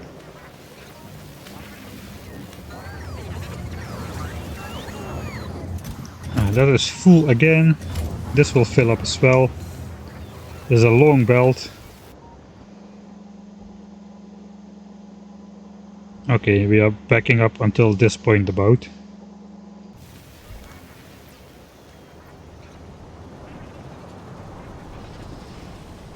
Small little unnecessary tasks today, which are not really needed for the flow of the base, but which give a lot of peace of mind. I gotta fix the rail. Alright, hydrate, it's the last of my coffee. Or is it? I got a little bit left. See, did we block the train? No, it's not complaining about no part. Yeah, the train is not full yet, alright. Okay, so we got 10k and 12k. Now that's exactly as it should be. And it's never gonna run out because... it's never gonna run out because... we're bringing 6,000 in and taking 6,000 out each trip. Still though, I am going to make an alarm here as well. That reminds me, we have to automate the alarm stuff. Because we're using that... we are using that as well for... why can I not place this in the center? Oh well.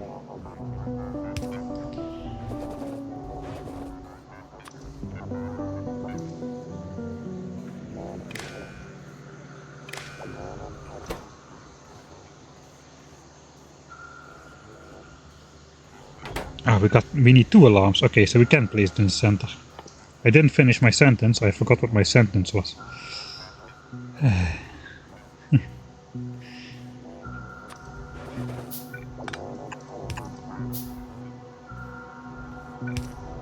Alright, so that means solar panels connect with this guy, accumulators are connected to this guy. This guy has got to... let's do not too loud. For now, just to test it, I'm going to go without sound. If solar panels are under like 6,000.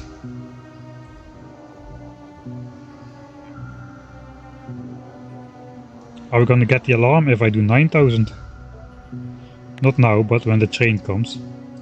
Let's go higher. Okay, there it is.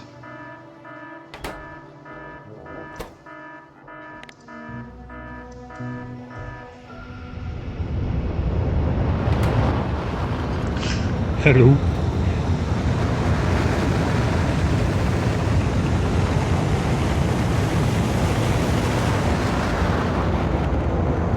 Can't believe all this time this pattern has not been broken. 291 launches and it's still this exact same pattern as the very first launch. Alright, so my worry is the bots are first gonna pick from here, load it into... no, it's not gonna happen. Because these are limited in speed, whereas the bots just load it up, so yeah. So less than 1.5 train load. For 10k it's going to be 7,500 then. For accumulators. And if that's higher, yeah, it's going to go off. Sorry about setting your alarm clock.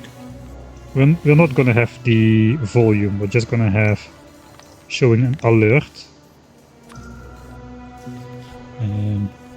Accumulator supply low somehow.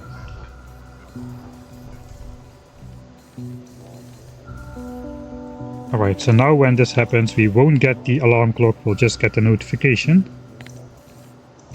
So that is going to go off. And here we do the same. Don't think you need to enable global playback if you just do the alert, but if I ever change it to make a sound, then I won't forget to check it.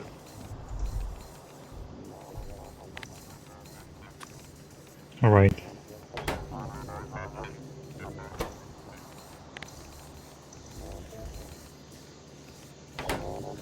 That is solar panel.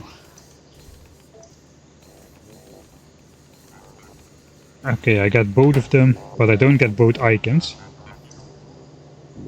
Okay, I do get both icons on the map though, but they kind of overlap because they're like in the adjacent tiles. Alright, that's good.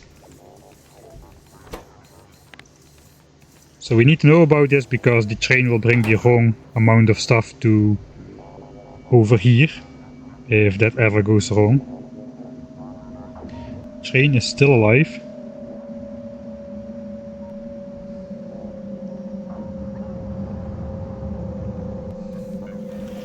Alright, so that's done. Let's make another save. Solar accu warning. Automate the alarms. Yeah, that's what we're gonna do next now.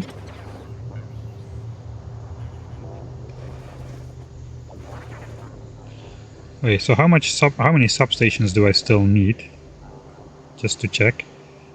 I calculated I needed 200,000 substations for 2 million solar panels. We have 2/3 placed, so we need 66,000 substations still. I've got 44k in stock. Production has stopped right now because there is no more space. There's physically no more space to output substations. Which means we are also no longer burning through our wood supply.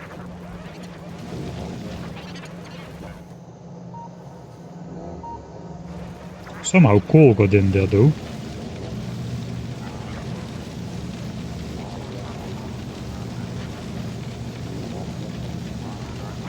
Ah, okay, yeah, it's because there's some like delay in these inserters, which sometimes does not compress the belt, which allows coal to get in.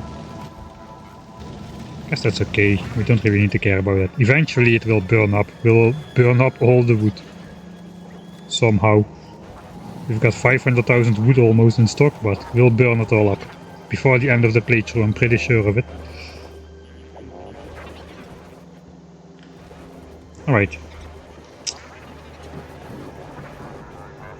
I guess we can automate the stuff here. It is not really that much work. So what we are using, we're using only 3 of the 4 things, I think.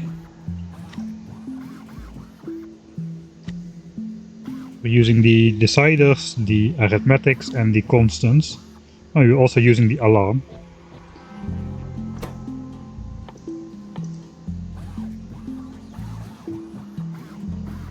We're not using power switches though.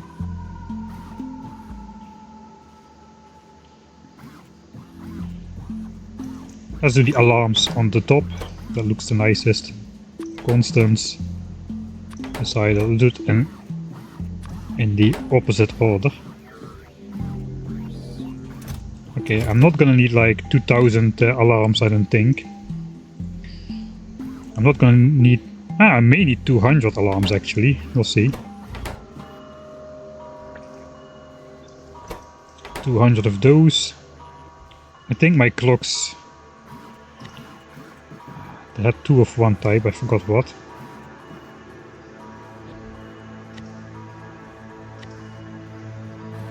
Two deciders. And the steel one has 3 deciders even. And 2 of those. Alright, let's say I have more deciders, so 200 of each, and then deciders will bump up to 400. It's gonna request so many things. Oh, actually no, it's not too bad. 5 and 2. Yeah, that is a lot though. Ah, this has a 2-second crafting time. This is half a second.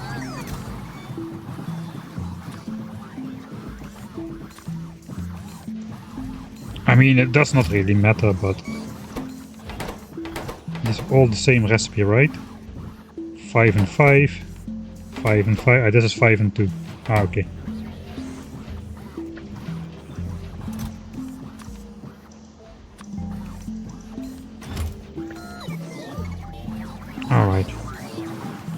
Oh, that's those things automated. We still need to request back all of the deconstructed programmable speakers. Actually, some are being brought. They already have been brought.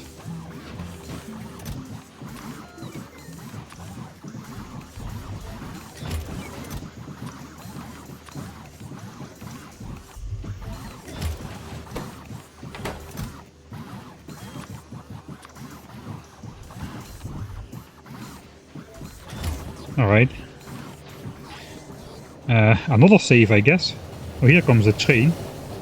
One of the rare instances. This is breaking now.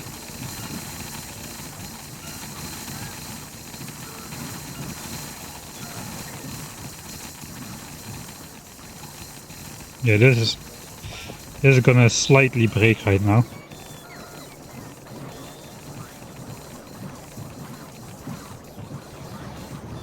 Or is it? No, we still have exactly the right amount on here.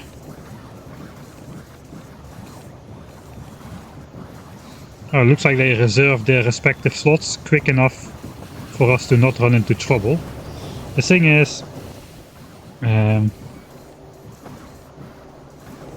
this wagon was coming in not full, and now it's coming in full, so I cannot insert all 4 items at the same time, but looks like these guys draw empty 4 slots of solar panels quick enough for this not to get out of sync, so looks like we're still good.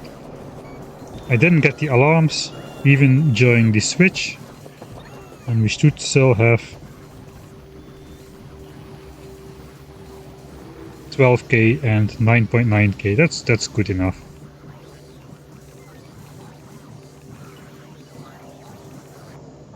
Okay, I think I know what happened.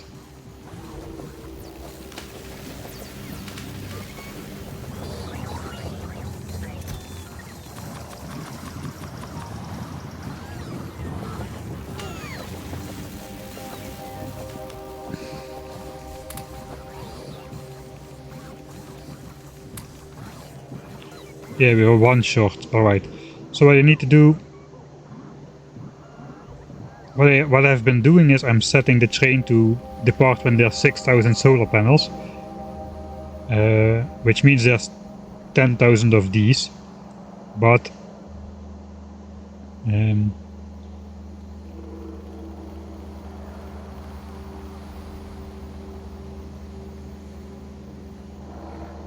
basically there's a little bit of variance in the production due to the when exactly is a product ready. It's not a fluid, it's like integers, so we got a rounding, basically like a rounding error.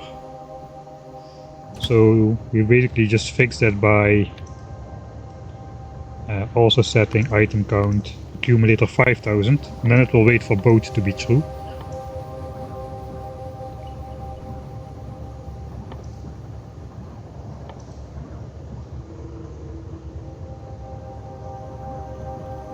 Actually no, I don't need to do that, because accumulators have space anyway.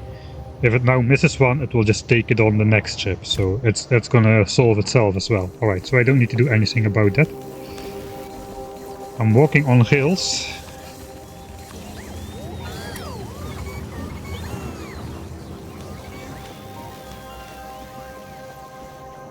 Okay, so that's fixed as well. Let's make another save, I guess. Why not? This is logic stuff automated. Just making my own log here. Oh, C-Rex. You could empty the lake every start of the stream and put them back. That's gonna take too much time, man. I don't want to spend 5 minutes putting back fish into the lake every time. It would be fun if you could do it with inserters, man. As far as I know though, we can't.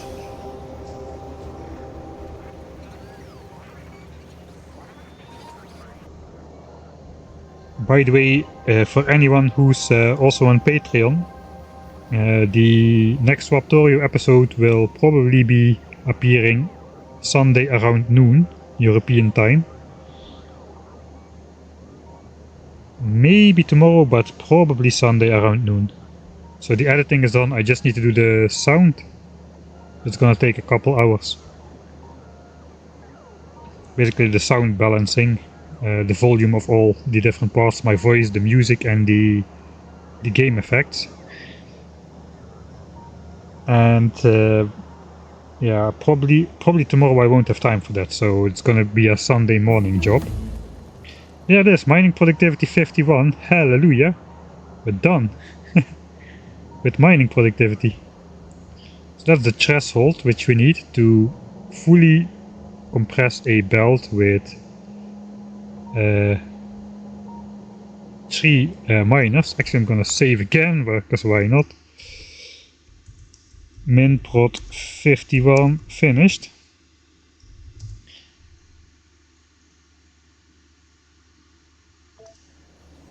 Alright, I do want to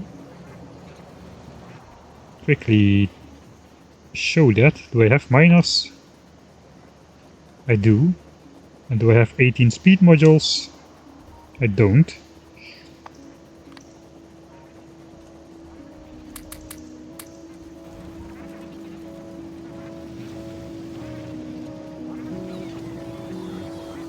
Ooh, that would have been another train dead if I wasn't riding the spider. And I got my speed modules, another train dead if I wasn't riding the spider.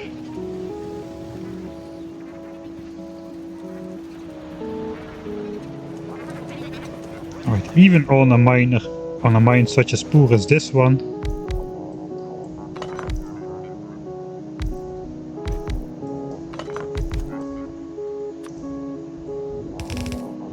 Okay, it won't work like this. You need to rotate those to side load.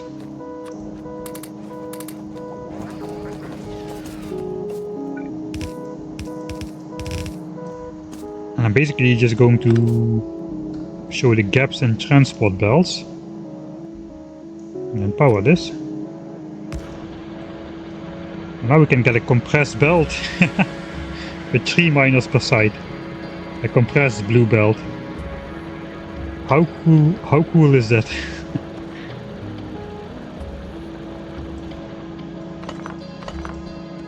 That actually means we can get a compressed yellow belt without side loading. I'm pretty sure.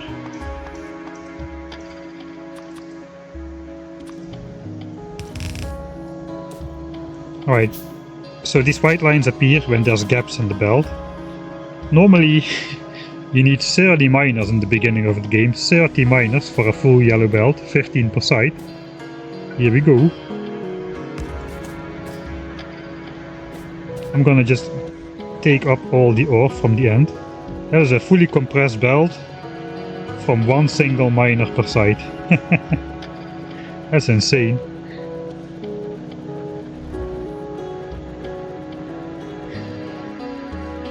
Alright, now I'm gonna stop because I'm just gathering too much iron ore in my inventory here.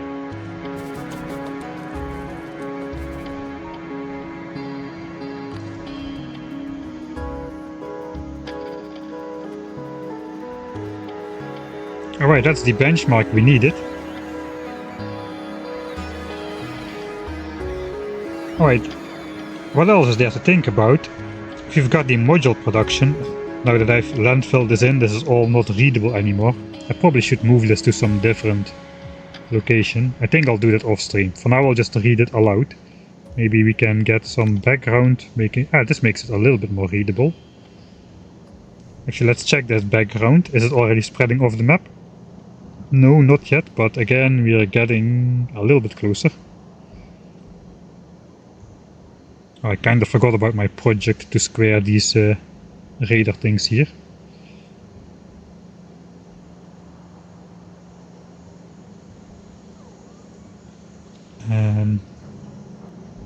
I was reading this stuff.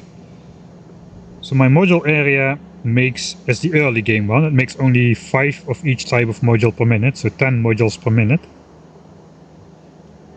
We have 16,000 modules in the starter, or in the 1000 science per minute base. So that means we need... that was my estimation. We actually My estimation was 16,000. We ended up with only 13,000. So the prediction is we need 130,000 modules for the 10,000 science per minute base.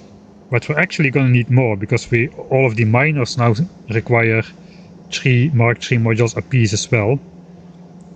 Thanks Barry Hill for the 6th month of subscription. Hello. Alright. We currently have 47,000 of each module, and we calculated that it would take like another 56 hours before we have enough Mark III modules, but that is without counting the speed miners. So probably we have to up module production. It basically means switching off the 1000 science per minute base and enabling the Mark III module production over here again. That gives us another 50 Mark III modules per minute for 60 per minute in total, or 1 Mark III module every second. That's pretty large. That basically sextuples our module production, which means it's going to be done in 1/6 of the time. This is like 10 hours. So basically, yeah, we can basically switch this on whenever and be done with it pretty fast, I think. But yeah, so I can count how many extra modules I would need for the miners.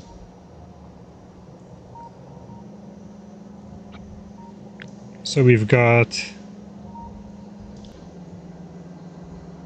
I gotta check this in just from the blueprint grid, somewhere out of the logistics network.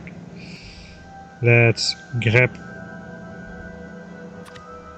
this 16 miner design. I'll plop it on here. And then we can just make some blueprints to find out what we need. So 16 miners should be, or 16 bells times 6 is 108 miners, 300 modules. Let's say 300 speed modules. Is that a lot compared to what is in the furnaces?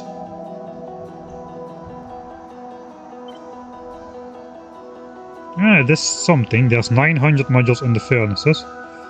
So we're basically adding like 1/3 of the modules on top of the cost of a regular furnace belt. So every blue belt requires, let's say, 9 modules. We need 3 extra for the miners per 9 modules in here. That's not too crazy actually, because this is only the furnaces. And then we've also got, of course, the assemblers and stuff which take a lot of modules. So it looks like we don't need that many extra modules for the miners. The thing is, it's all speed modules though. In the starter base we had kinda exactly the same amount of speed and productivity modules. It looks like for the 10k SPM base we're gonna need more speed modules compared to productivity because of those miners.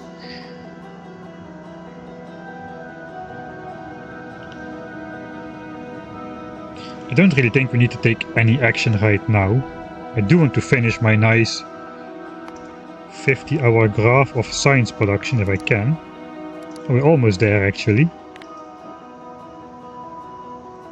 It looks like one more stream and we'll have a 50-hour flat line of 1000 science per minute production of all 7 science types. Space science even higher because, yeah, well, we're overproducing space science, really. Yeah, this is exactly right, 605k and 630k, that is the values I designed it around. Yeah, I gotta get that 50-hour flatline, man. Then we can, after this we can safely switch off science pack production.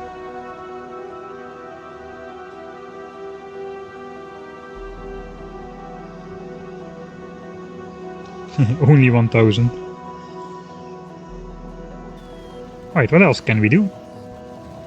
Oh, I gotta get back into the spider before I annihilate myself on a train.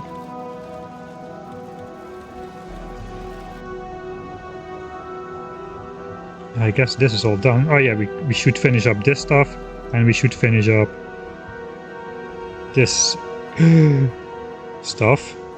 Okay, it's good there are no biters found on this island here. I don't know if it's an island, maybe it's the coastline. I do not want to find out, really.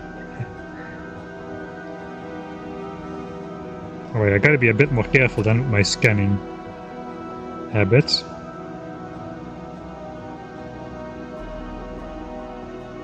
Maybe go in this chunk over here.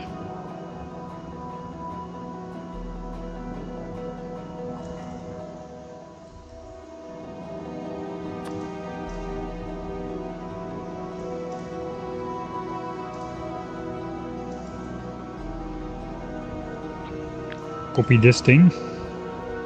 I got a blueprint of that somewhere. And now I got all these partial blueprints in here, which we don't need. This thing can go. It's not a blueprint. It is not a blueprint. This actually is a blueprint.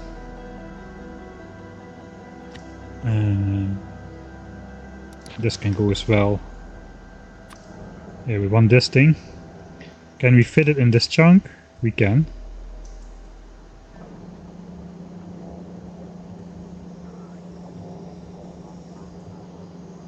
Alright. Then I kinda want to scan this area here, like so. Which means going to this chunk.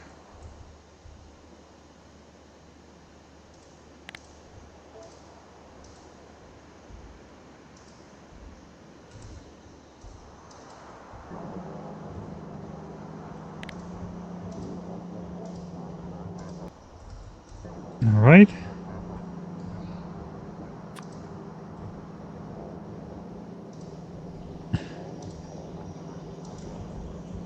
So we're about to build this blueprint, I guess. I hope.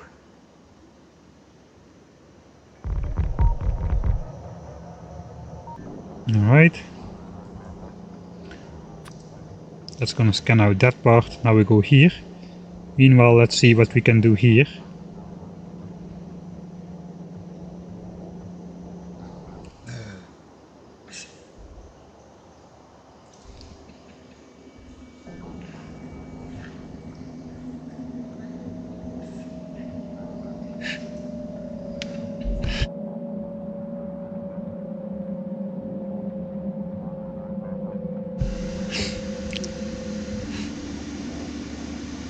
What's the hotkey you use to show the chunk boundaries? You can pause the game.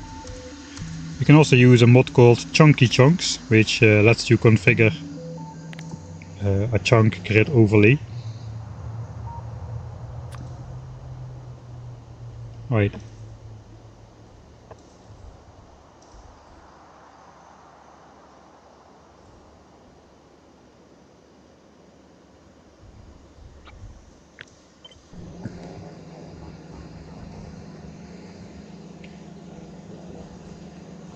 Dang it, where did I place that now? Ah.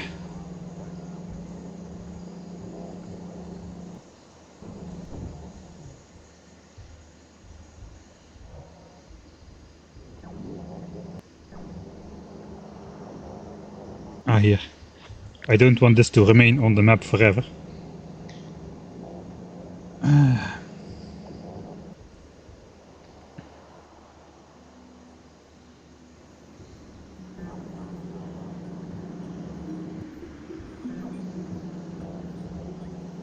Gotta go up here.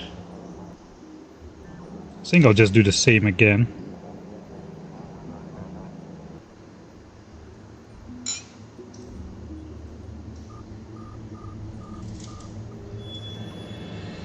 Just go like that. We'll make another blueprint so we can place it in the fog.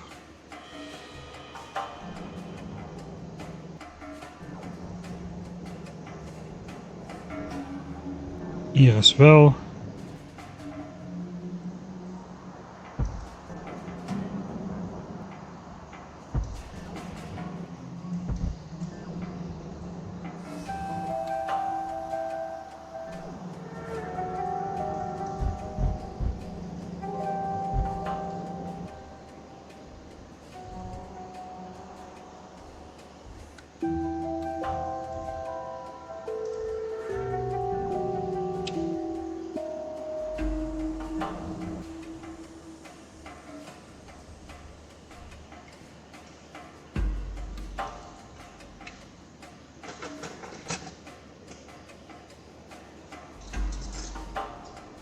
Yeah, that looks about right. Okay, now we should get some bots over with some landfill again.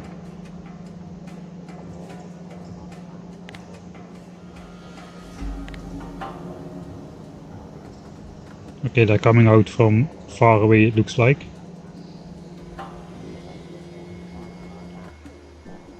Oh, did I save this?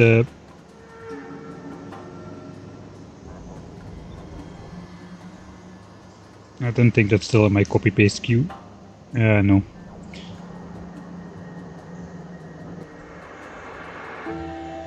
Okay, we can just simply do that again for the roboports later on.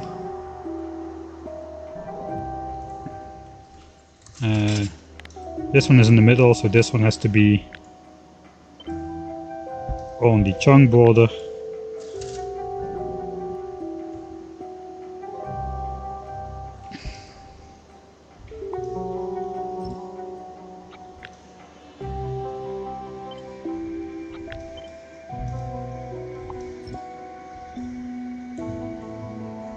Alright, and then we can simply copy paste these.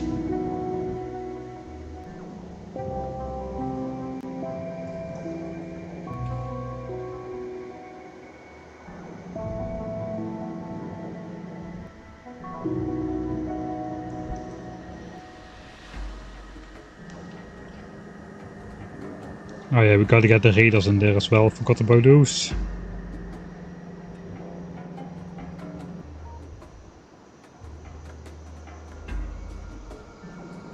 Perhaps I shouldn't just... let's just grab all the fish, which we can see.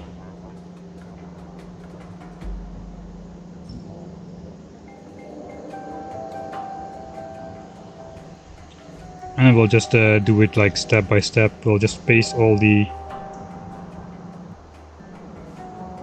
landfill we can.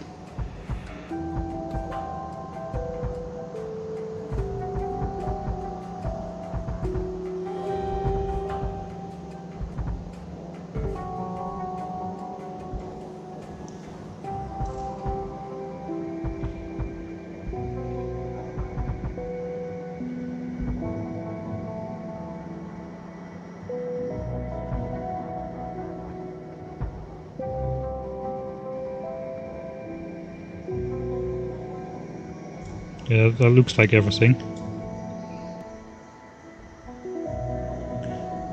So we'll do the old-fashioned way. We'll just do this, then place the grid on top, place the next roboports, put deconstruct the next fish, take the next landfill, etc, etc.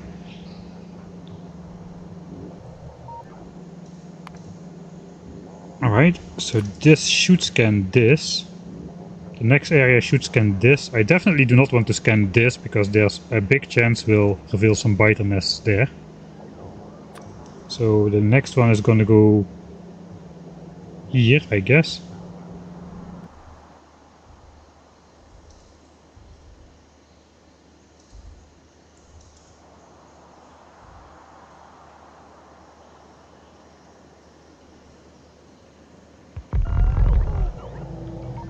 Alright. That scans that. Maybe the next scan will scan like this. Can we get here in one go? I don't think so. No.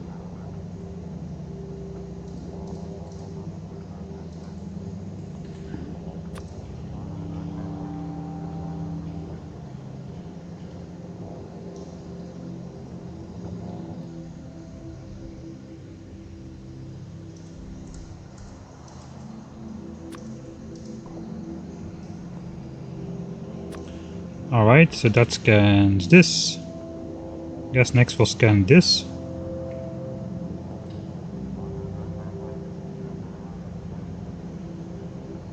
There's some land here. Is there an island? I don't know. Maybe I should not scan beyond that.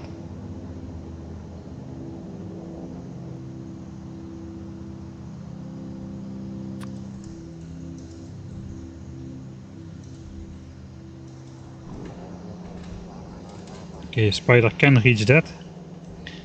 Okay, let's just finish this all the way to the bottom then. Alright, then next we simply want to scan probably something like this. So there's over here. There's a spider hanging out. Over there. Okay, next we'll go up here. And we gotta place 2 more radar stations, basically. One here.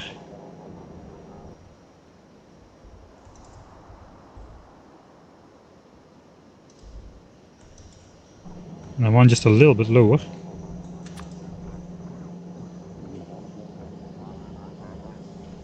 Here, basically.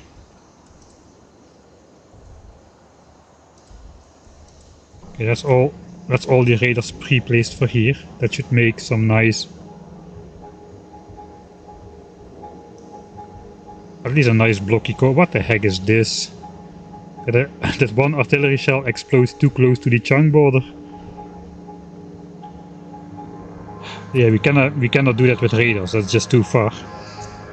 I'm not gonna walk back there to clear it up. Then I should walk back here as well to explore one more chunk. Not gonna do it. Not today, at least. We'll see.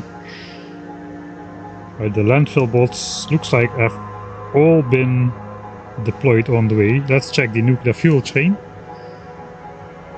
It is still alive. I guess we get a notification now if it breaks, because there's a hoverport in reach. We'll get that there's something missing thing. Actually, I don't know if 2 trains crash if we get like a ghost blueprint built on top of that like this. I don't think so, actually. So we will manually need to check every now and then to see this. The bots are still not unloading these fuel cells. How much is in these now? 88. Okay, perhaps we do need some more bots in here, I don't know.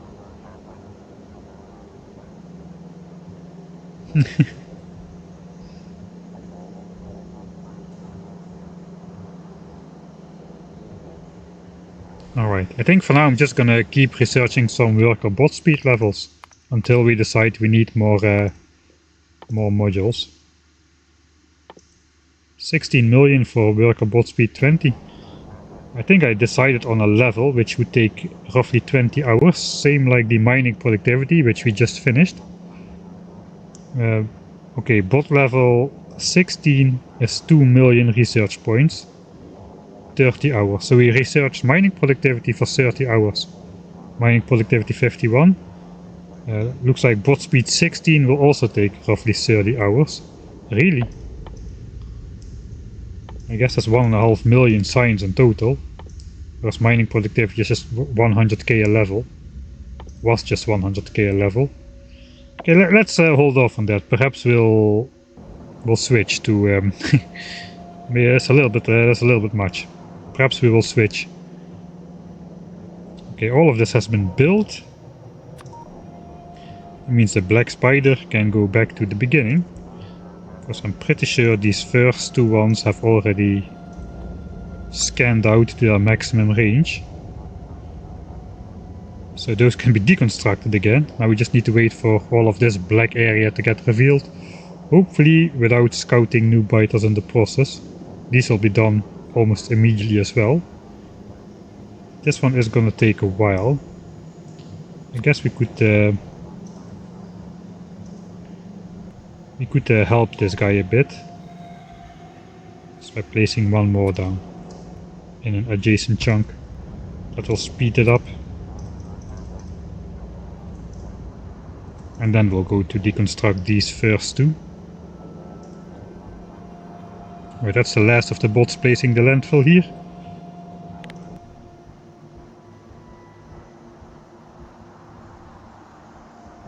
Let's just cannot zoom out far enough to get it in the picture.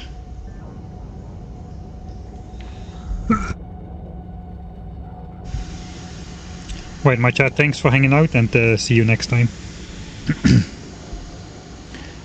Quantum biters are a recurring theme. Yeah, we did the quantum biter thing, yeah.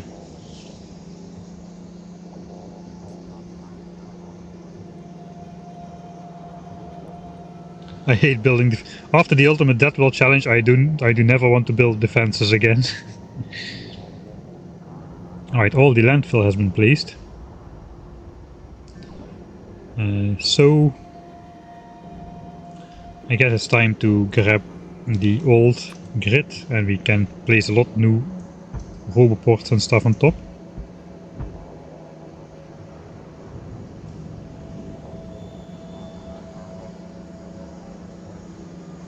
And let's check what is the supply in here now. Still have 18,000 substations with 180,000 solar panels.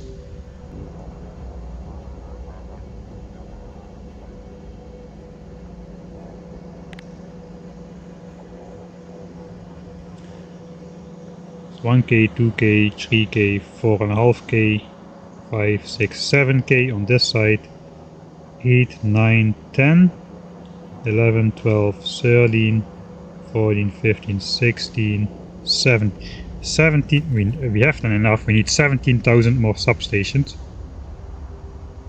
We have 18,000. Okay, so we have enough. We have enough to build the initial grid. I guess I'm just gonna print that in, really.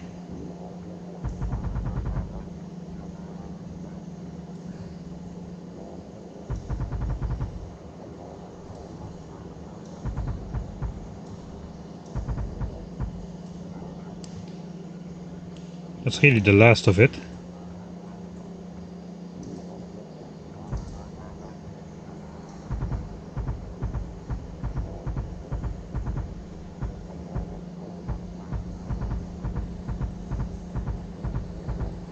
Okay, now I'm placing a lot of stuff out of reach of the bots though, that is not great. Yeah, the deployment speed is kinda slow now.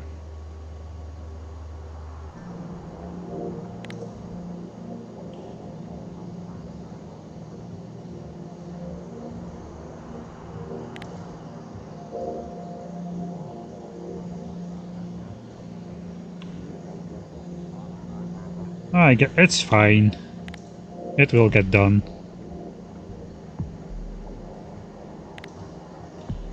That's why just satisfying blue lines pop into existence.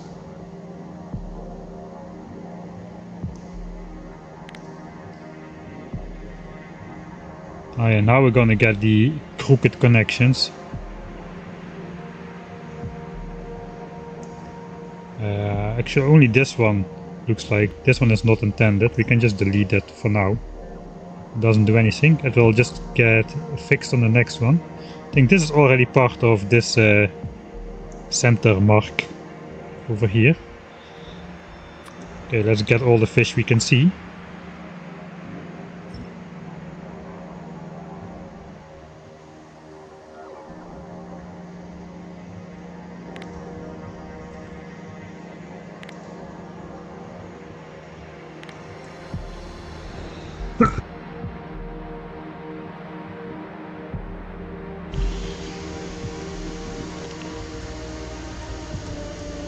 Just give me a second to catch up with chat. While the yellow dots do their thing.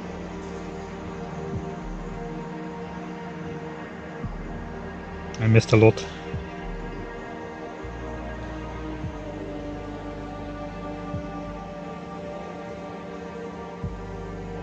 Yeah, I installed the mod because to do the chunk border thing, because pausing the game also stops the music.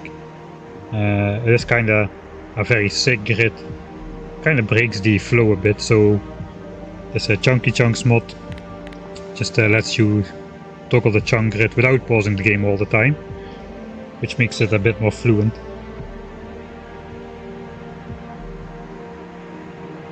There's also a debug option in the game, that's true.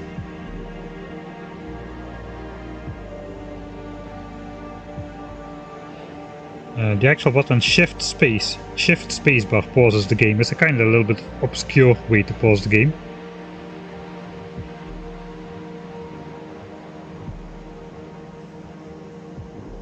I think that's the default, unless I changed it myself. I cannot really remember. Yeah, quantum biters. This I went through.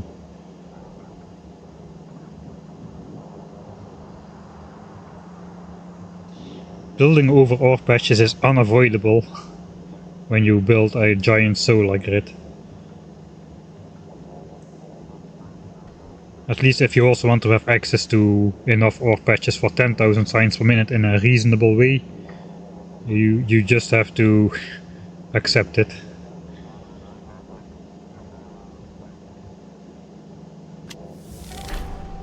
Oh, there we are. 1.6 million accumulators are produced. That's a milestone. One of the last milestones, the only ones we don't have is 10 million signs of each type and the character kill. We are still on hardcore. I manually added 1.6 million since that is our production goal. Actually 1.666666. 2 million solar panels should follow shortly then. Not that shortly. This is the actual amount we are needing for our solar panel grid over here.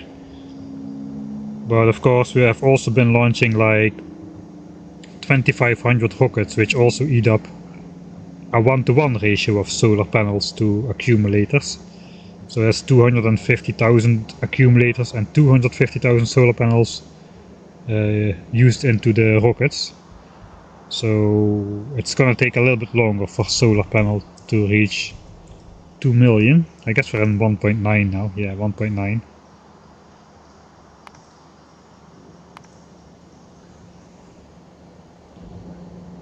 Alright, but accumulator production not quite yet achieved because, yeah, like I said, actually almost 300,000 accumulators have been consumed by these satellites for these rocket silos, as well as another 35,000 in here.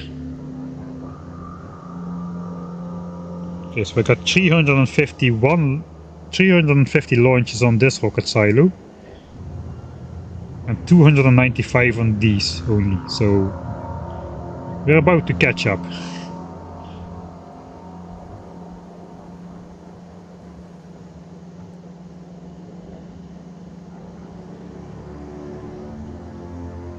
There's the landfill done again. I'm just that slow.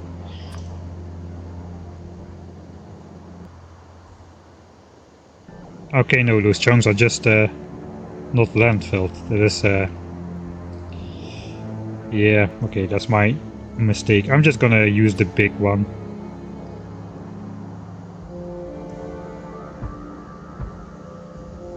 That's gonna add way too many things for the bots to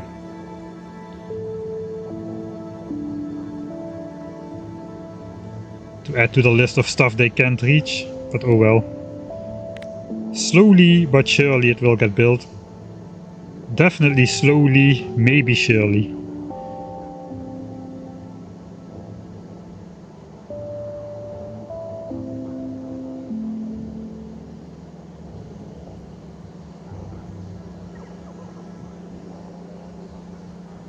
Right, nice.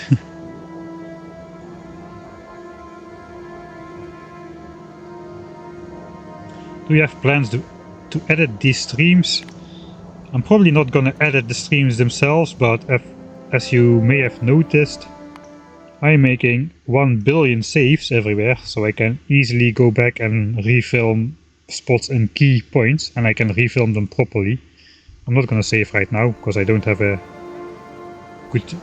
good reason to save right now.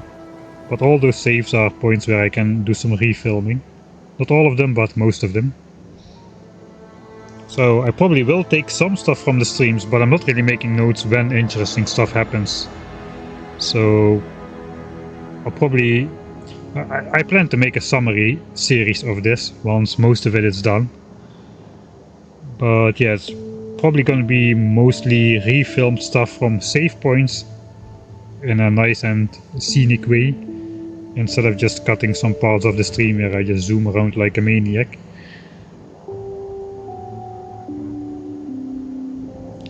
Right, so that's done. I guess Black Spider should have arrived over here. We can take down these things again. That went fairly fluid. Black Spider remote is somewhere over here. I think that one is done as well. It is, so we can mark it for deconstruction already. How about these ones? Looks like this one still has a corner to go. This one is already done. This one is already done. So we can come to these afterwards. Probably should have done a little bit of this zigzagging here.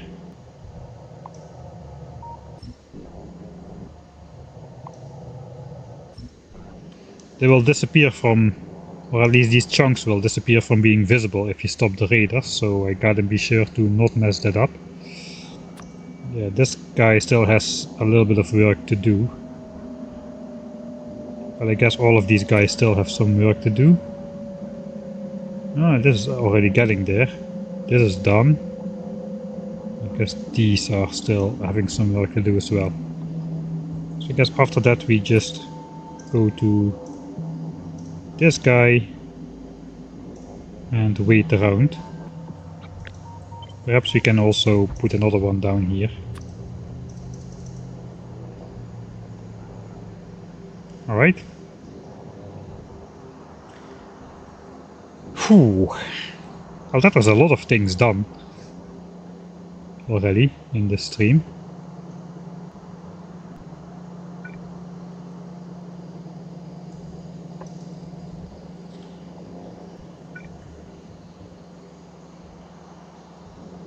Right, this is alright.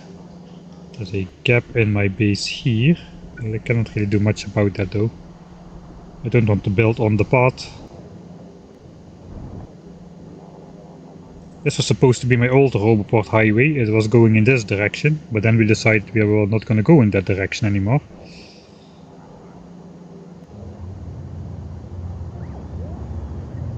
Alright. Just by chance.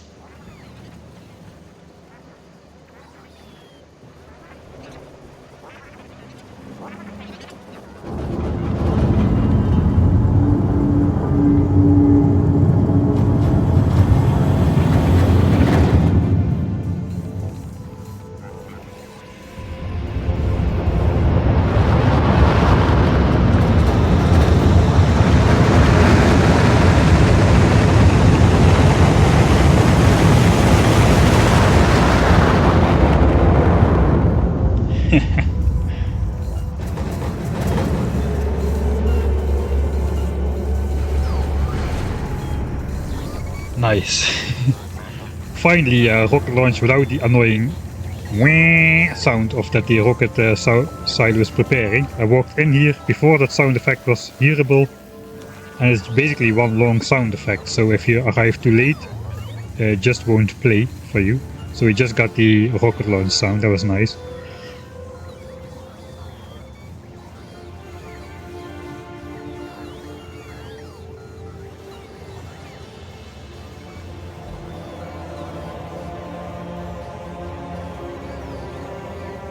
Your save game file looks neat and tidy, while I save new game 3.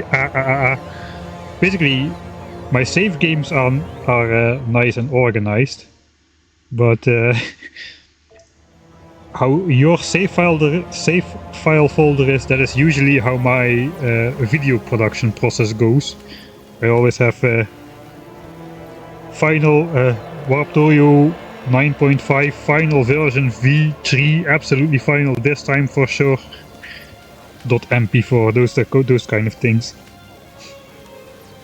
The way Mike plays the game I can only describe as clinical, very precise, exacting and detail oriented, which makes me wonder how the hell he ever chose to play the chaos that is Warptorio. I cannot remember how I don't remember how I first learned about Warptorio.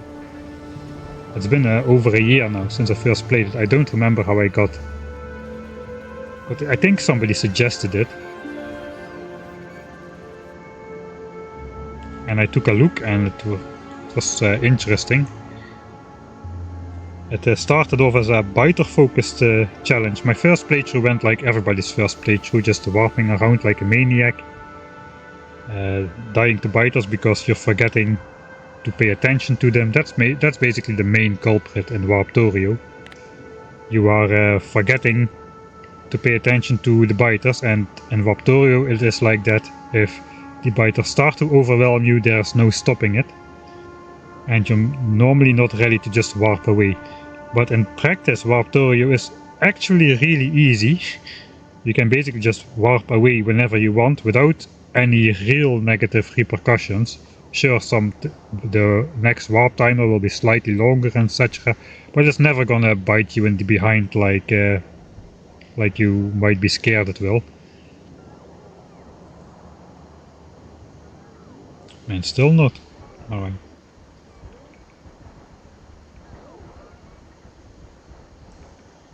Yeah, it's never gonna bite you in the behind like you think it will. So basically all you gotta remember is warp out in time. And as long as you do that, even if you defend the platform, it is gonna be fine. You're gonna be fine. And of course then you can also just cheese it and not defend the platform. And beeline the mining platforms instead, build them out of the pollution cloud, use that as a point to enter your base, and you'll never have to spend a single iron plate for defense against the biters. I've played it both ways. I've also played Warptorio on stream, where we did defend the above ground platform, just to contrast the playthrough I'm doing on YouTube basically. I put a superheated nuclear reactor on my platform from the very first second of the game, and we had to defend it against biters or warp away in time before it got destroyed. And we played like that as well, sort of Warptorio vanilla as intended plus basically. That version is also on my second channel, by the way, so if you want to watch those streams, it's a regular game length, like 20 or 25 hours I think, not the craziness that is this.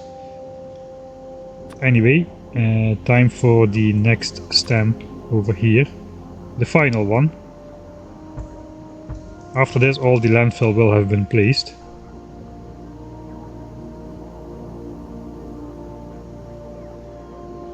Okay, and here we're also getting closer to the edge now. I guess this side is a bit slower. Ah, we're getting there as well.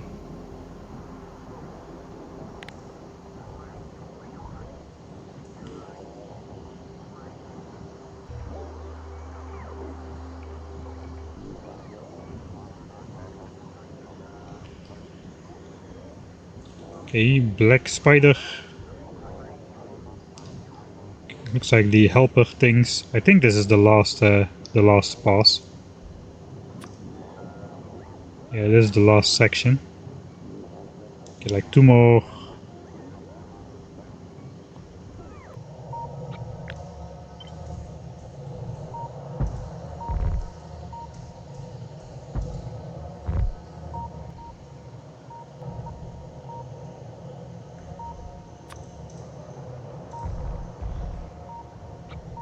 It was 9 more chunks.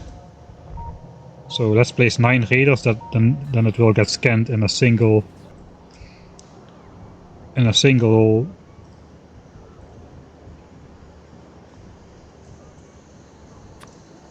yeah, 9 chunks. 1, 2, 3, 4, 5, 6, 7, 8, 9 should come shortly.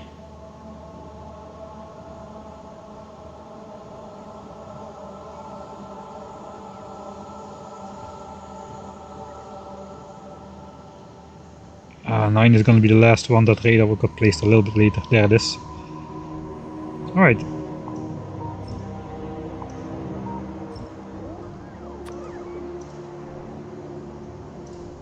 That is that one done. Gotta get those temporary radars offline again.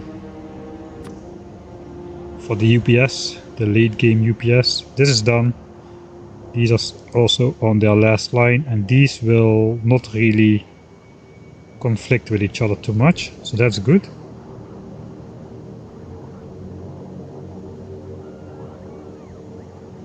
Alright, meanwhile I got my home spiders here. We can do another rocket explosion, I guess. Another bot explosion. Although most bots are probably too far away for them to really explode like I want them to.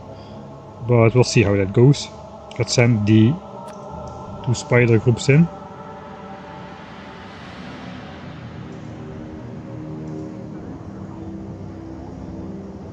Ah, some bots are still here.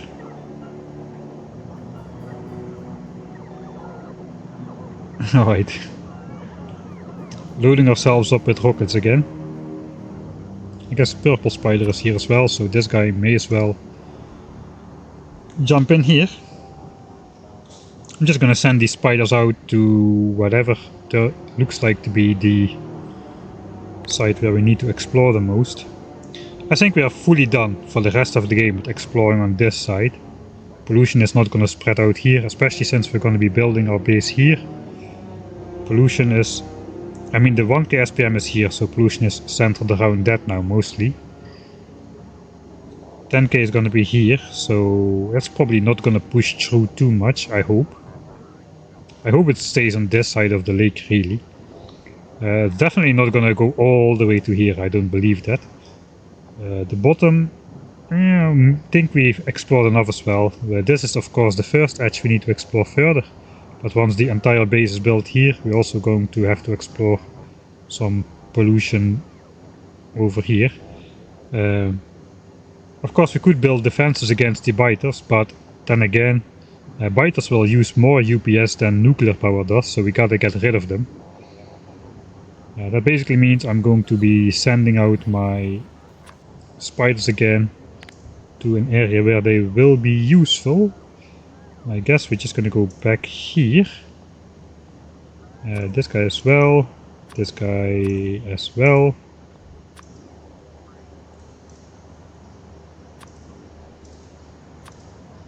Not black one. The black one is busy with the radar stuff. I guess we're just gonna start off somewhere here. I'm gonna keep all of them together so I can double attack with my spiders without them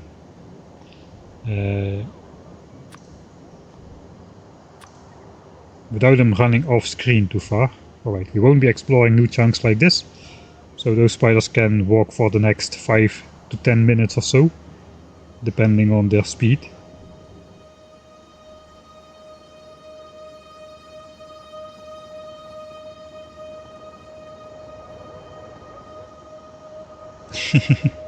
We're not gonna wait for the purple one, or the pink one. That guy is a bit too slow.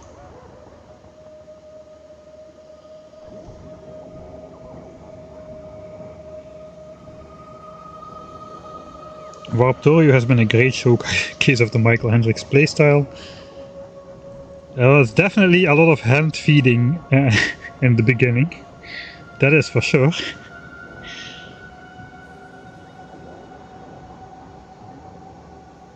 The lab setup is sick. Okay, I'm gonna like tease the blueprint for...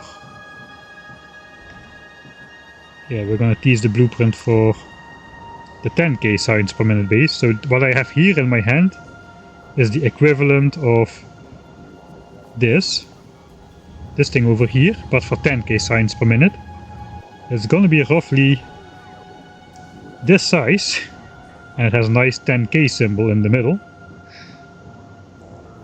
It consists of 98 rocket silos and a bunch of labs and a rail line even, where we bring in the science by train just like here, except we're bringing it actually inside the base instead of outside like here. And it's gonna be roughly the size of larger than my starter base, just for the rocket launch area. I think I will actually build it perhaps here as well. Just delete my entire starter base. We're gonna have to delete everything that's not essential anyway. And we won't have anything to build anymore after we build the 10,000 science per minute base, so we may as well just get rid of this. I also plan to get rid of my solar production area, my module production area. Everything that's not essential is going to be deconstructed again. Looks like we can... That's my old red and green signs area, we build it somewhere else. Yeah, we're gonna delete everything that's not essential. May even deconstruct the 1k science per minute base. I'm not sure of that though. I guess I can. I mean, I have about 300 saves where I can still find my 1000 science per minute base if I want to, so I don't need to be sad to deconstruct it in the end. But yeah, I think it would be nice to have the ultimate rocket launch area in the place where my starter base is.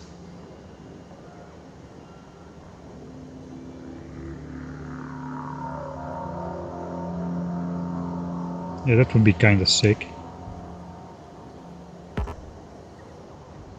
Oh, rail signals, those are not allowed in this playthrough. I have to figure out a way to do it without that.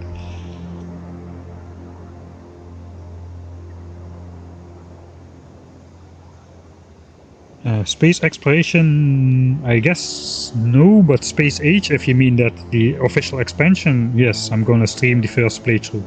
That is the idea. Just like everybody else is gonna do, probably. It's crazy how much science it takes to get these infinite technologies. Yeah, that's true. I researched 6 levels of artillery shell range just to be able to explore my lakes with artillery shells, because raiders cannot reach to the center. These lakes are just way too large for that.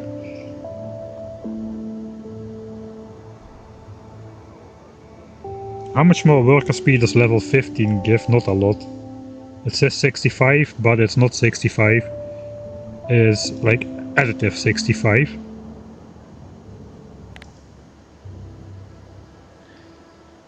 What is the current speed bonus? Yeah, we got 825% already. We're gonna get 65 on top of that. So like 6 to 7% extra speed right now. It is going to give us.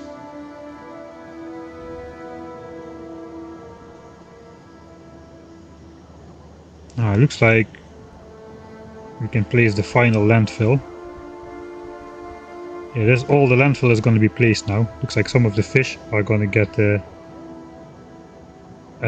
buried. That's okay.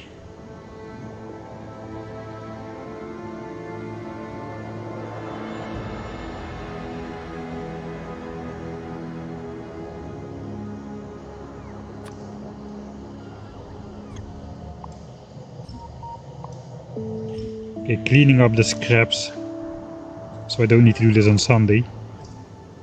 I think the stream is slowly coming to an end here. Yeah, this is done as well. And then just the last two, they are done as well, I think. Alright, so everything has been explored as much as I want to. Looks like this is an island. I'm not sure about this though, this could be mainland. These bots have almost gone out to the full extent as well. The corner of the 22 by 28 grid. Here comes the final blue lines. And the final roboports.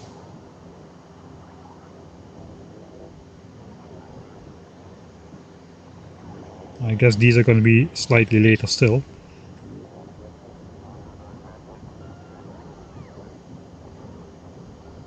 Aha, this is unacceptable.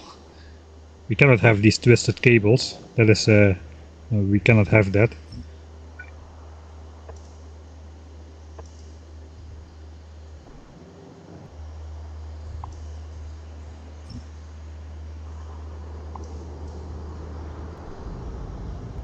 Hey, how did I do that? Okay, somehow I connected these power lines now.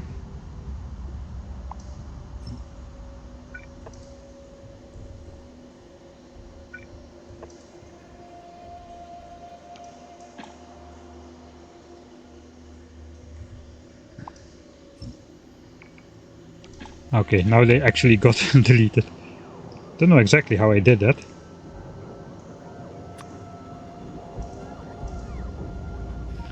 Right, that's gonna be fixed.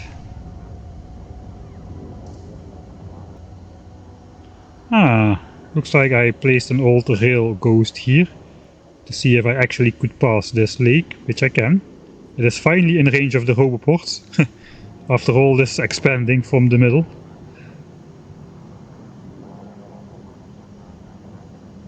Oh. Okay, let's see if there's some more weird connections at the end here. It usually happens at the very last, or where two blueprints meet. Yeah, all of this is clean because there's no water. Here is water though. I think everything is clean here as well.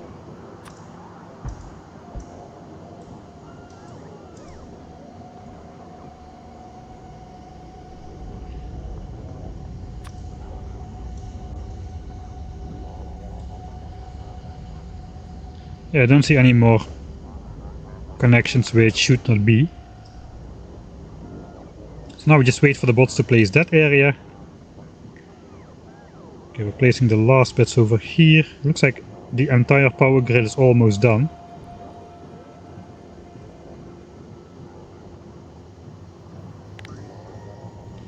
And then we can finally admire the true size of the 10,000 signs per minute base solar area. It's going to be this large at a minimum, and it's going to be like one blueprint larger on both sides, I guess eventually at a maximum. So holy moly. Let's get rid of all of these roboports still.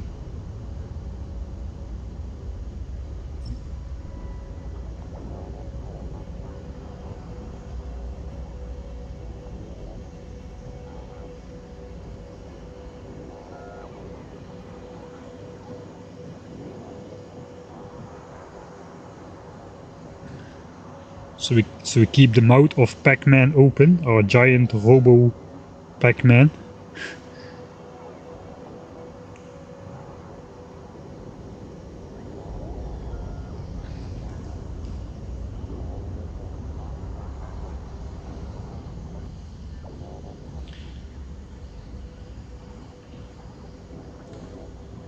I got too many hotbars, man.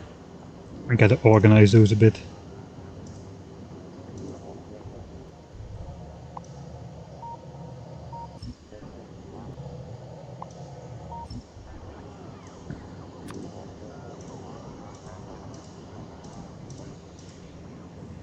Okay, that should do that. These guys are back ready for some action. Probably we can do that next Friday, blowing up some more biters.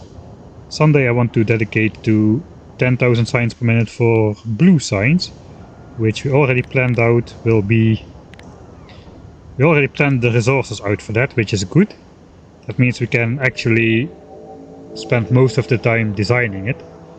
Whereas for yellow, or for red and green signs, we need to do everything. And blue signs is a little bit more complicated than red and green. It requires oil, it requires red chips and plastics and coal. And engines, which is engines is the first slow production process in your science journey. You got red science, which is just iron gears, which you can make from one assembler and still be fine. Green science, you can also get away with one assembler per type, but then blue science is the first thing which actually requires like a large array of assemblers to keep science supplied. If you go with the 5:6 ratio, you need 12 blue science assemblers and 10 engine assemblers. As well as, I think, 9 red chip assemblers, but I'm not entirely sure of that number from the top of my head.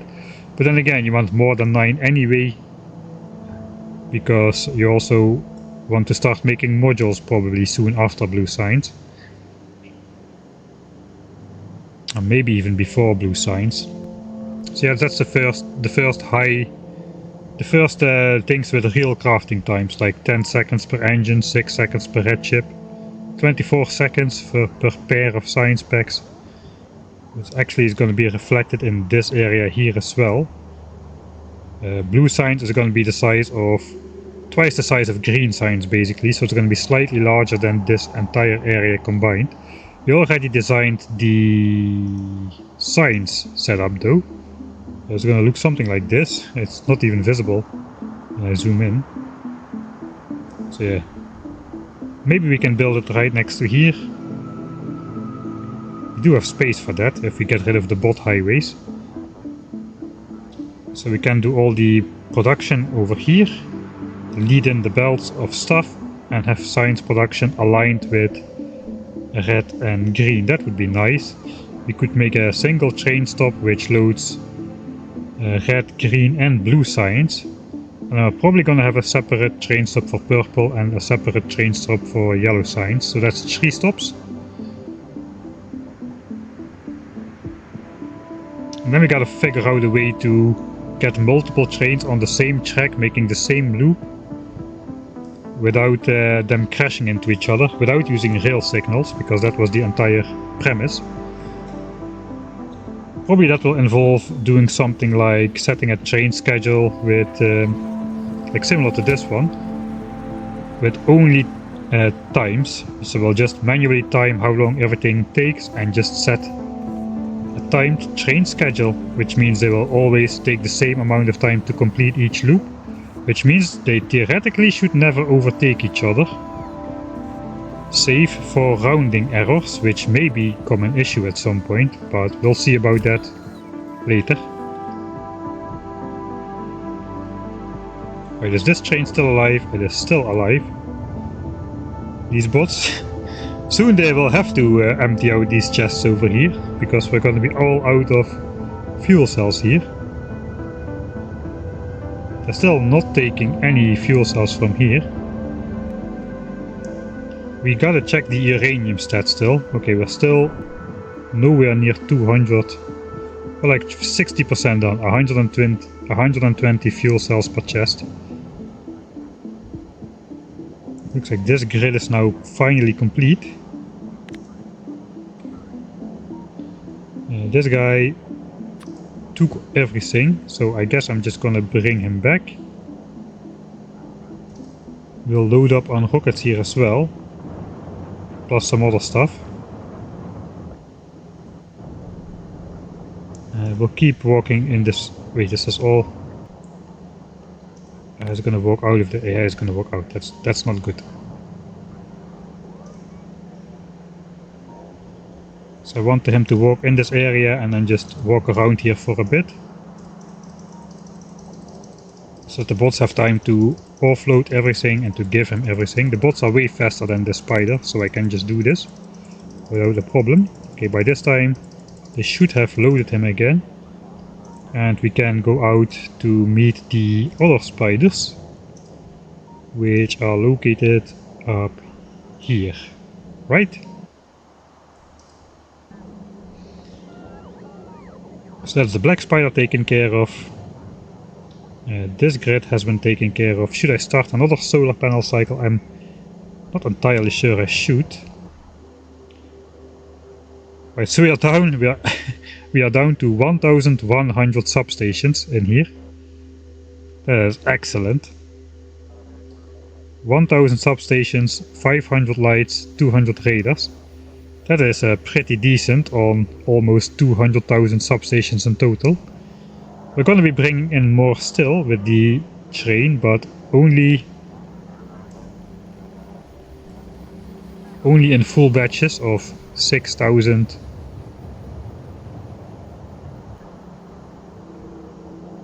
Okay, we may get a crash this time.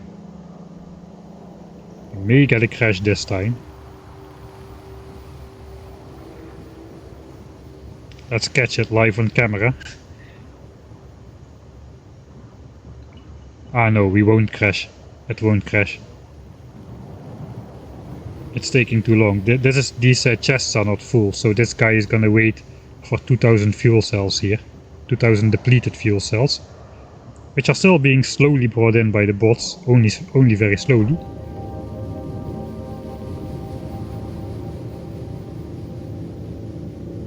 And that's why it's taking so long. These active provider chests are being forced empty with priority over loading these chests, I think. Ah, okay, I see. So maybe we're gonna need a bit more than 100 bots to service this area. I think they will be fine.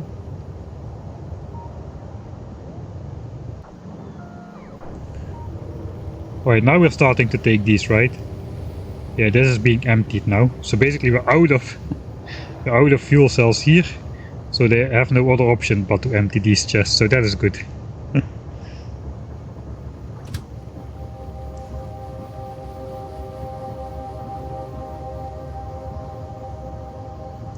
So we're waiting for the fuel cells, I guess. I should also say... or... if any of these is true, the train should just depart.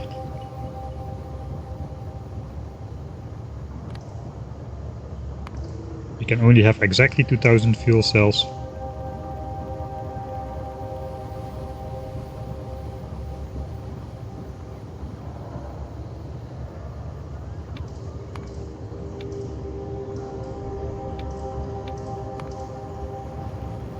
I guess not. We'll just have the 2 seconds on the other ones. Alright.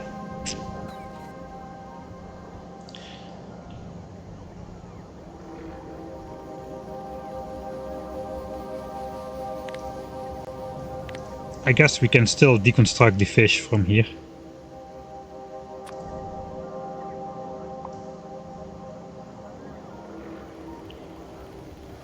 The 700 fish which are in reach. I'm every time too late to show the bots fishing. Alright, now I'm gonna try to crash the game. Not really though. 22 by 28 power grid done. That's kind of a milestone, I would say.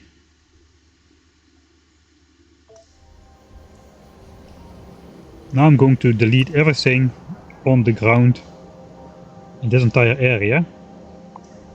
And that the game is not gonna like this, I'm pretty sure.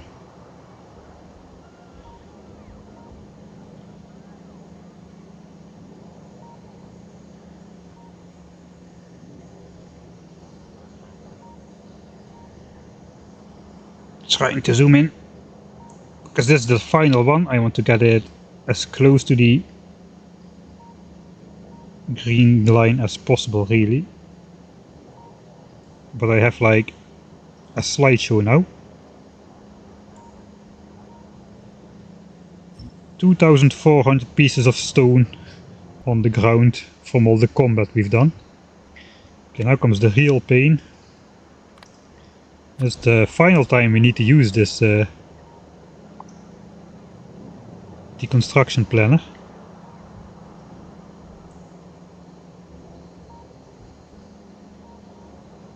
Oh, the pain. Zoom, zoom, zoom, zoom, zoom, zoom.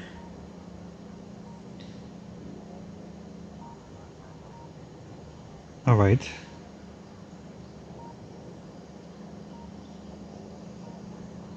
Okay, something like that, I guess, is going to be good enough.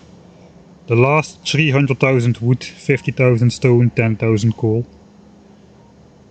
Which we will ever have to deconstruct from the solar area. So that's 265k, whatever is in here right now. 224k, so that's 500k. 500k, and we've got another 500k at home. So that's about 1 million wood we have to burn through.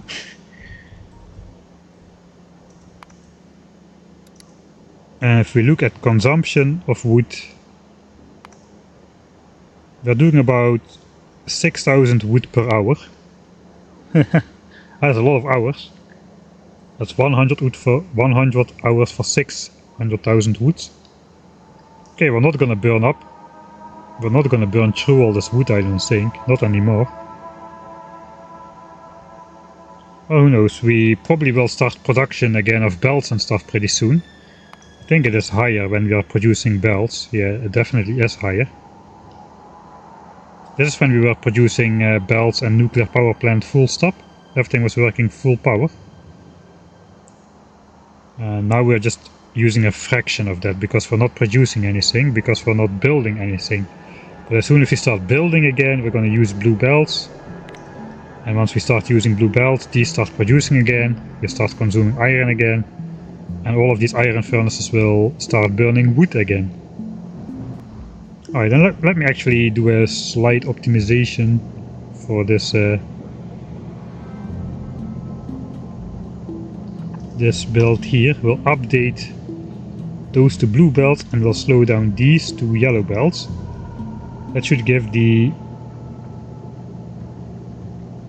Oh, that's gonna take forever. That's gonna take forever because, you guessed it, we are assigning bots the tasks to deconstruct 300,000 wood and whatnot. So that's gonna take a long time.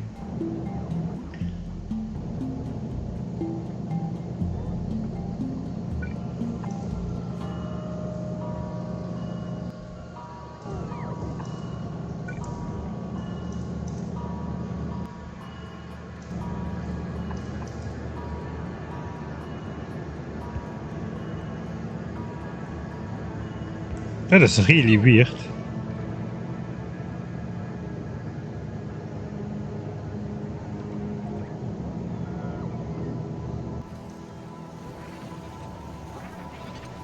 What am I just... That was my personal construction bots. I was somehow standing in range of this tile, but not of this tile. I already was thinking that downgrades have priority and upgrades have not priority, but looks like I was just exactly standing in the range. Let's try that once more. Oh, this is already blue. Alright, let's do this and this. See what happens. Yeah, they both won't... Okay, now they both get... I don't know what's going on then. Whatever. Let's just do this.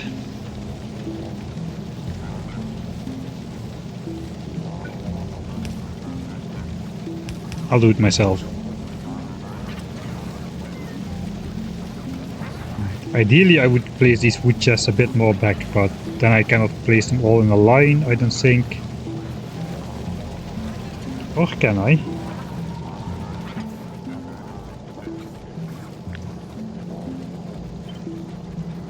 Why are these not running on wood actually?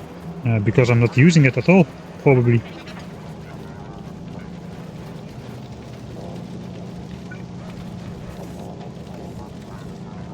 Yeah, I'm not using that at all, so let's just leave that running on coal. Okay, we got copper and iron ore, which is put in here, that is good.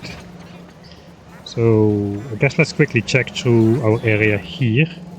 Still have a bunch of stone. Did I not fix this last time? There's the landfill stuff.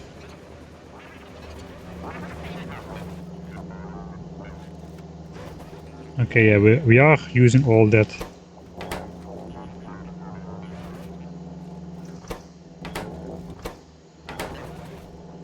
Wait, did I just not save that?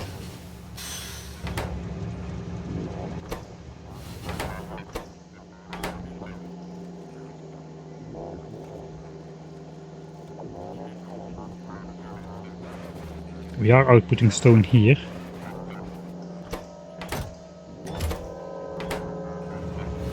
Alright, so this one does not input stone. I think I wired up this one last time. To output only if there's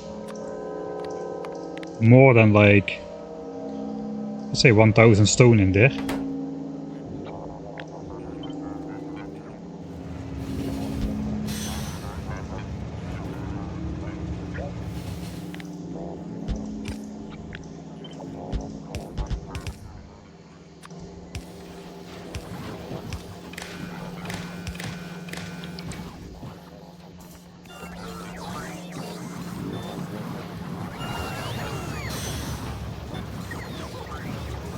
Alright, so now this is gonna activate again.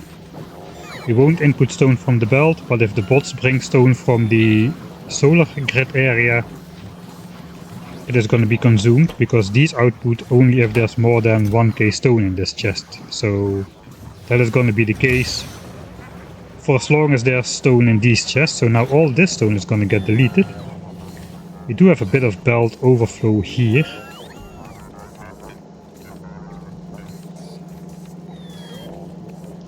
Heat pipes, yeah, we overproduced heat pipes by a lot. And the rest is just stuff which is not really automated, except yeah, some of the stuff which is just overflowing.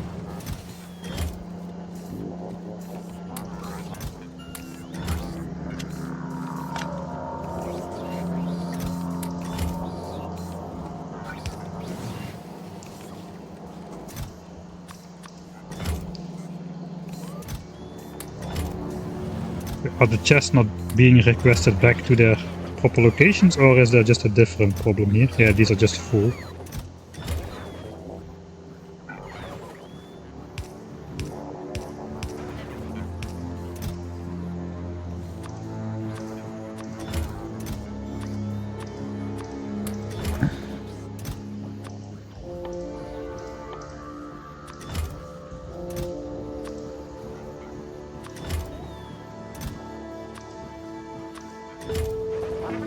Alright, so now that won't be brought to this area anymore, I don't think.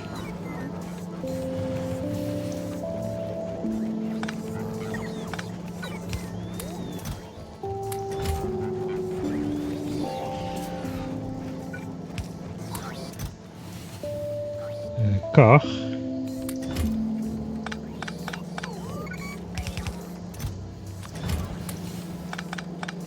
Don't ask me why I'm deconstructing this. It has... okay, I almost died there.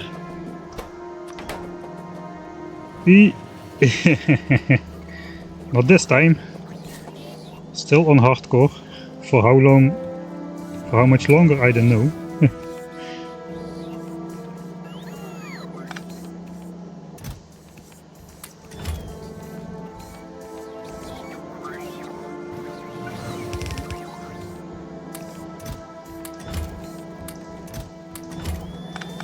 And these I constructed already.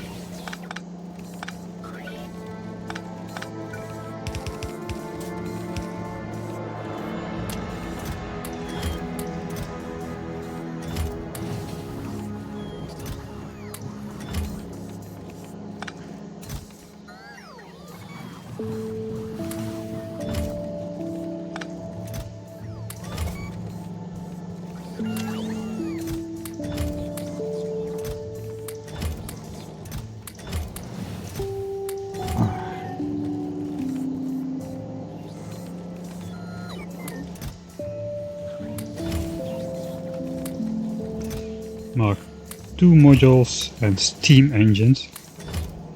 Those are all things that are not automated.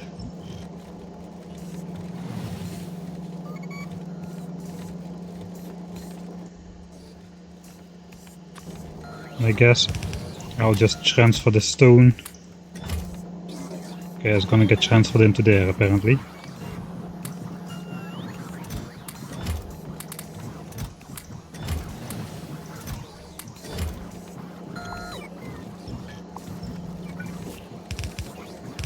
Alright, so by building this in order, the bots will fill it in order, and they will keep putting one item per chest in there.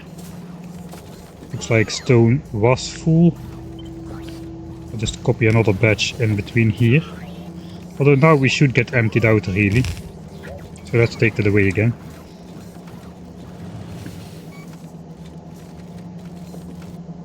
Yeah, this is gonna get emptied first. These are all full. Yeah, Landfill is gonna get rid of this soon, so we can delete it again. Let's put redo the priority here. Alright, so that is organized as well.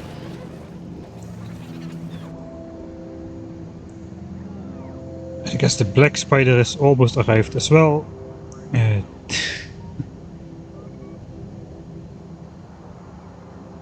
Okay, here we've got a surprising amount of deconstructs done already.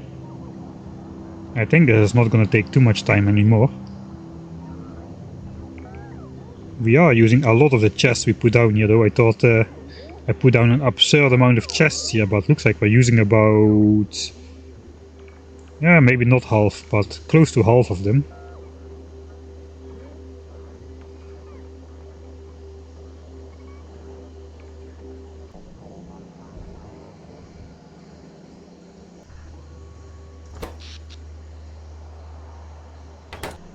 Yeah, I won't be building more solar panels this stream, I don't think. It's gonna take too long. Yeah, coal rocks. Oh, the joy of coal rocks.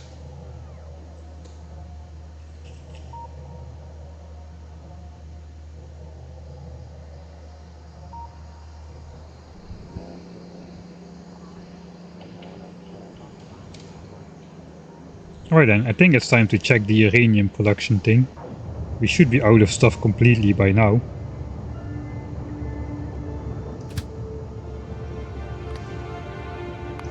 Okay, if I put... this won't work, right? I just realized if I put equals or is larger, I will get this progress bar. So let's use the progress bar. I don't think it works on equals or is lower though.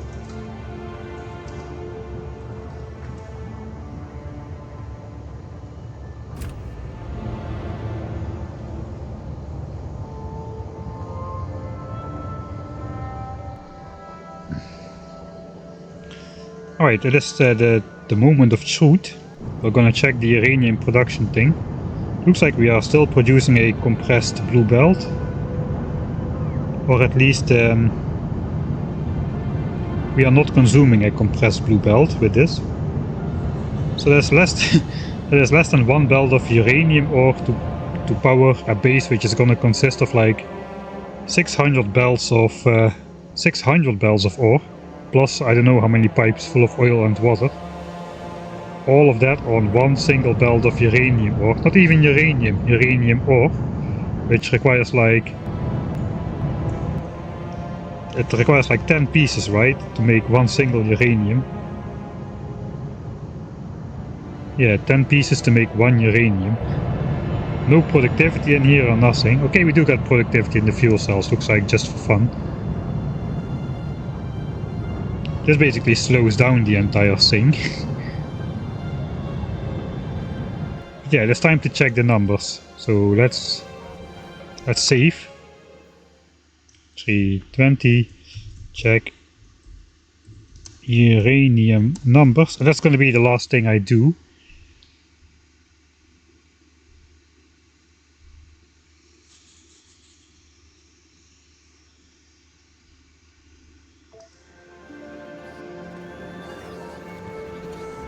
Stay for the cursed builds. Hello. Who just stumbled in? I lost the message again.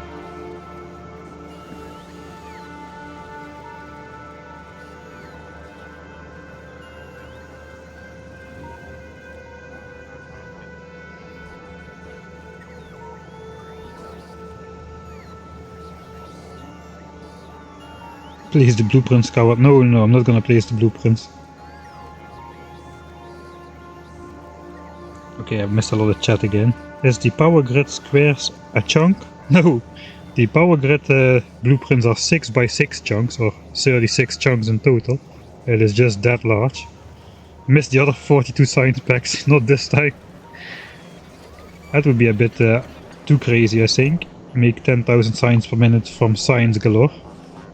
Right, looks like 80% of our fish have escaped out of the tiny black hole here. It is, I think it is almost a uniform distribution again.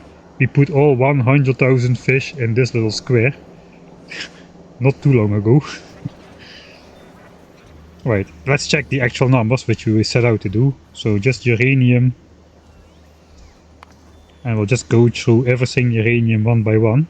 So let's first ore. We are producing and consuming the same amount of ore. Just basically, that makes sense, I guess. We are producing 18,000 uranium now. And we are only consuming 16,000 per hour.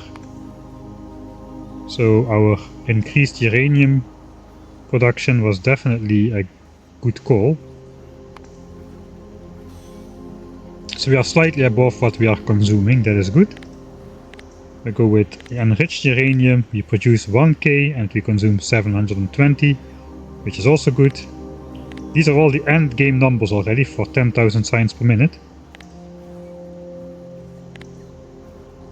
we are consuming 9.6k fuel cells. We are producing 1.8k, but this production is going to go up by a factor of 5. So we're going to be producing 9,000 and eating up 9,600. So we are going to get through the backlog of fuel cells eventually. So that's good as well. And finally, fuel cell production. It is now 10k a minute or 10k per hour. We're going to be using again 5 times as much as this. That is going to be 9k per hour. Right. So that is working. That means I got one final thing to do. We're gonna take 400 inserters. 400 means 500 apparently. We're gonna take 400 of these chests, which means 450 apparently. Let's also take 500. We're gonna just we're just gonna fire up all these reactors because we can. I mean, why not? It's a little bit overkill for what we have now. This tiny nuclear reactor. We're gonna fire up everything as the last thing we do this stream. But the uranium numbers are checking out for the end game thing. Do I bring more bots though?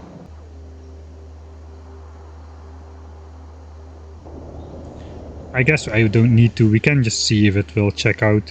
There's 148 fuel cells in every chest, so we are fine.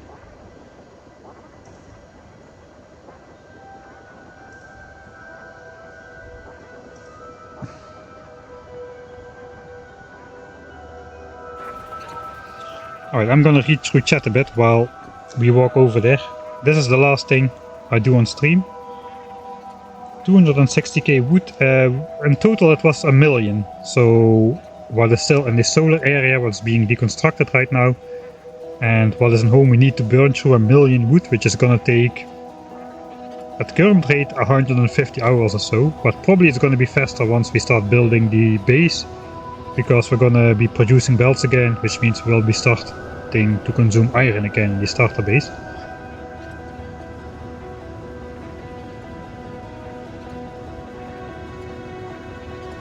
Yeah, I have not boilers which consume wood, but yeah, the furnaces. We're just trying to eat up the wood through the furnaces. Wood, is this Castorio? You would almost think so. Oh, you can still, I mean, it would help if the robopods would charge from the wood burned. I guess we could still just run on steam power, powered by wood, but yeah. At least we're not making extra pollution with the burning the wood. In Castoria you would actually save pollution.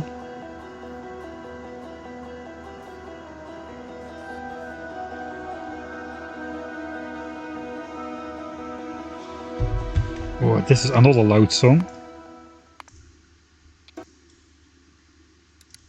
Let's switch it out. Alright, so now we are going to do this. I guess. Do we have any special settings on that? I don't really think so.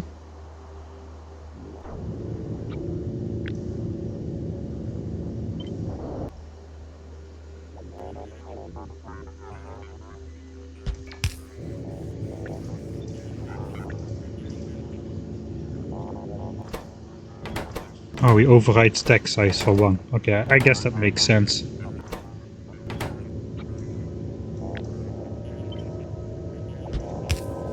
Okay, we still have 200 fuel cells here in the requester chest. We should have enough fuel cells in stock already to do that completely. So now we just make another blueprint, snap it to the relative grid, and we're just going to build that from the armor.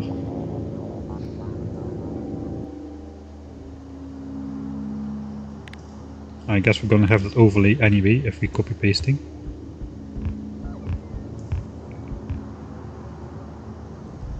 Alright, now we just go all the way down.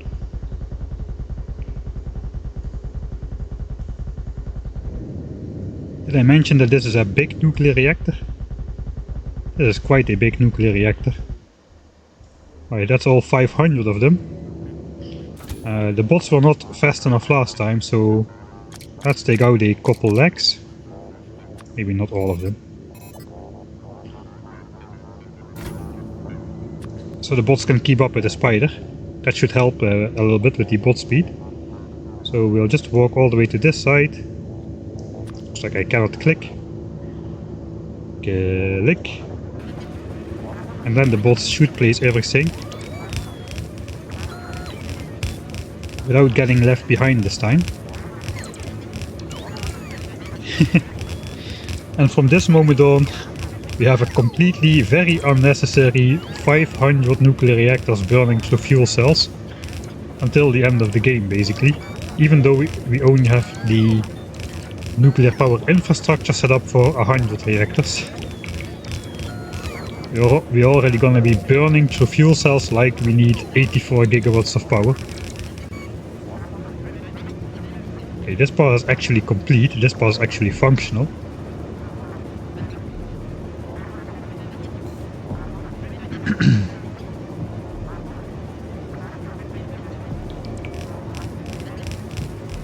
Yeah, you can put fish back into the water. Be sure to tune in on Sunday as well for all your weird factorio facts which nobody knows and which are not even on the wiki. I got a lot of them.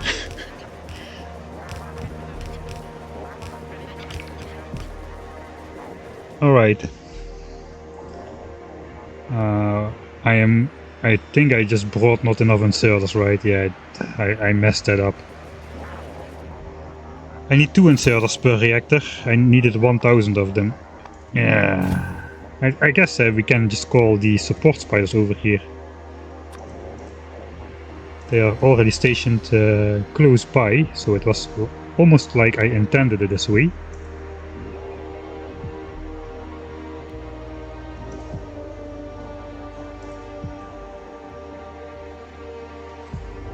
So there's my train of support spiders which carry all kinds of stuff like modules, but more importantly, we have more than 300 blue inserters on board for these guys.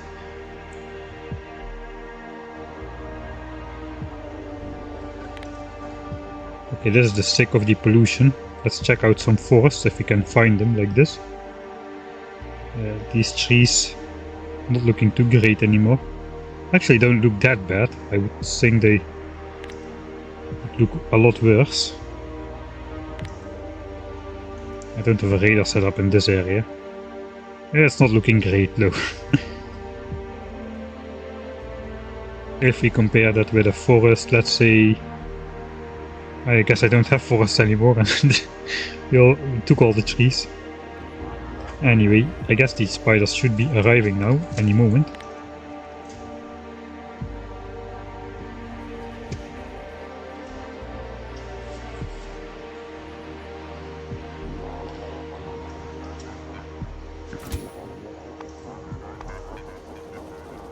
Right, let's go back with the legs.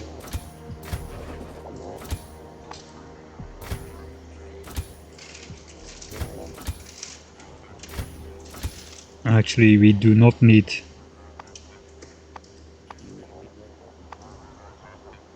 it is not requesting any. Alright, let's just steal everything.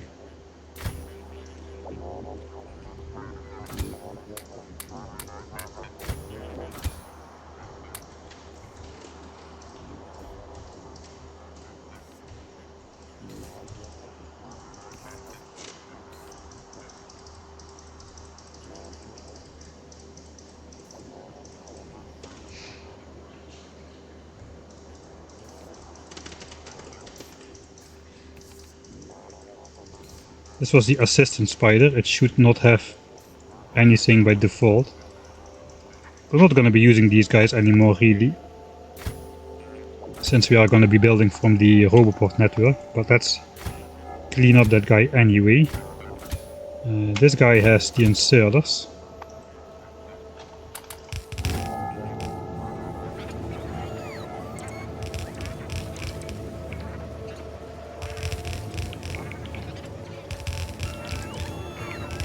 Yeah, when we go full speed, the bots still have a little bit trouble keeping up. So some of them will not be charged and they will get left behind like this guy. So 1 or 2 more levels of bot speed should fix that really.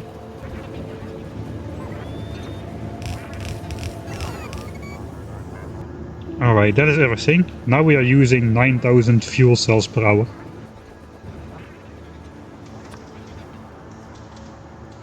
And we are gonna get out of here.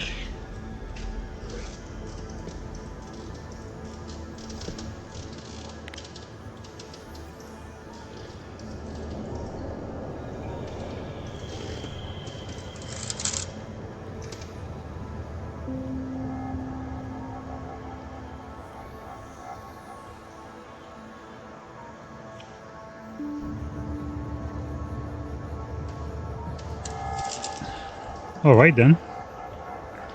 So far so good.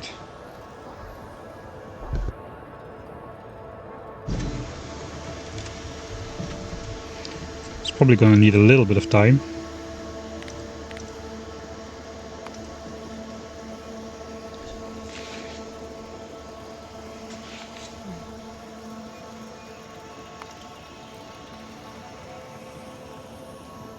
It may be looking like this all the time now actually. We're going to be inserting one every 200 seconds. And I kind of enabled all of them at exactly the same time. So that is going to be a little bit jiggly, but we should get the appropriate numbers in there eventually. After 1 hour it will have stabilized. And we will be able to see the increase in the use of uranium fuel cells and the consumption of the unused uranium fuel cells. Alright, I think that's gonna be it everybody for this stream. Let me make the end game save here.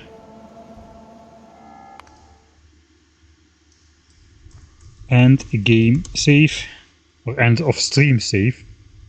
Let's say the game is not finished, end of stream save. Just joining, what's happening to nuclear? Well, today we basically updated nuclear power for the end game. This tiny little square is all you need for 84 gigawatts of nuclear power. Just 1 line of uranium processing, 1 belt of uranium ore. We've got uranium enrichment and fuel production right here. This is just a giant storage area for uranium and the spent fuel cells. We did actually set up nuclear fuel reprocessing, and these 4 things keep up with the spent nuclear fuel cell production. We've updated this train to both bring back the spent fuel cells and load up new fuel cells, and we are very much hoping it won't crash into the solar train during that process. But yeah, this is the entire 10,000 science per minute nuclear fuel production, including reprocessing, including mining, refining, everything, storage. All of it is visible in this tiny patch over here. It's absolutely ridiculous. Alright. So basically, because we already updated everything for 10k SPM, decided just to start wasting the fuel, because we are overproducing by 1000 fuel cells per hour anyway. So we would just end up with a giant stash of fuel cells if we would not be spending it.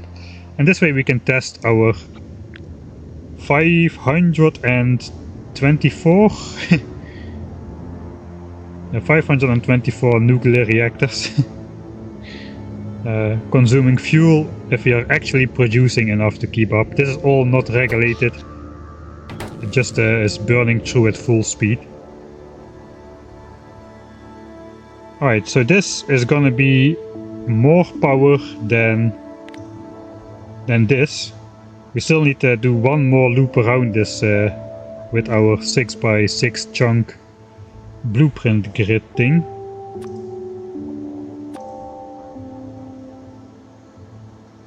So 1 more square circle around it, and then we're going to be up to the same production as this small square over here.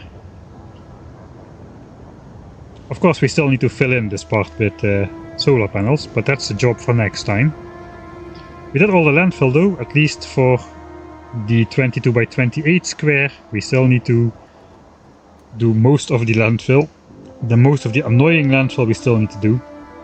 For that though, we're gonna need more landfill here, because we have 94,000 left, so not a lot. We're gonna need a couple 100,000 more landfill transported to over here once we fill in the entire thing. Actually, wait a second, now I remember.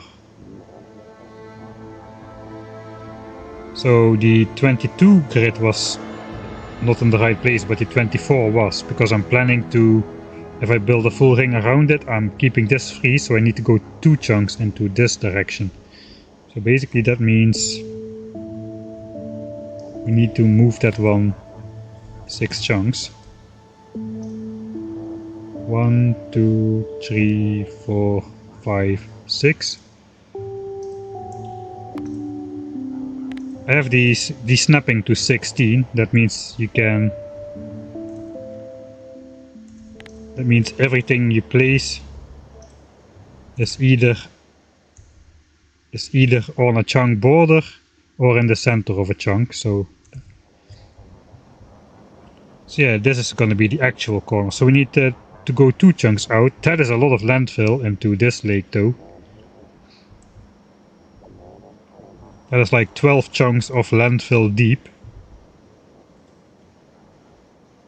So basically this is 360,000 landfill, and I guess 36 chunks. That is 1, 2, 3, 4, 1, 2, 3, 4, 5, 6. That's 3.6 million landfill. Oh, that's a lot, actually. That is a lot. How much do I have?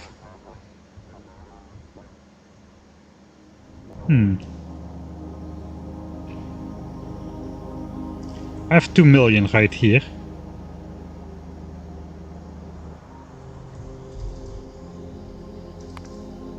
Producing 36k an hour.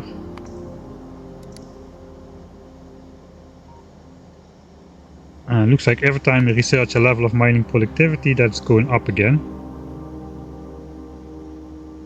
Ah no, wait, this is in the home base. Yeah, we are producing not this much, we are producing this much. Yeah, let's say 550 a minute, 300k in 10 hours. So that's another 50 hours or so of landfill production before we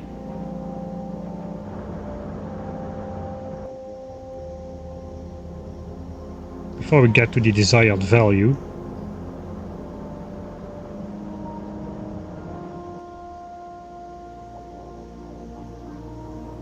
Or the required value. Unless I do build a chunk on this side, that will be a lot easier. This is only like one full chunk, that's like 360k landfill. Whereas on this side I need like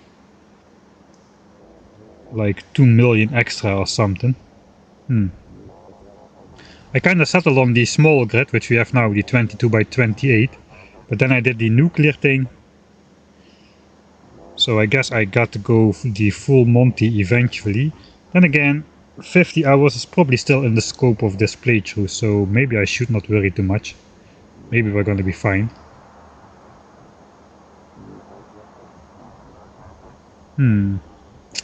Something to think about. Maybe I'll just install another landfill mine, or actually what I could do that right now still. Let's do that for the last little bit. That's a fairly easy change. I need a bunch of modules though. I got a bunch of modules. I got a lot of modules. Oh wait, now the bots are gonna go crazy. The bots can go crazy, whatever. Let's go... Where is the landfill thing? It's over here.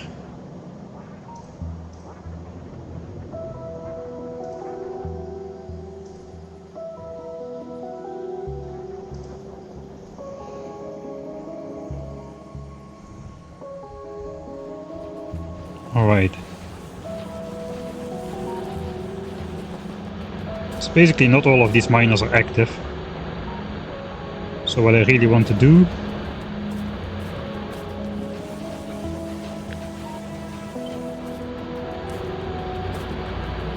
is copy this on this side.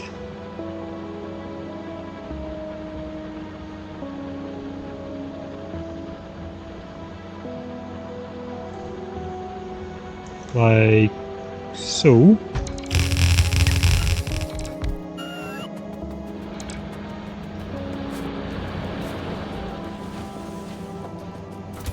I basically gotta get some of these modules. I gotta get a lot of speed modules.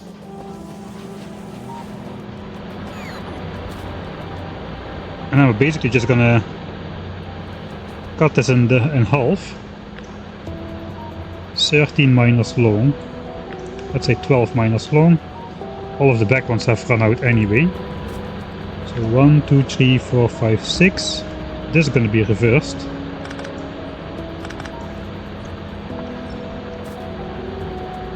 Yeah, get me off.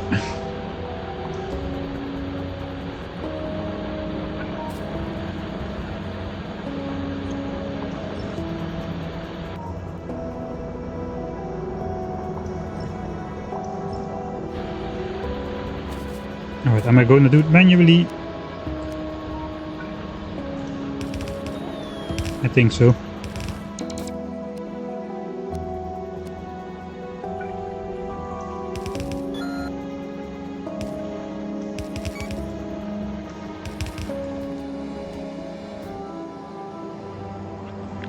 I guess we will move this one out of the way.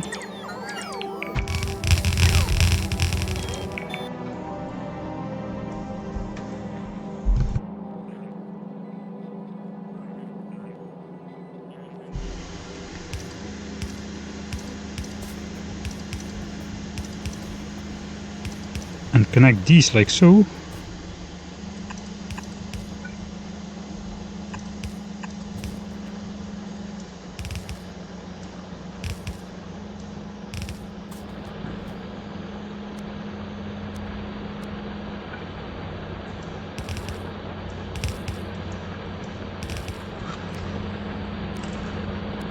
Alright, that should activate all of those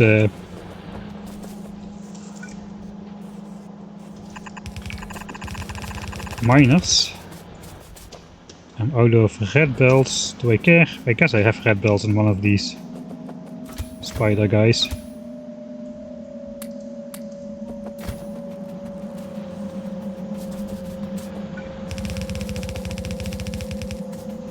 This is a separate belt, so we'll just leave it next to it.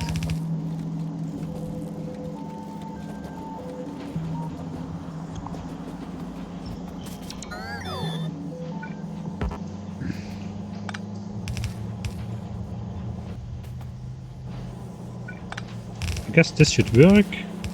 Except here we need a blue belt because we're doing the weird trick.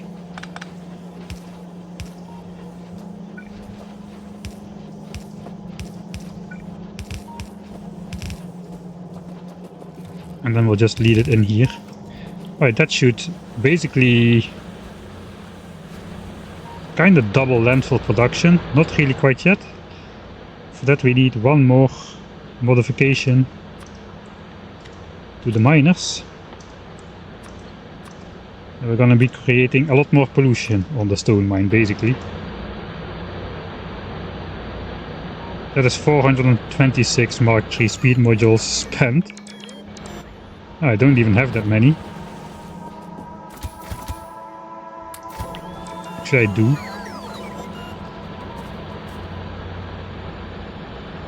Alright, that should bump up landfill production by quite a bit. Like I said, we can now compress a blue belt with just 3 miners, so we're not even taking full advantage of the entire mining field, but it's gotta go as fast as it can without putting too much work into it.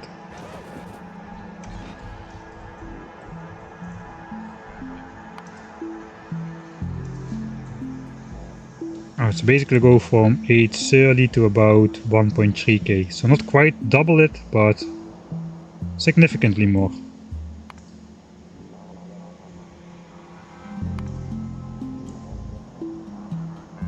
Yeah, if you discount the main basis production, we were on like 558 or so, 560. Yeah, we are kind of doubling it.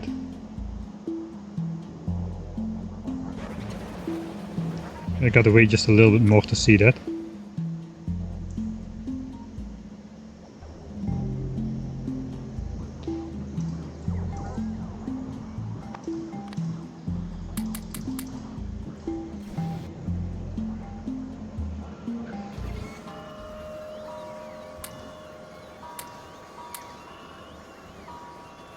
Alright, this can be gone.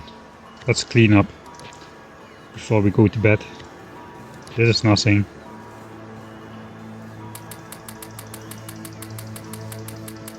So much garbage.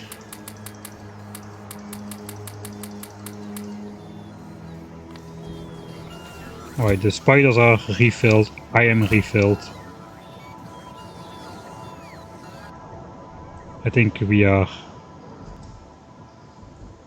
done.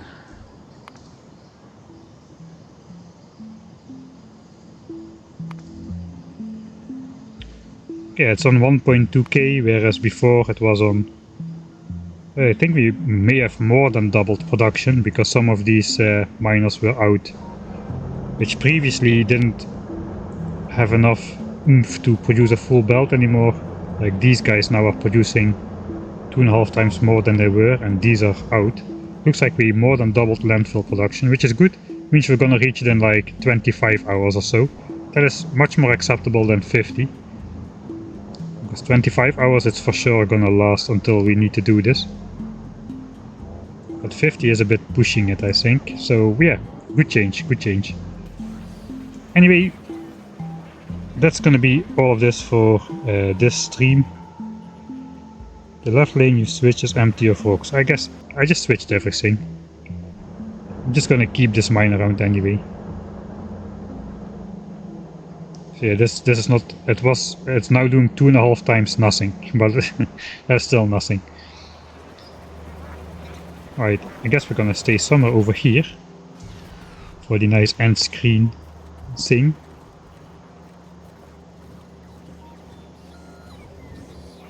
Just thinking I was standing on the rails for a second.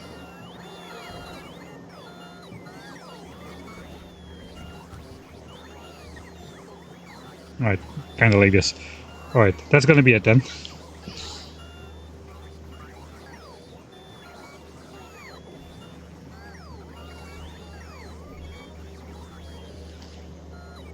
Alright, so good progress. Let's save the game. This is the actual end of stream save. So yeah, I didn't really count on using that much landfill because we were gonna stick with the smaller solar panel area, but now we will be producing enough landfill even if we go the full Monty, which we probably will. So yeah, thanks everybody for watching. I hope you tune in on Sunday, and I will see you all next time.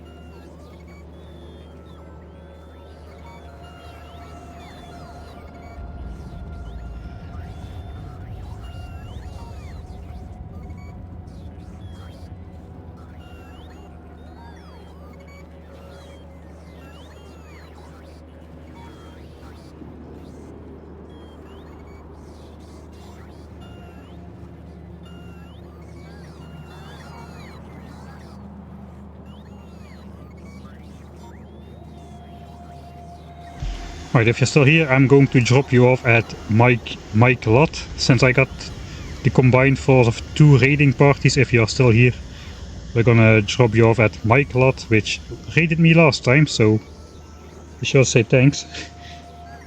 And he's playing piano dons, so just like Bold Viking. I'm not sure how far along he is. But yeah, I'm going to drop you off there, and I will hopefully see you on Sunday when we will be building the 10,000 signs per minute blue signs area.